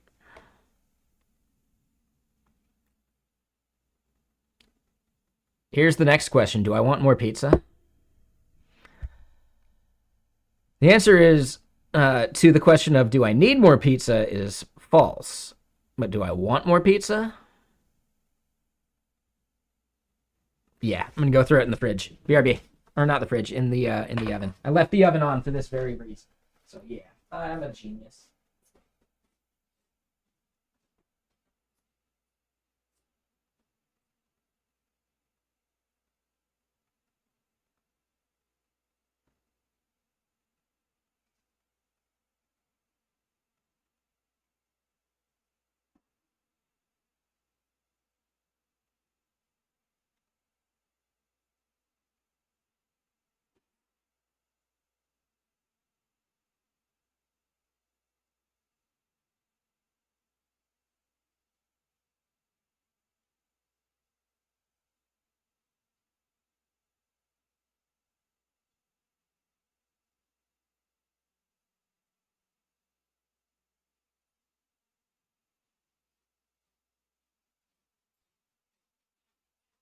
I'm a freaking genius.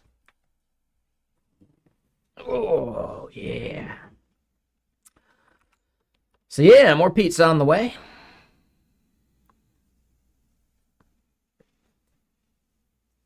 I don't want to finish stream until we've got this stuff done, unless I hit like a major bottleneck that'll force me to like just come back to it tomorrow. Because if I could get all the sandbox stuff just done, we are way ahead of schedule on that. So while we're waiting, let's look at our plan for here.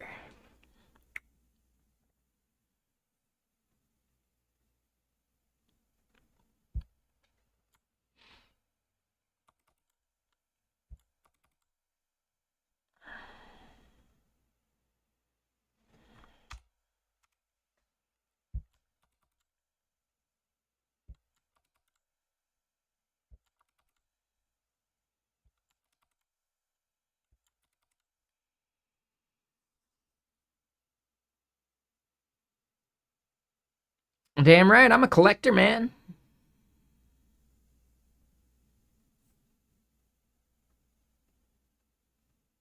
Scope ID values to sandbox. Yeah, I think we did that one too, man.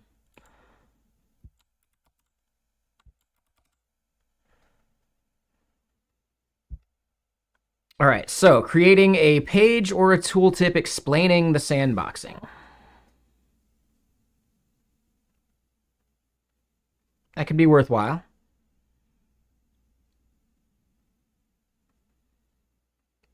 When creating a new balance or quota,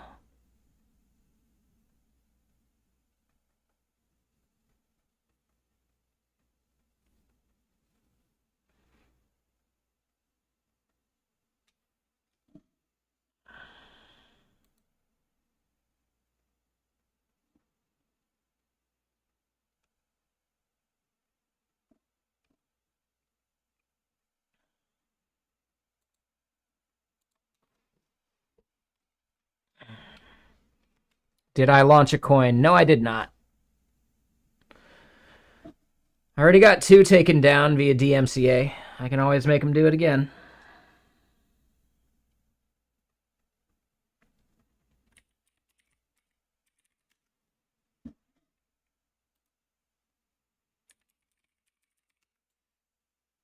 Nah, looks like we're good.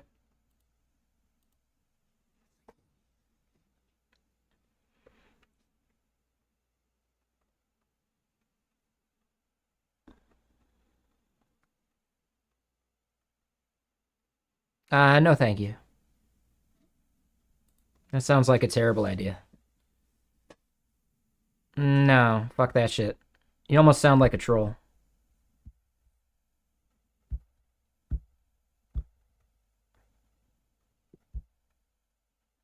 Yeah, fuck off. Get the fuck out of here. I have ethics. I know, crazy, right?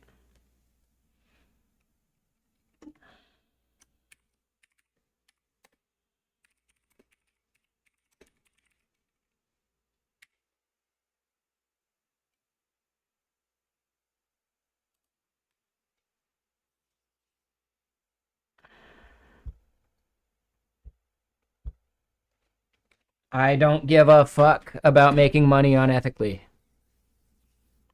Oh, there's just a bunch of trolls that crawl pump.fun.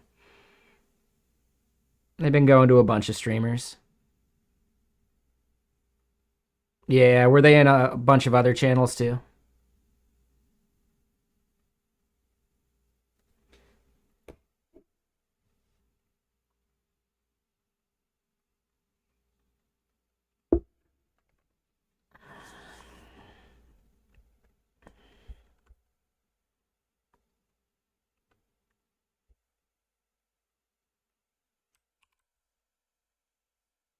Yeah.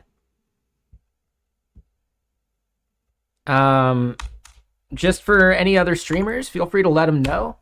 Pump.fun is hosted on Vercel, so that's where you have to direct your DMCA takedown requests.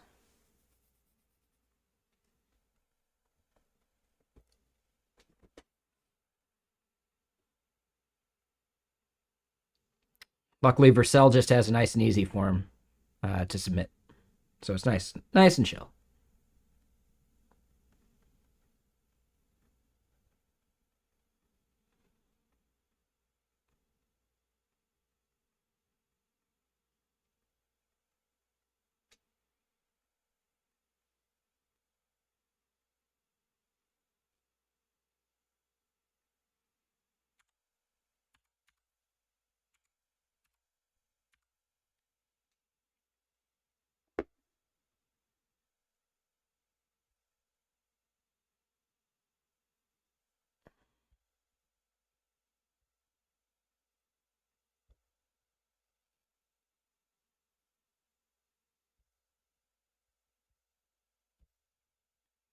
Okay, so we've got something going wrong.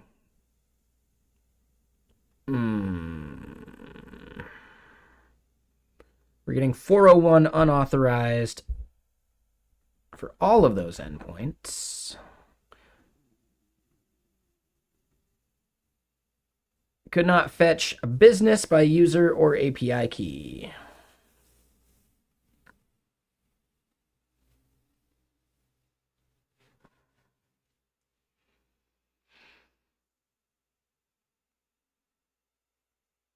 So it does look like those parts are good. but it's something wrong with our middleware.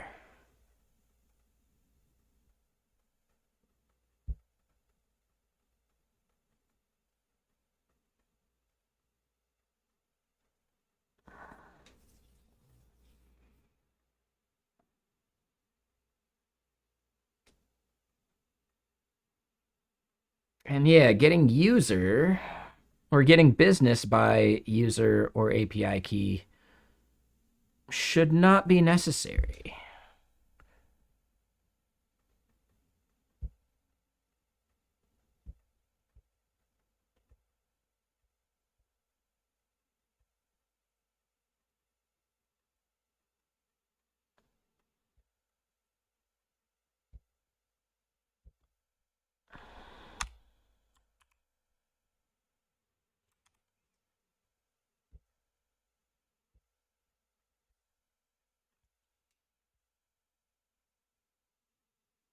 Mods, feel free to report any of those coin pushers for harassment, like coordinated harassment.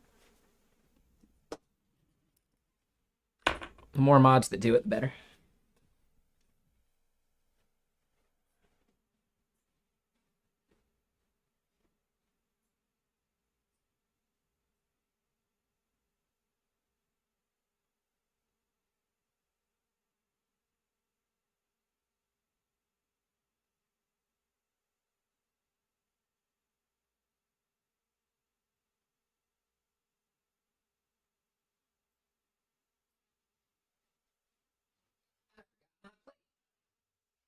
BRB.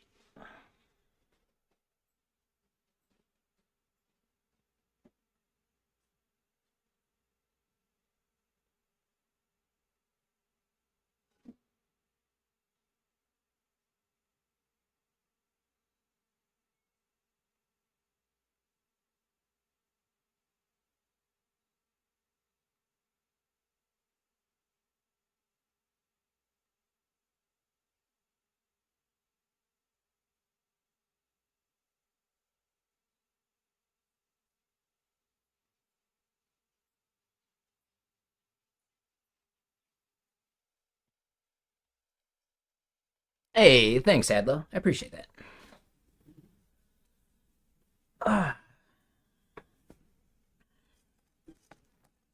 And again, just awesome pizza.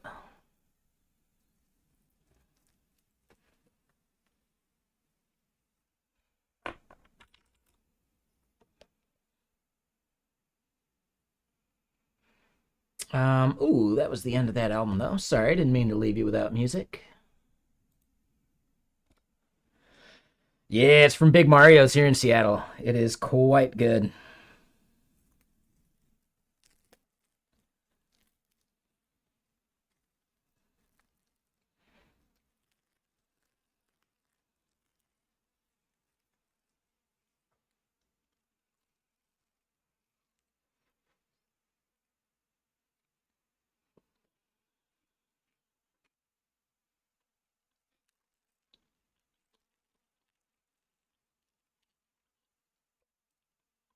Mm, pizza.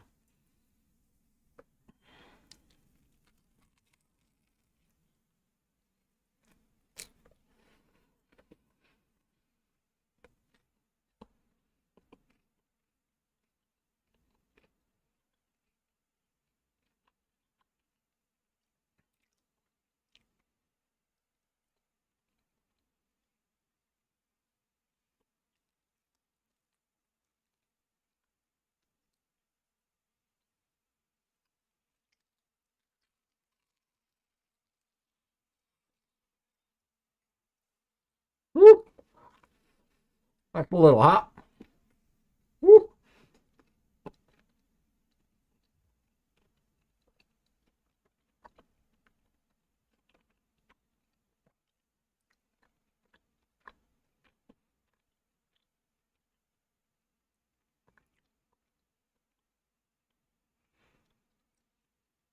All right, so business partition key, business user partition key. We're getting into this fetch.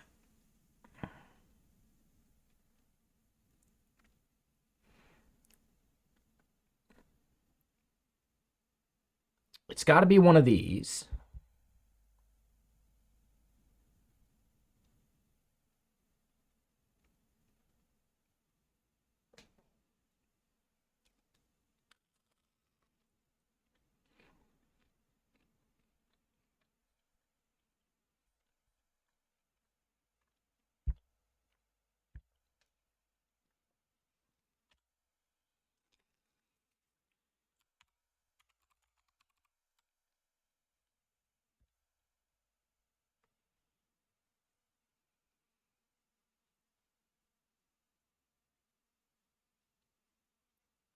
All right, so... Oh. Well, that would be part of the problem.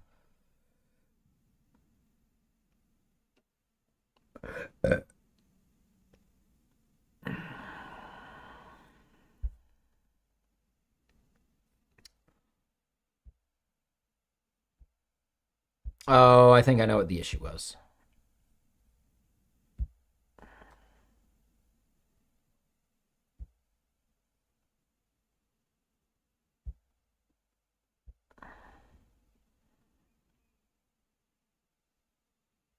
Yeah, I think business and businesses were flawed.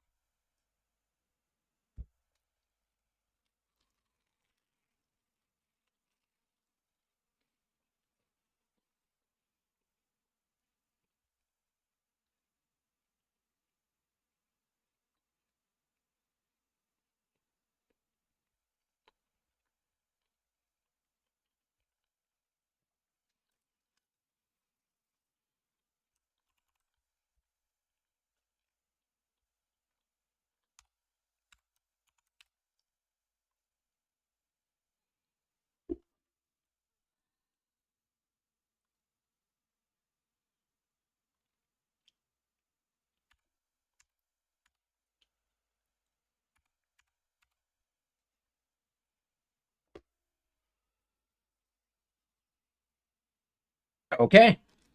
There we go. Um...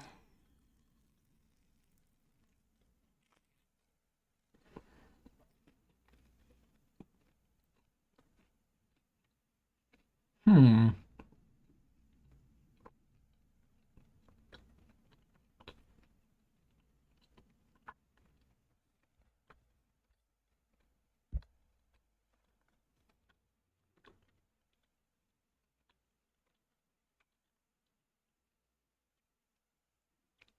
So here's the interesting bit. We shouldn't be getting any values like in here at all.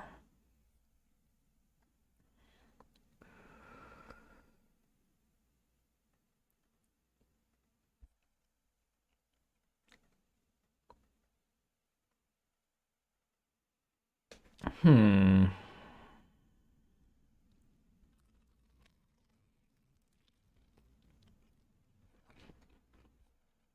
Yeah, thank you.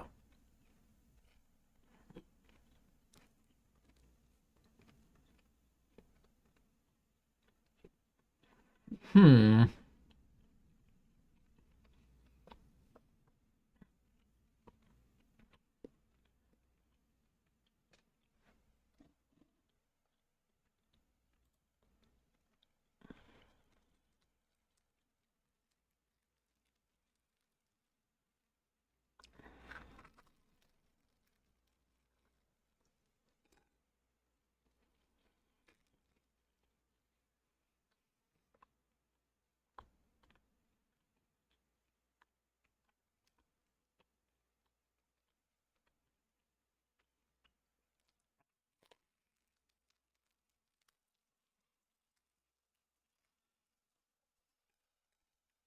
Hmm.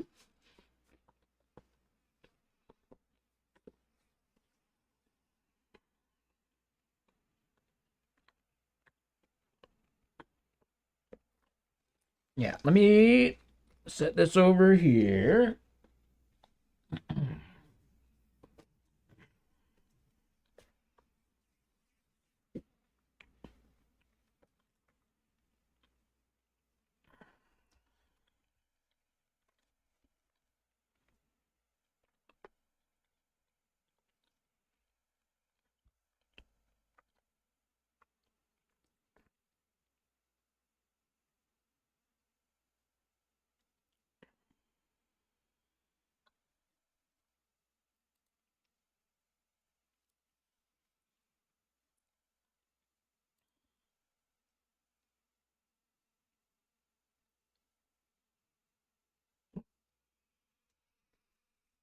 So what do I need to log to understand what's going on here?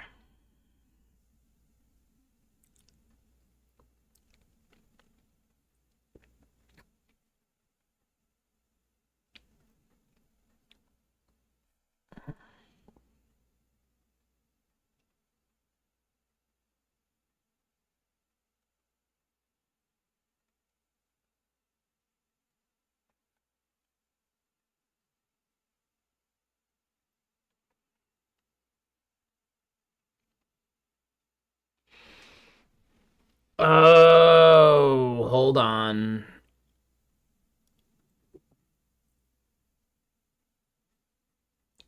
Shit. Okay. So, I think I understand what the problem is.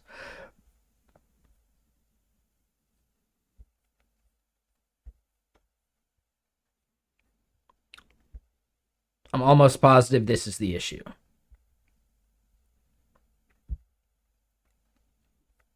So, technically, quotas and balances should have been empty. So this might not be the problem.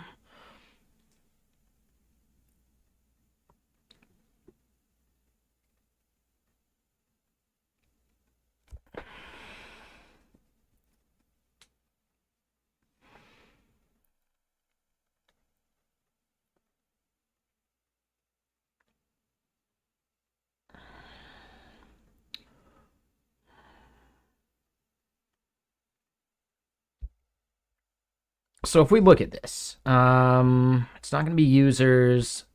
Accounts should work.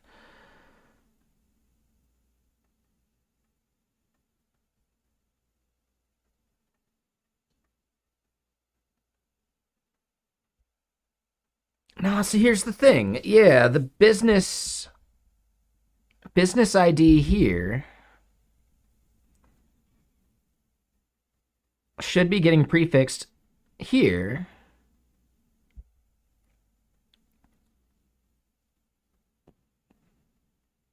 So let's go to the quotas page, or quotas endpoint. So it's not what I thought it was. I'm glad it's not what I thought it was. But yeah, if I'm not sure, that makes it trickier. So the get all quotas. All right, get key maps, quotas key map.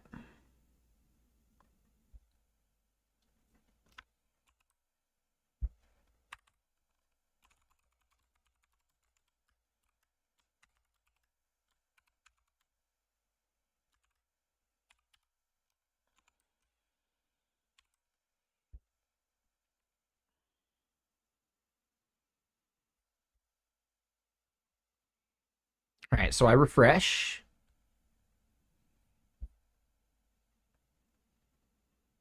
Yeah. What?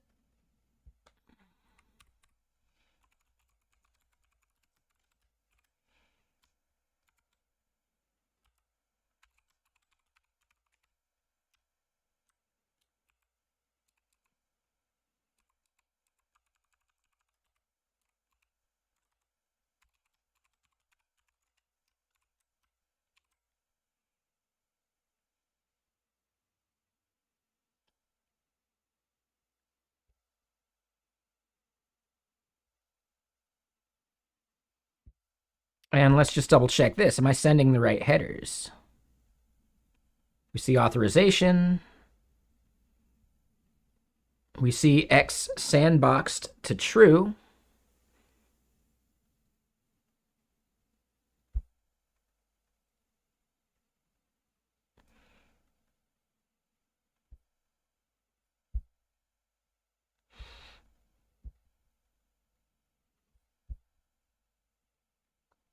But here we have is sandbox false. Aha. Okay, so that would be in the middleware.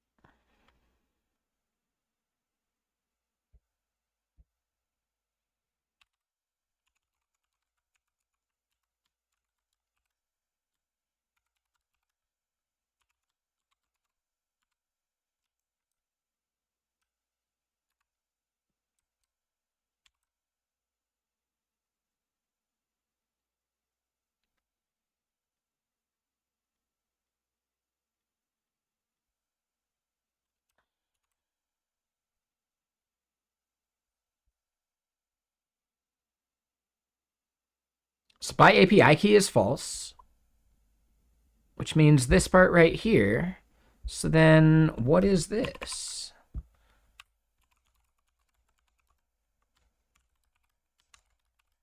Thanks, program. I appreciate that. Header.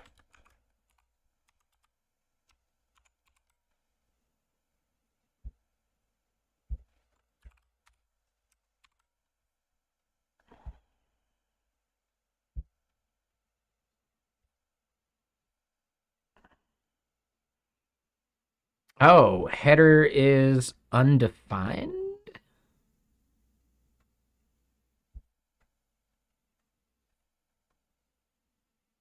Oh.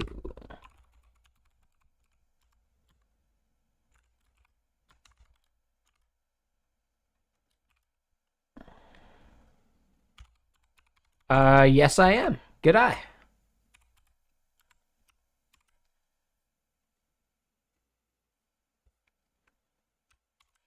I'm also using Mantine, so some of their like default styling is sticking around, but other stuff gets styled with Tailwind.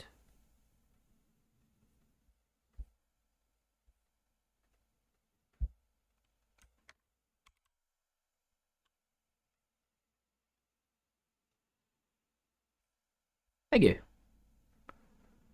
All right, so we see the headers. We do see X dash sandboxed. So even if we're capitalizing it, it comes through lowercase. And I feel like I knew that at one point, and I just forgot. So even if we do it capitalized over on the other end, it's going to come through and get normalized into a lowercase. And then voila. Ah, shit. Well, hold on. No, I see what I did. Yeah, I forgot to update this part.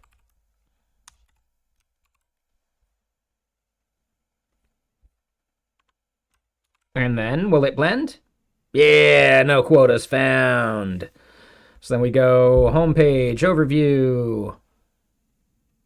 Right, we don't have any quotas or balances or whatever. Sweet. Ah, fuck yeah. Okay, cool. That was gonna stress me out, man. The bug was so much simpler.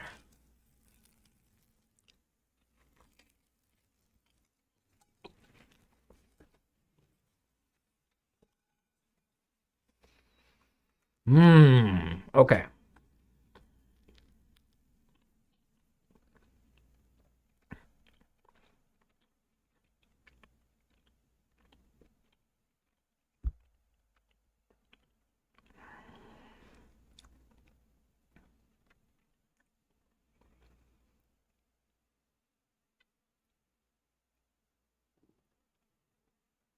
So I probably want to explain what sandbox mode even does.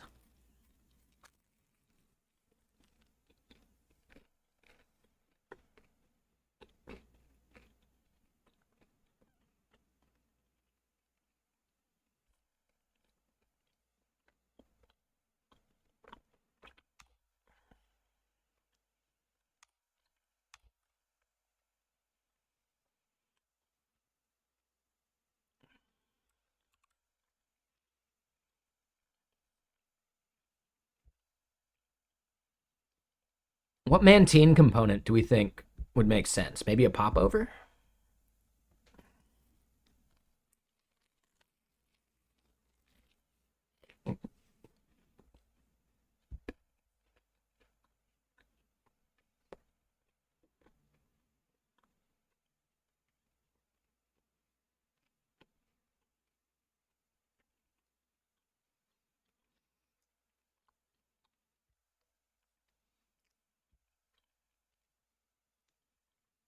A modal could make sense. What's up, ACM? How you doing?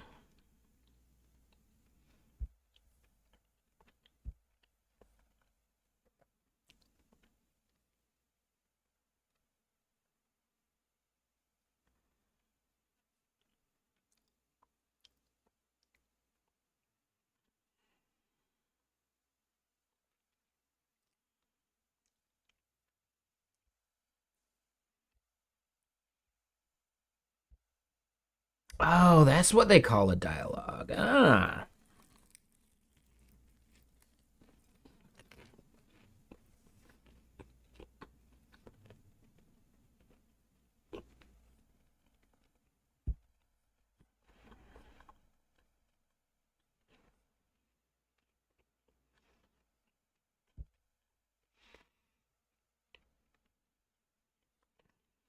Hmm.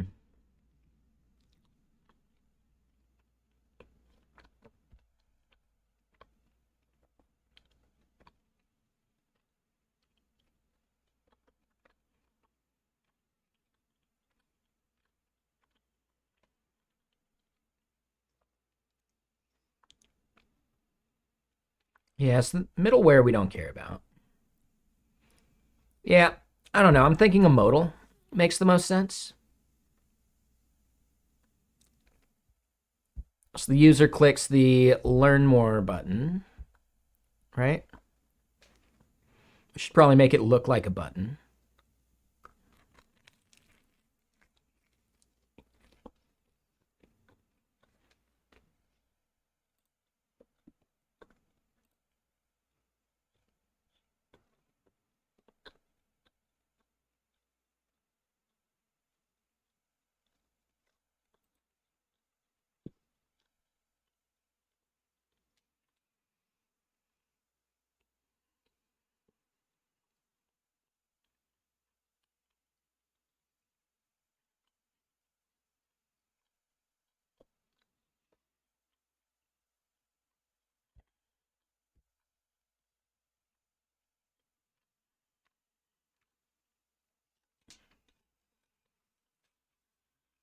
All right, let's finish up the pizza real quick.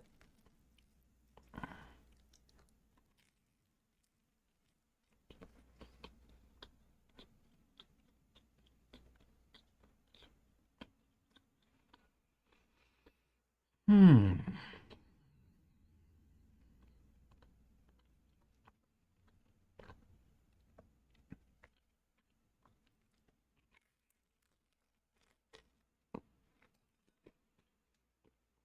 It's right here. Oh, where's it from? Big Mario's in Seattle.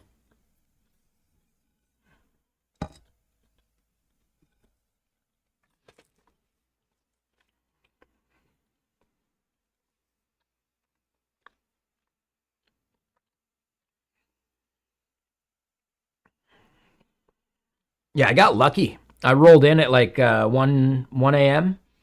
and I was still able to get like a full slice or a full pie, which is nice.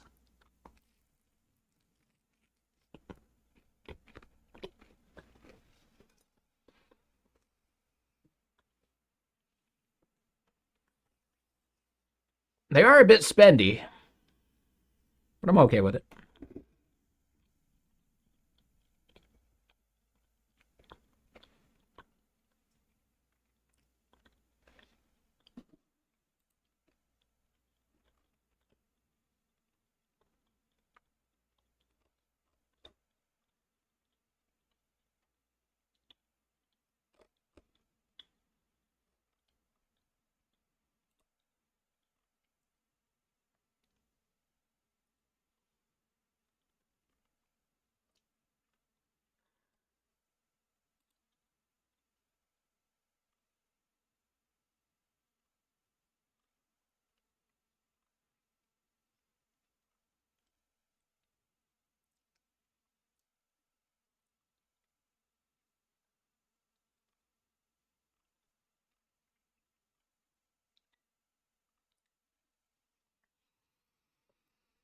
Alrighty.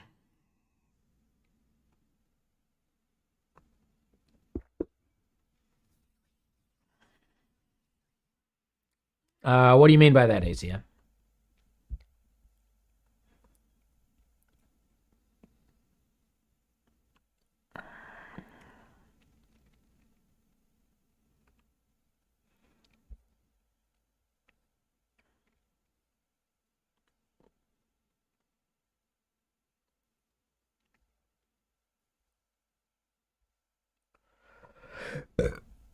Sorry for the burp.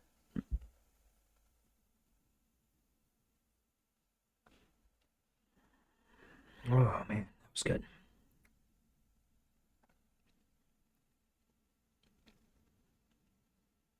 All right, so we end up needing some state.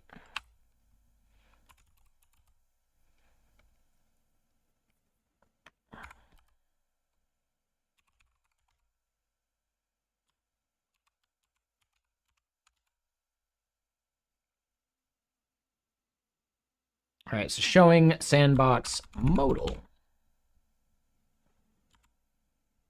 starts out as false.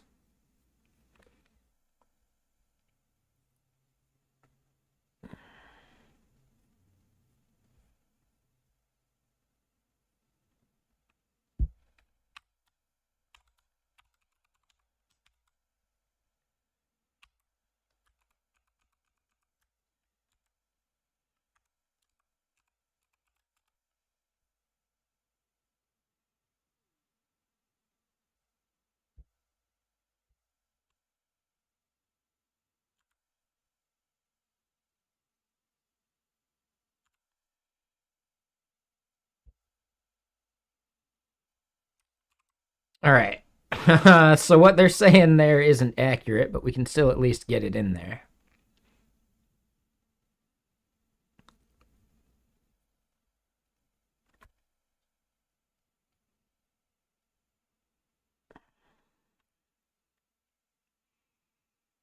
And then, yeah, this, instead of link, is a button.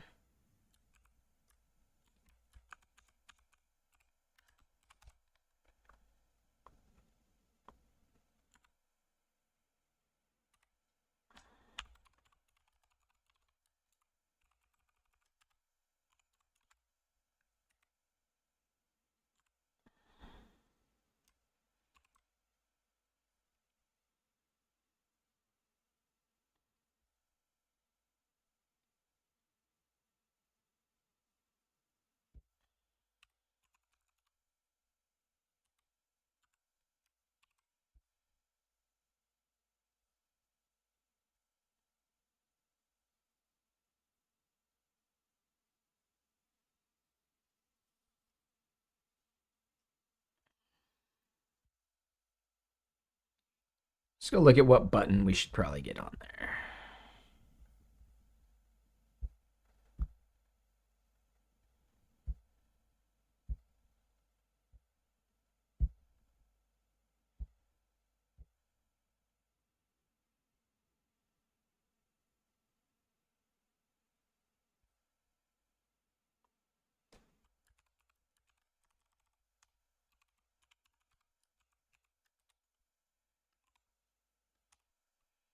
We can do class name.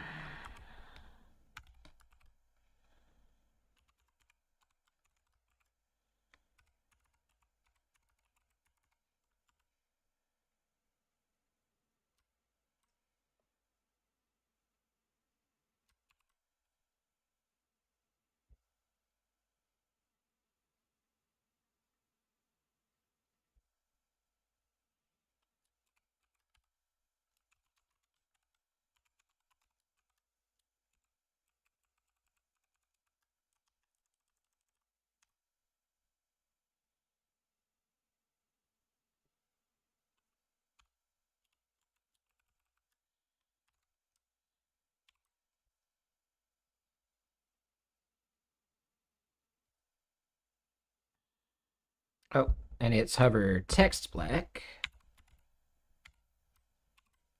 And really, yeah, the RGBA is not necessary.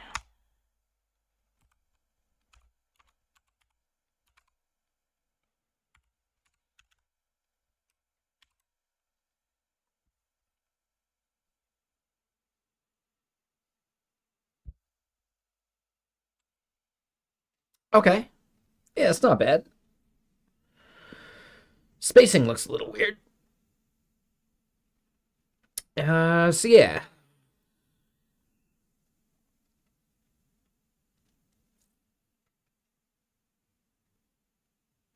Yeah, let's think about what we put in that box.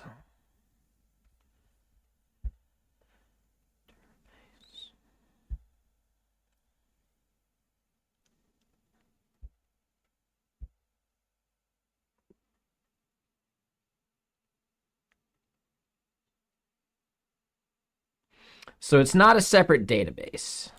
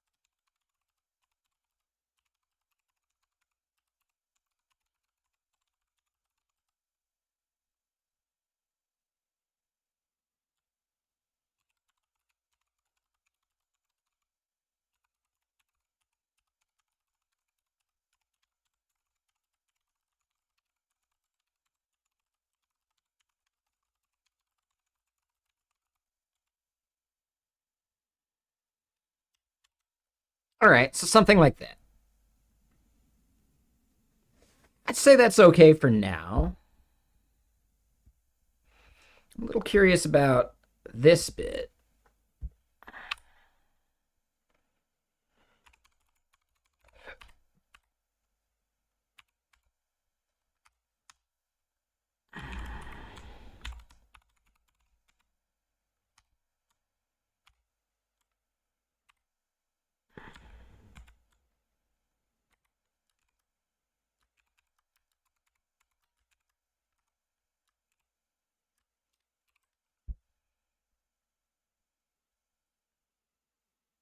I could have sworn there's a better way of doing this.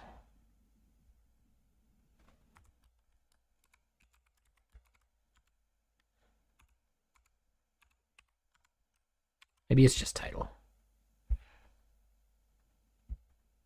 Okay. And we could style it differently, but I think that's okay.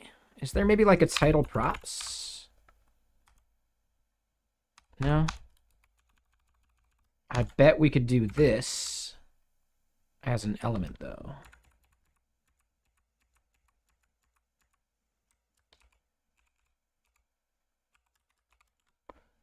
Let me get more music going.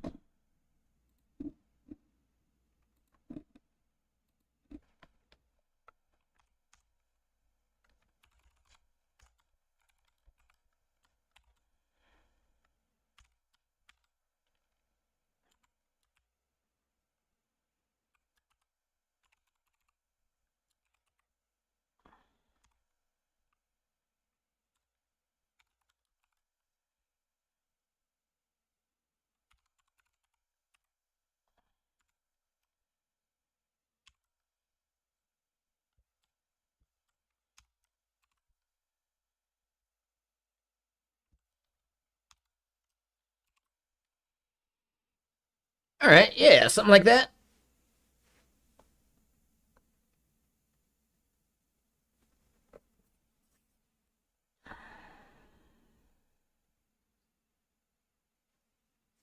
Yeah, I mean, I think there's something we could do to make this prettier, but it's not bad. So then one other thing we want to do, and yeah, what's up there, Nas? How you doing? Um, when we do our data fetching,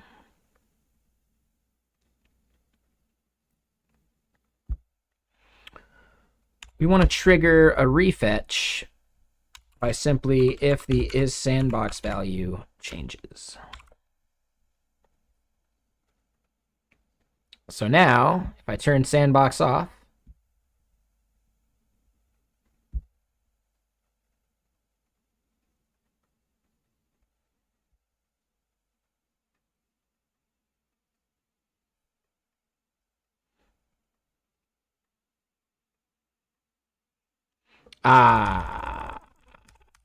so that's not the place.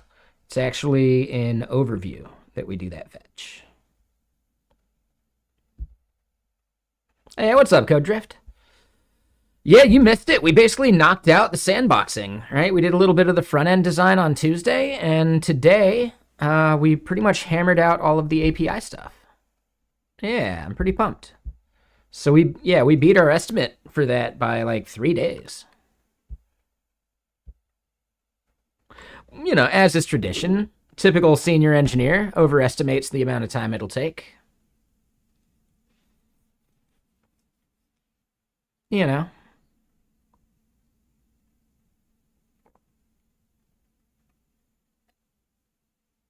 gives me a buffer for other tasks that, you know, might take longer than you expected.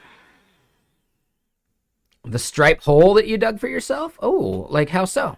What happened?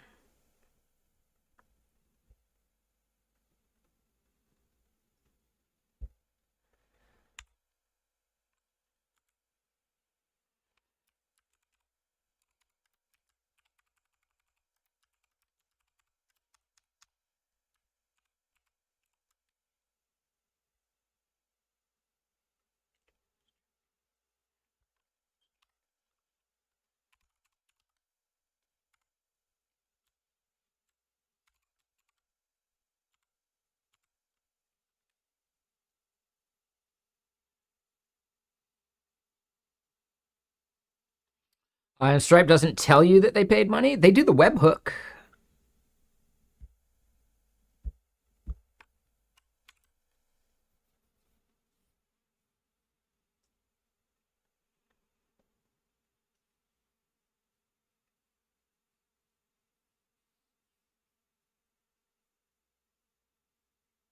So is that the part you're dealing with? Like you didn't have a webhook set up?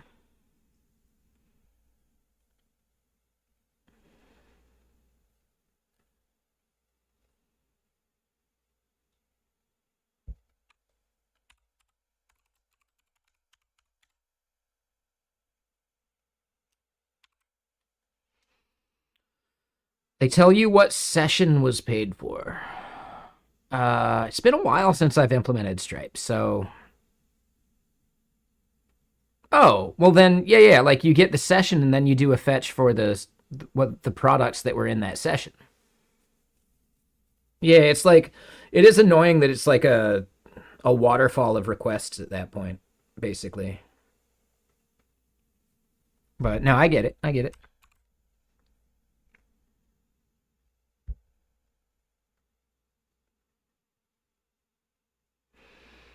Ah, interesting.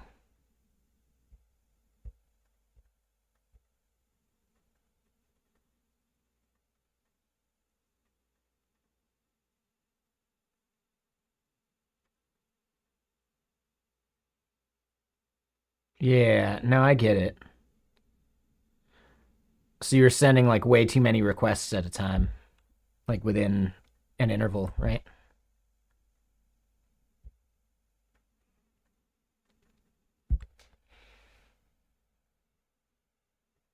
like a glove. It's a little slow. I think it'll be faster in production. We're not showing a good loading state while it's loading, but hot damn.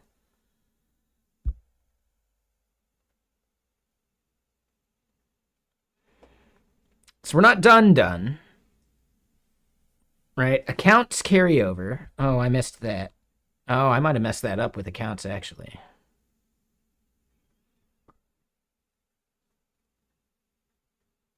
No, accounts are separate. Yeah, never mind.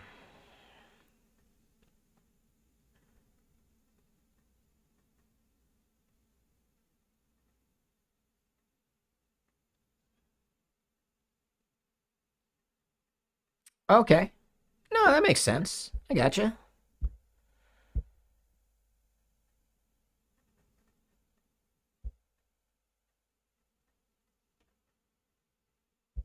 Yeah, so the quotas and balances page. Just streaming. I'm not dating anyone right now, so yeah, just streaming. I may treat myself to some Coca-Cola or something. I'll take myself out for a date. But it'll be right here.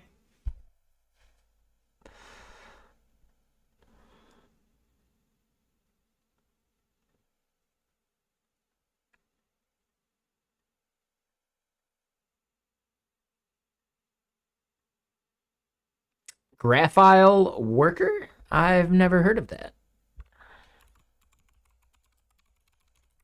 Oh, if I could click in the right thing.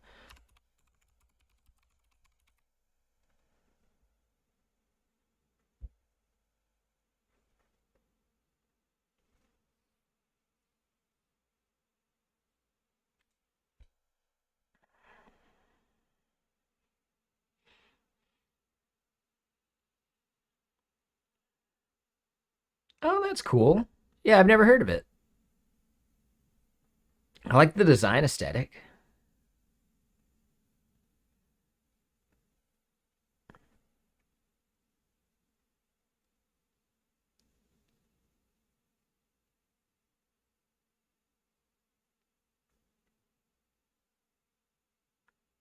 Benji is also the guy behind Post Graphile. So you're saying the creator of this is the same person behind that?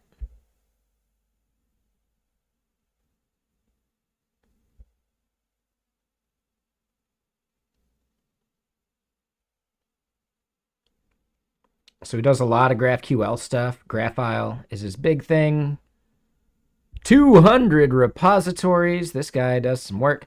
One thing called Ouch My Finger.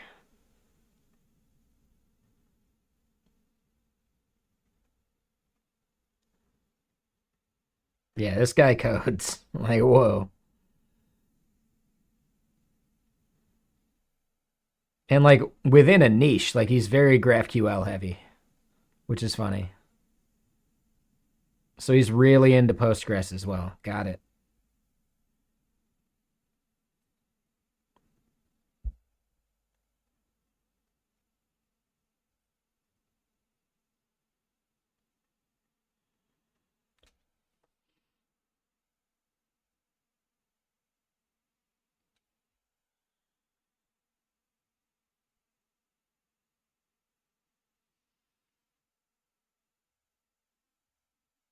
Oh, and that reminds me. I requested people review my outline for a blog post and I got no feedback, which might mean it's all good to go, but I'd like someone to say looks good to me.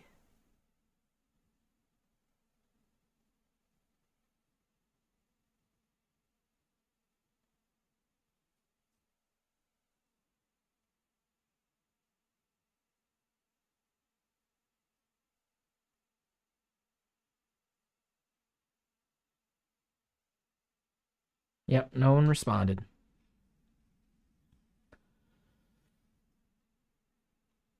No, this was more just like an outline for our like flow to TypeScript process. You gotta eat? Yeah, no worries.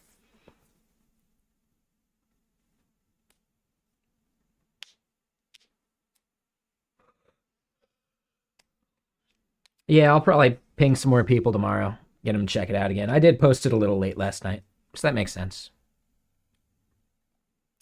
But yeah, we ended up using a flow to TypeScript thing from. Oh, the pizza was good. Yeah, it was solid. Stripe has a flow to TypeScript code mod.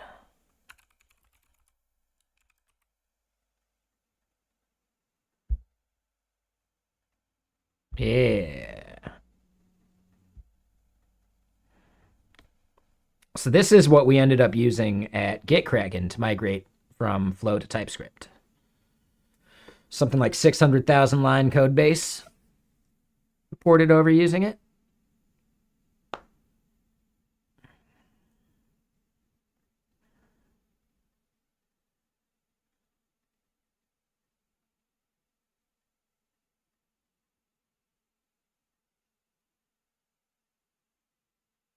Oh, and interesting. Yeah, see, they use tsmorph.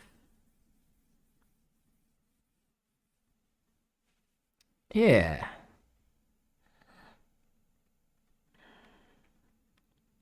How long have I been coding? I don't know, a while. I don't think it matters there, Taryn.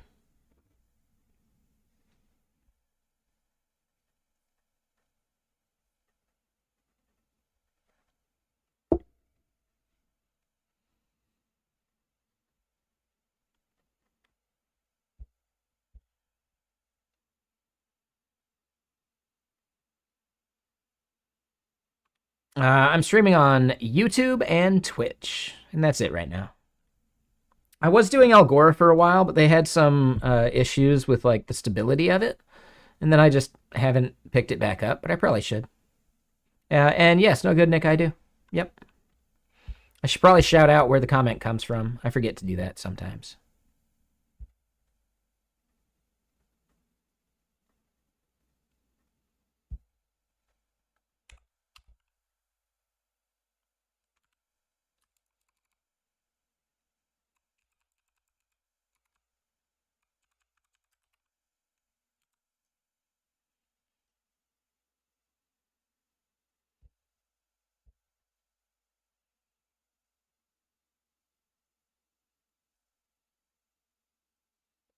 Later, cool coding cat. Have a good one.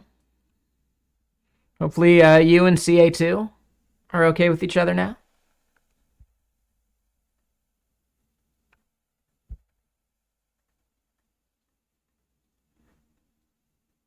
Well, that's your fault. That was bad timing. 1 second.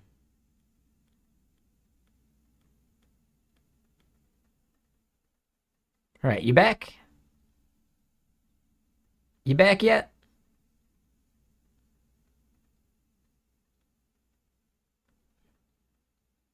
So yeah, cool coding cat. All I was saying is hopefully you and CA2 are, okay with each other now.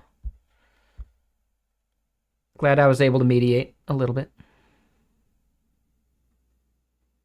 The tiniest bit.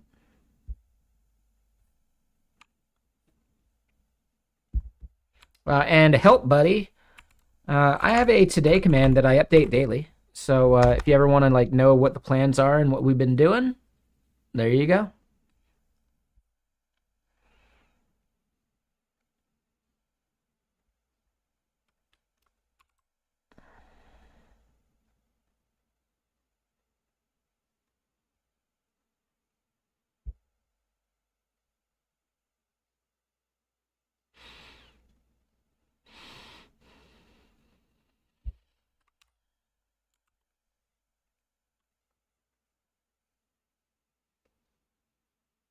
No, that's not what I'm looking for at all.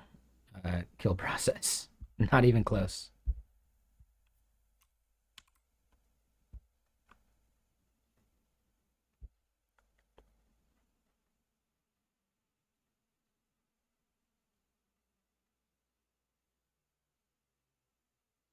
I gotcha. Yeah, I mean, like towards the end there, I don't think the conversation was that important. I think you guys are okay with each other now, though, right? No bad blood.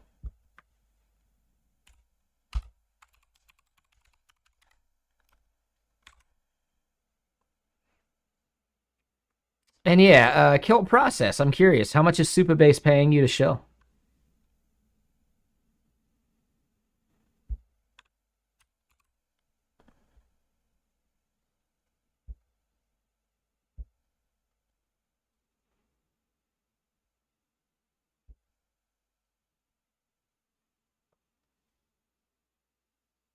Sounds like a shitty deal.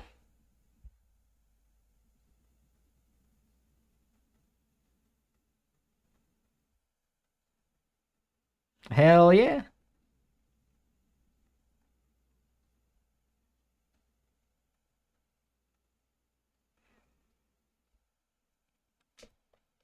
All right, so I would say we're at a decent stopping point. We got just like one thing that I kind of want to do, and that is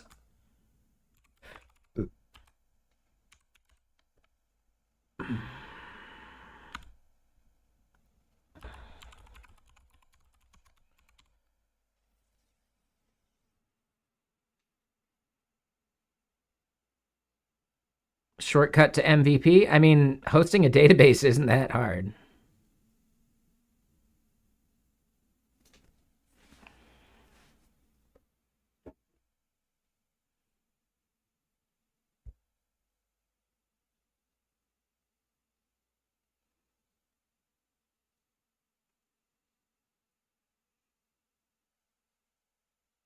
Maybe their auth is helpful for you, but the database part, that could be anywhere. And, shortcutting to MVP comes with the latency cost of going out to a database over the internet.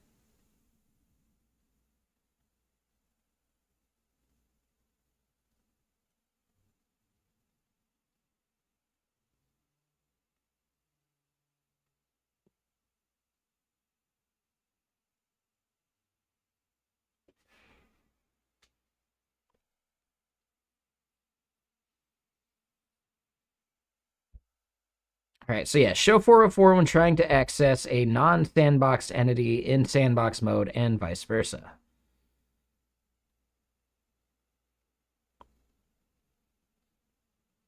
You can self-host Supabase. That's not a bad option. Yeah, that's a good call.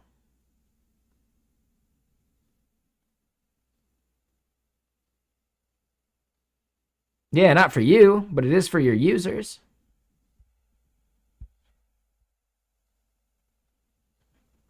Right? Any waterfall of data becomes a major concern.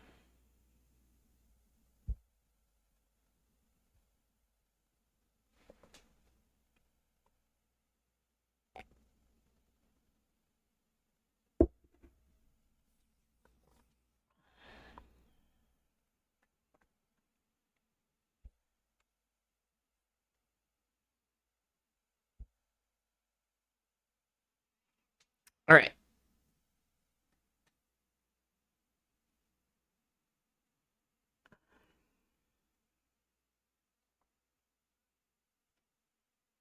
Yeah, managing an instance is tough. I get that.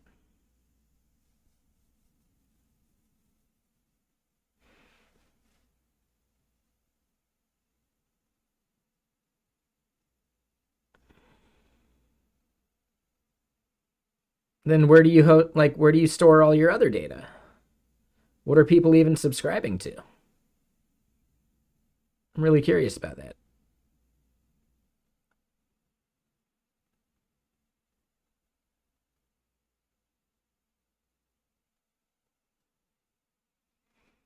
I mean, that's the give and take of it, Umbriel. Some people can handle the scaling nightmares easier. Some people would rather not suffer at development.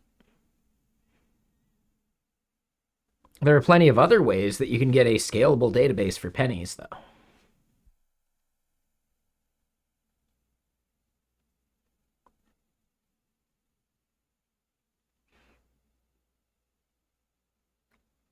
I really question the need for Supabase at that point.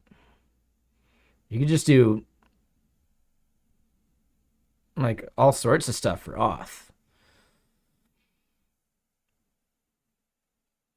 And why not store your subscription data in the same DB that's on your EC2 if you're already introducing that bottleneck?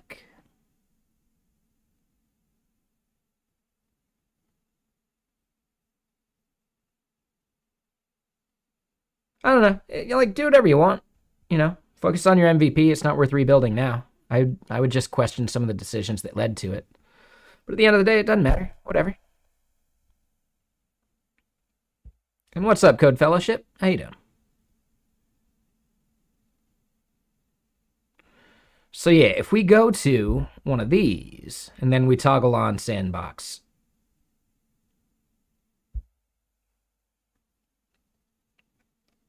we don't trigger a refetch, but that's kind of a problem.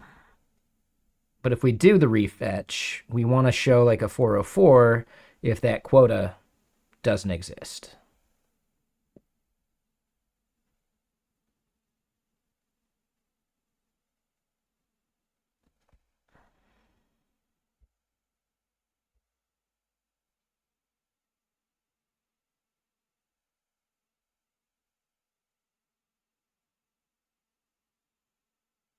Sure, I get it. Kill process, that's fine.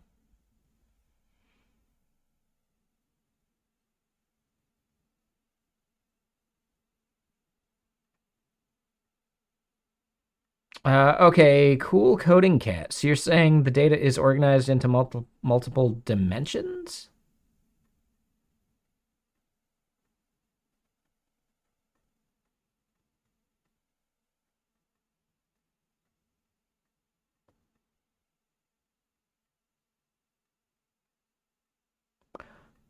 I'm not sure what that means. Like, I would need to understand like a common use case for something like that.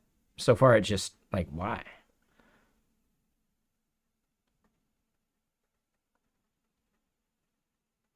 Right? Just like a hologram is a 3D representation of 2D data.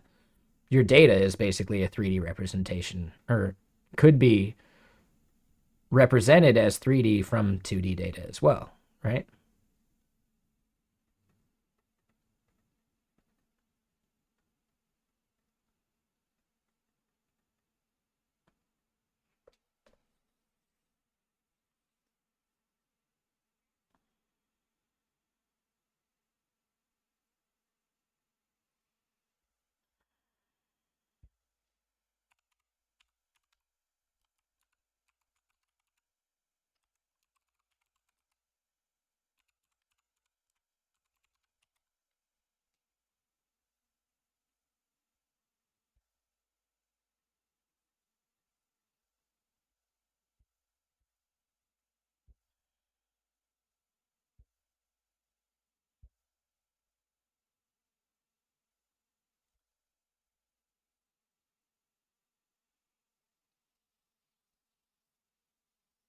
Products, geography, time.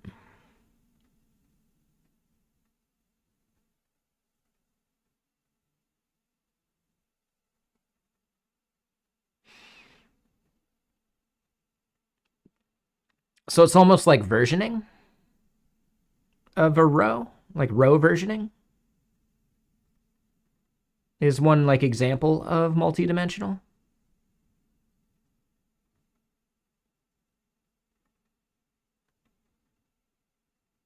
It's kind of what I imagine the time value is actually doing, right? Okay. Yeah, row level versioning makes sense. I get that.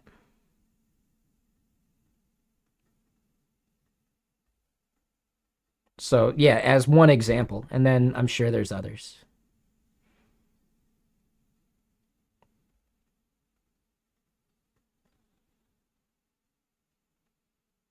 Yeah, I've never used an OLAP database. So it seems to me like, yeah, if you're doing OLAP, you might end up getting towards like multi-dimensional. Okay.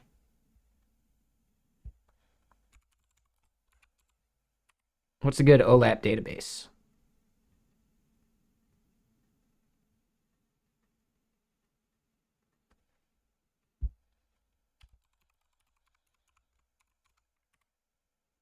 ClickHouse is one? Oh, that makes sense. Okay. Got it, got it, got it. That makes sense.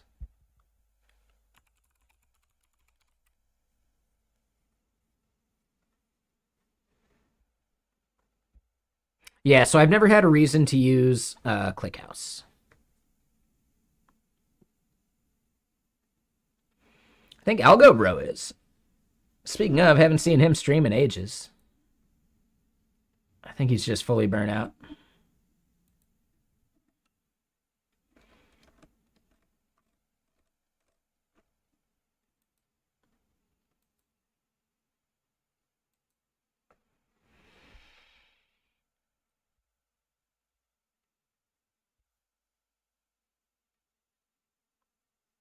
Yeah, ClickHouse is pretty popular. Like it's very fast.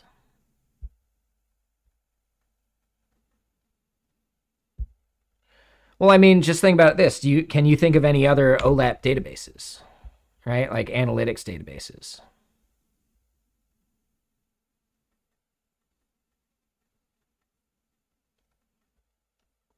So really, for the problem that they solve, there's not much competition.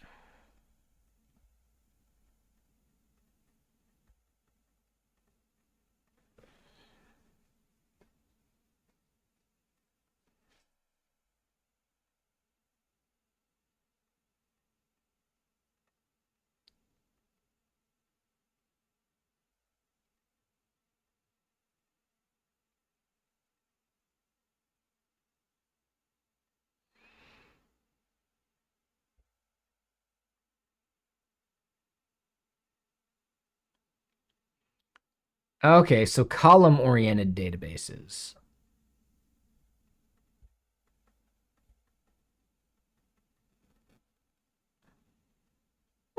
Okay. Fancy stuff. Yeah, pretty cool. They were hiring a dev advocate at one point.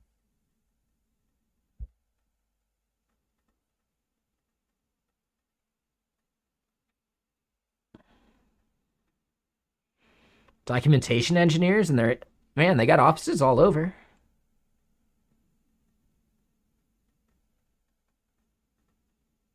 Yeah.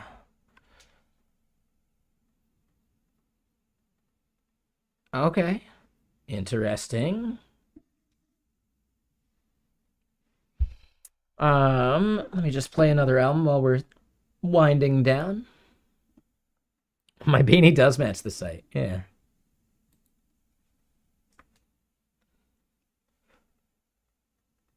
Yeah, Space Case, if you're out there, hit up ClickHouse.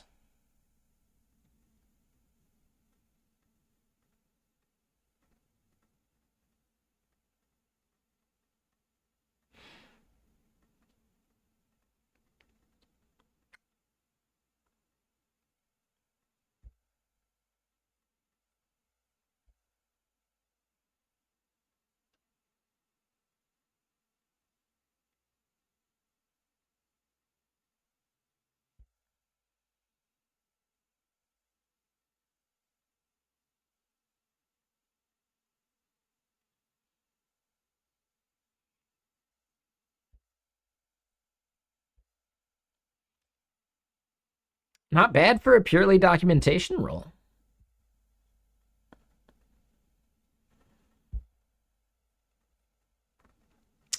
Engineering, that's pretty solid.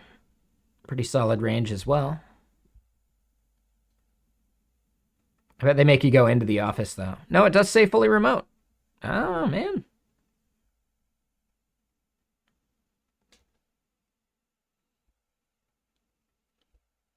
Cool. All right, so yeah. I would say that's going to be the bit that we start off on tomorrow. Making this page 404 if you toggle sandbox mode on and off. And that's really it. Like, just the accounts, usages, adjustments, like inner pages, same idea. So we'll want to do a 404 for those. So there's a few pages we got to do that for, which I think is fine.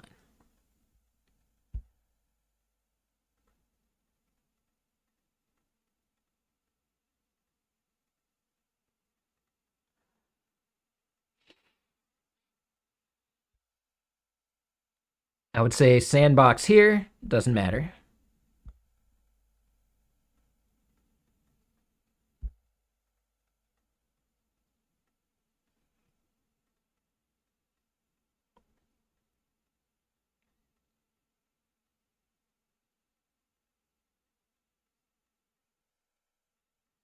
Yeah, man. I think we knocked out the sandbox stuff way quicker than I was expecting.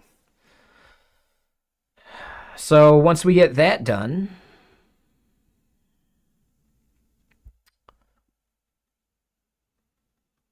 we'll consider doing this. This might be like post MVP.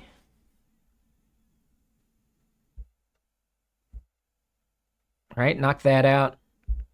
Business selection, I think, is actually fine. We'll think about that more.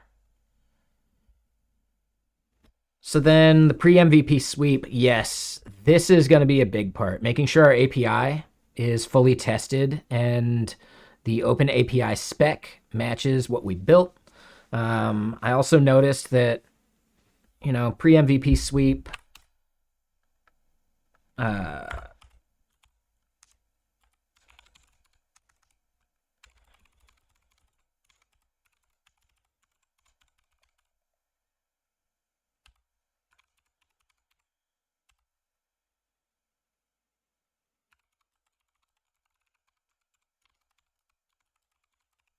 right? Make sure we're doing parallel fetches for our middleware when we can.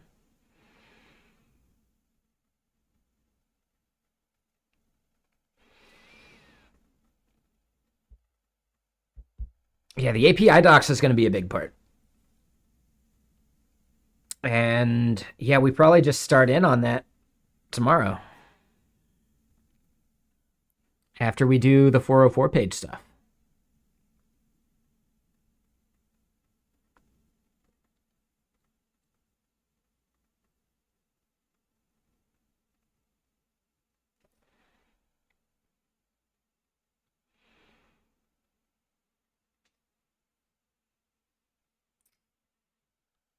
Yeah, I like it. Okay.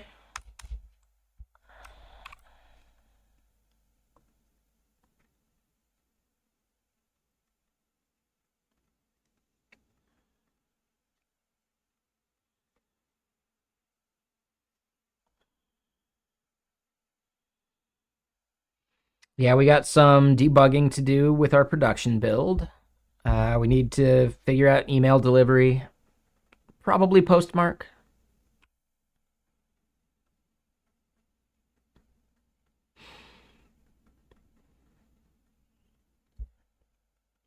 Yeah, we'll have to like readdress the DDoS spam stuff. I think we get most of that if we're just using CloudFront anyway. So we'll consider that.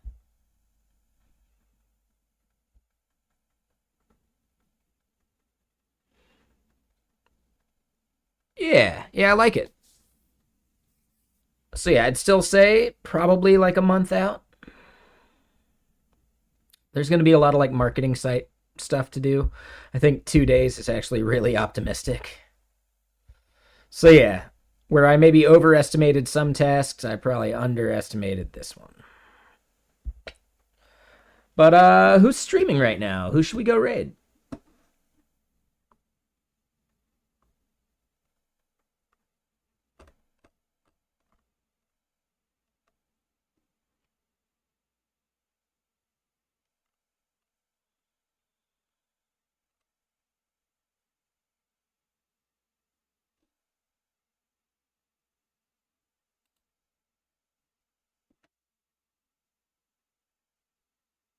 RW Grim?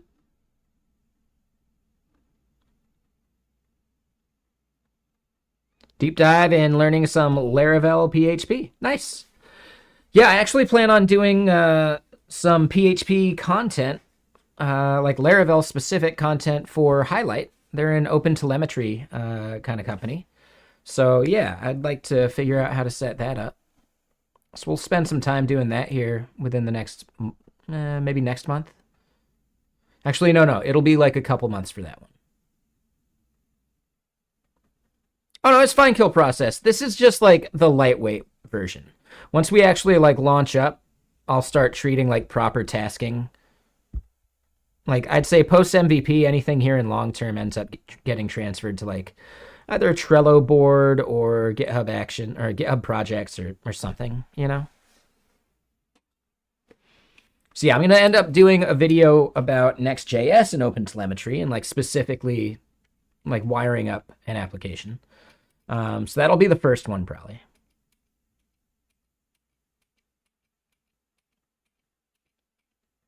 But yeah, like Laravel is also on the plate. But yep, let's go raid RW Grim. He's a good dude. He's working on Pigeon.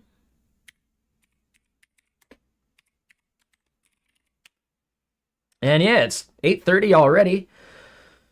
We're going to hop over to gaming, and I think we'll just hop right into some gaming. Probably Kingdom Come Deliverance. I'd like to finish that game so I could play the second. I doubt I'll be able to finish the second before Avowed comes out, but I probably want to try and finish the second before I hop into Avowed.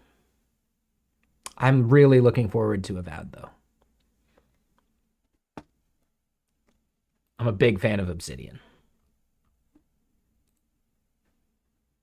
So yeah, everyone over on YouTube, thank you for watching. We had a really good day today. I didn't go off the rails, which was nice, and we got a lot of work done. I think getting the API fully like sandboxable, I didn't expect that to go so smooth. So hell yeah. So YouTube, I'll be here tomorrow. I'll see you tomorrow, no problem.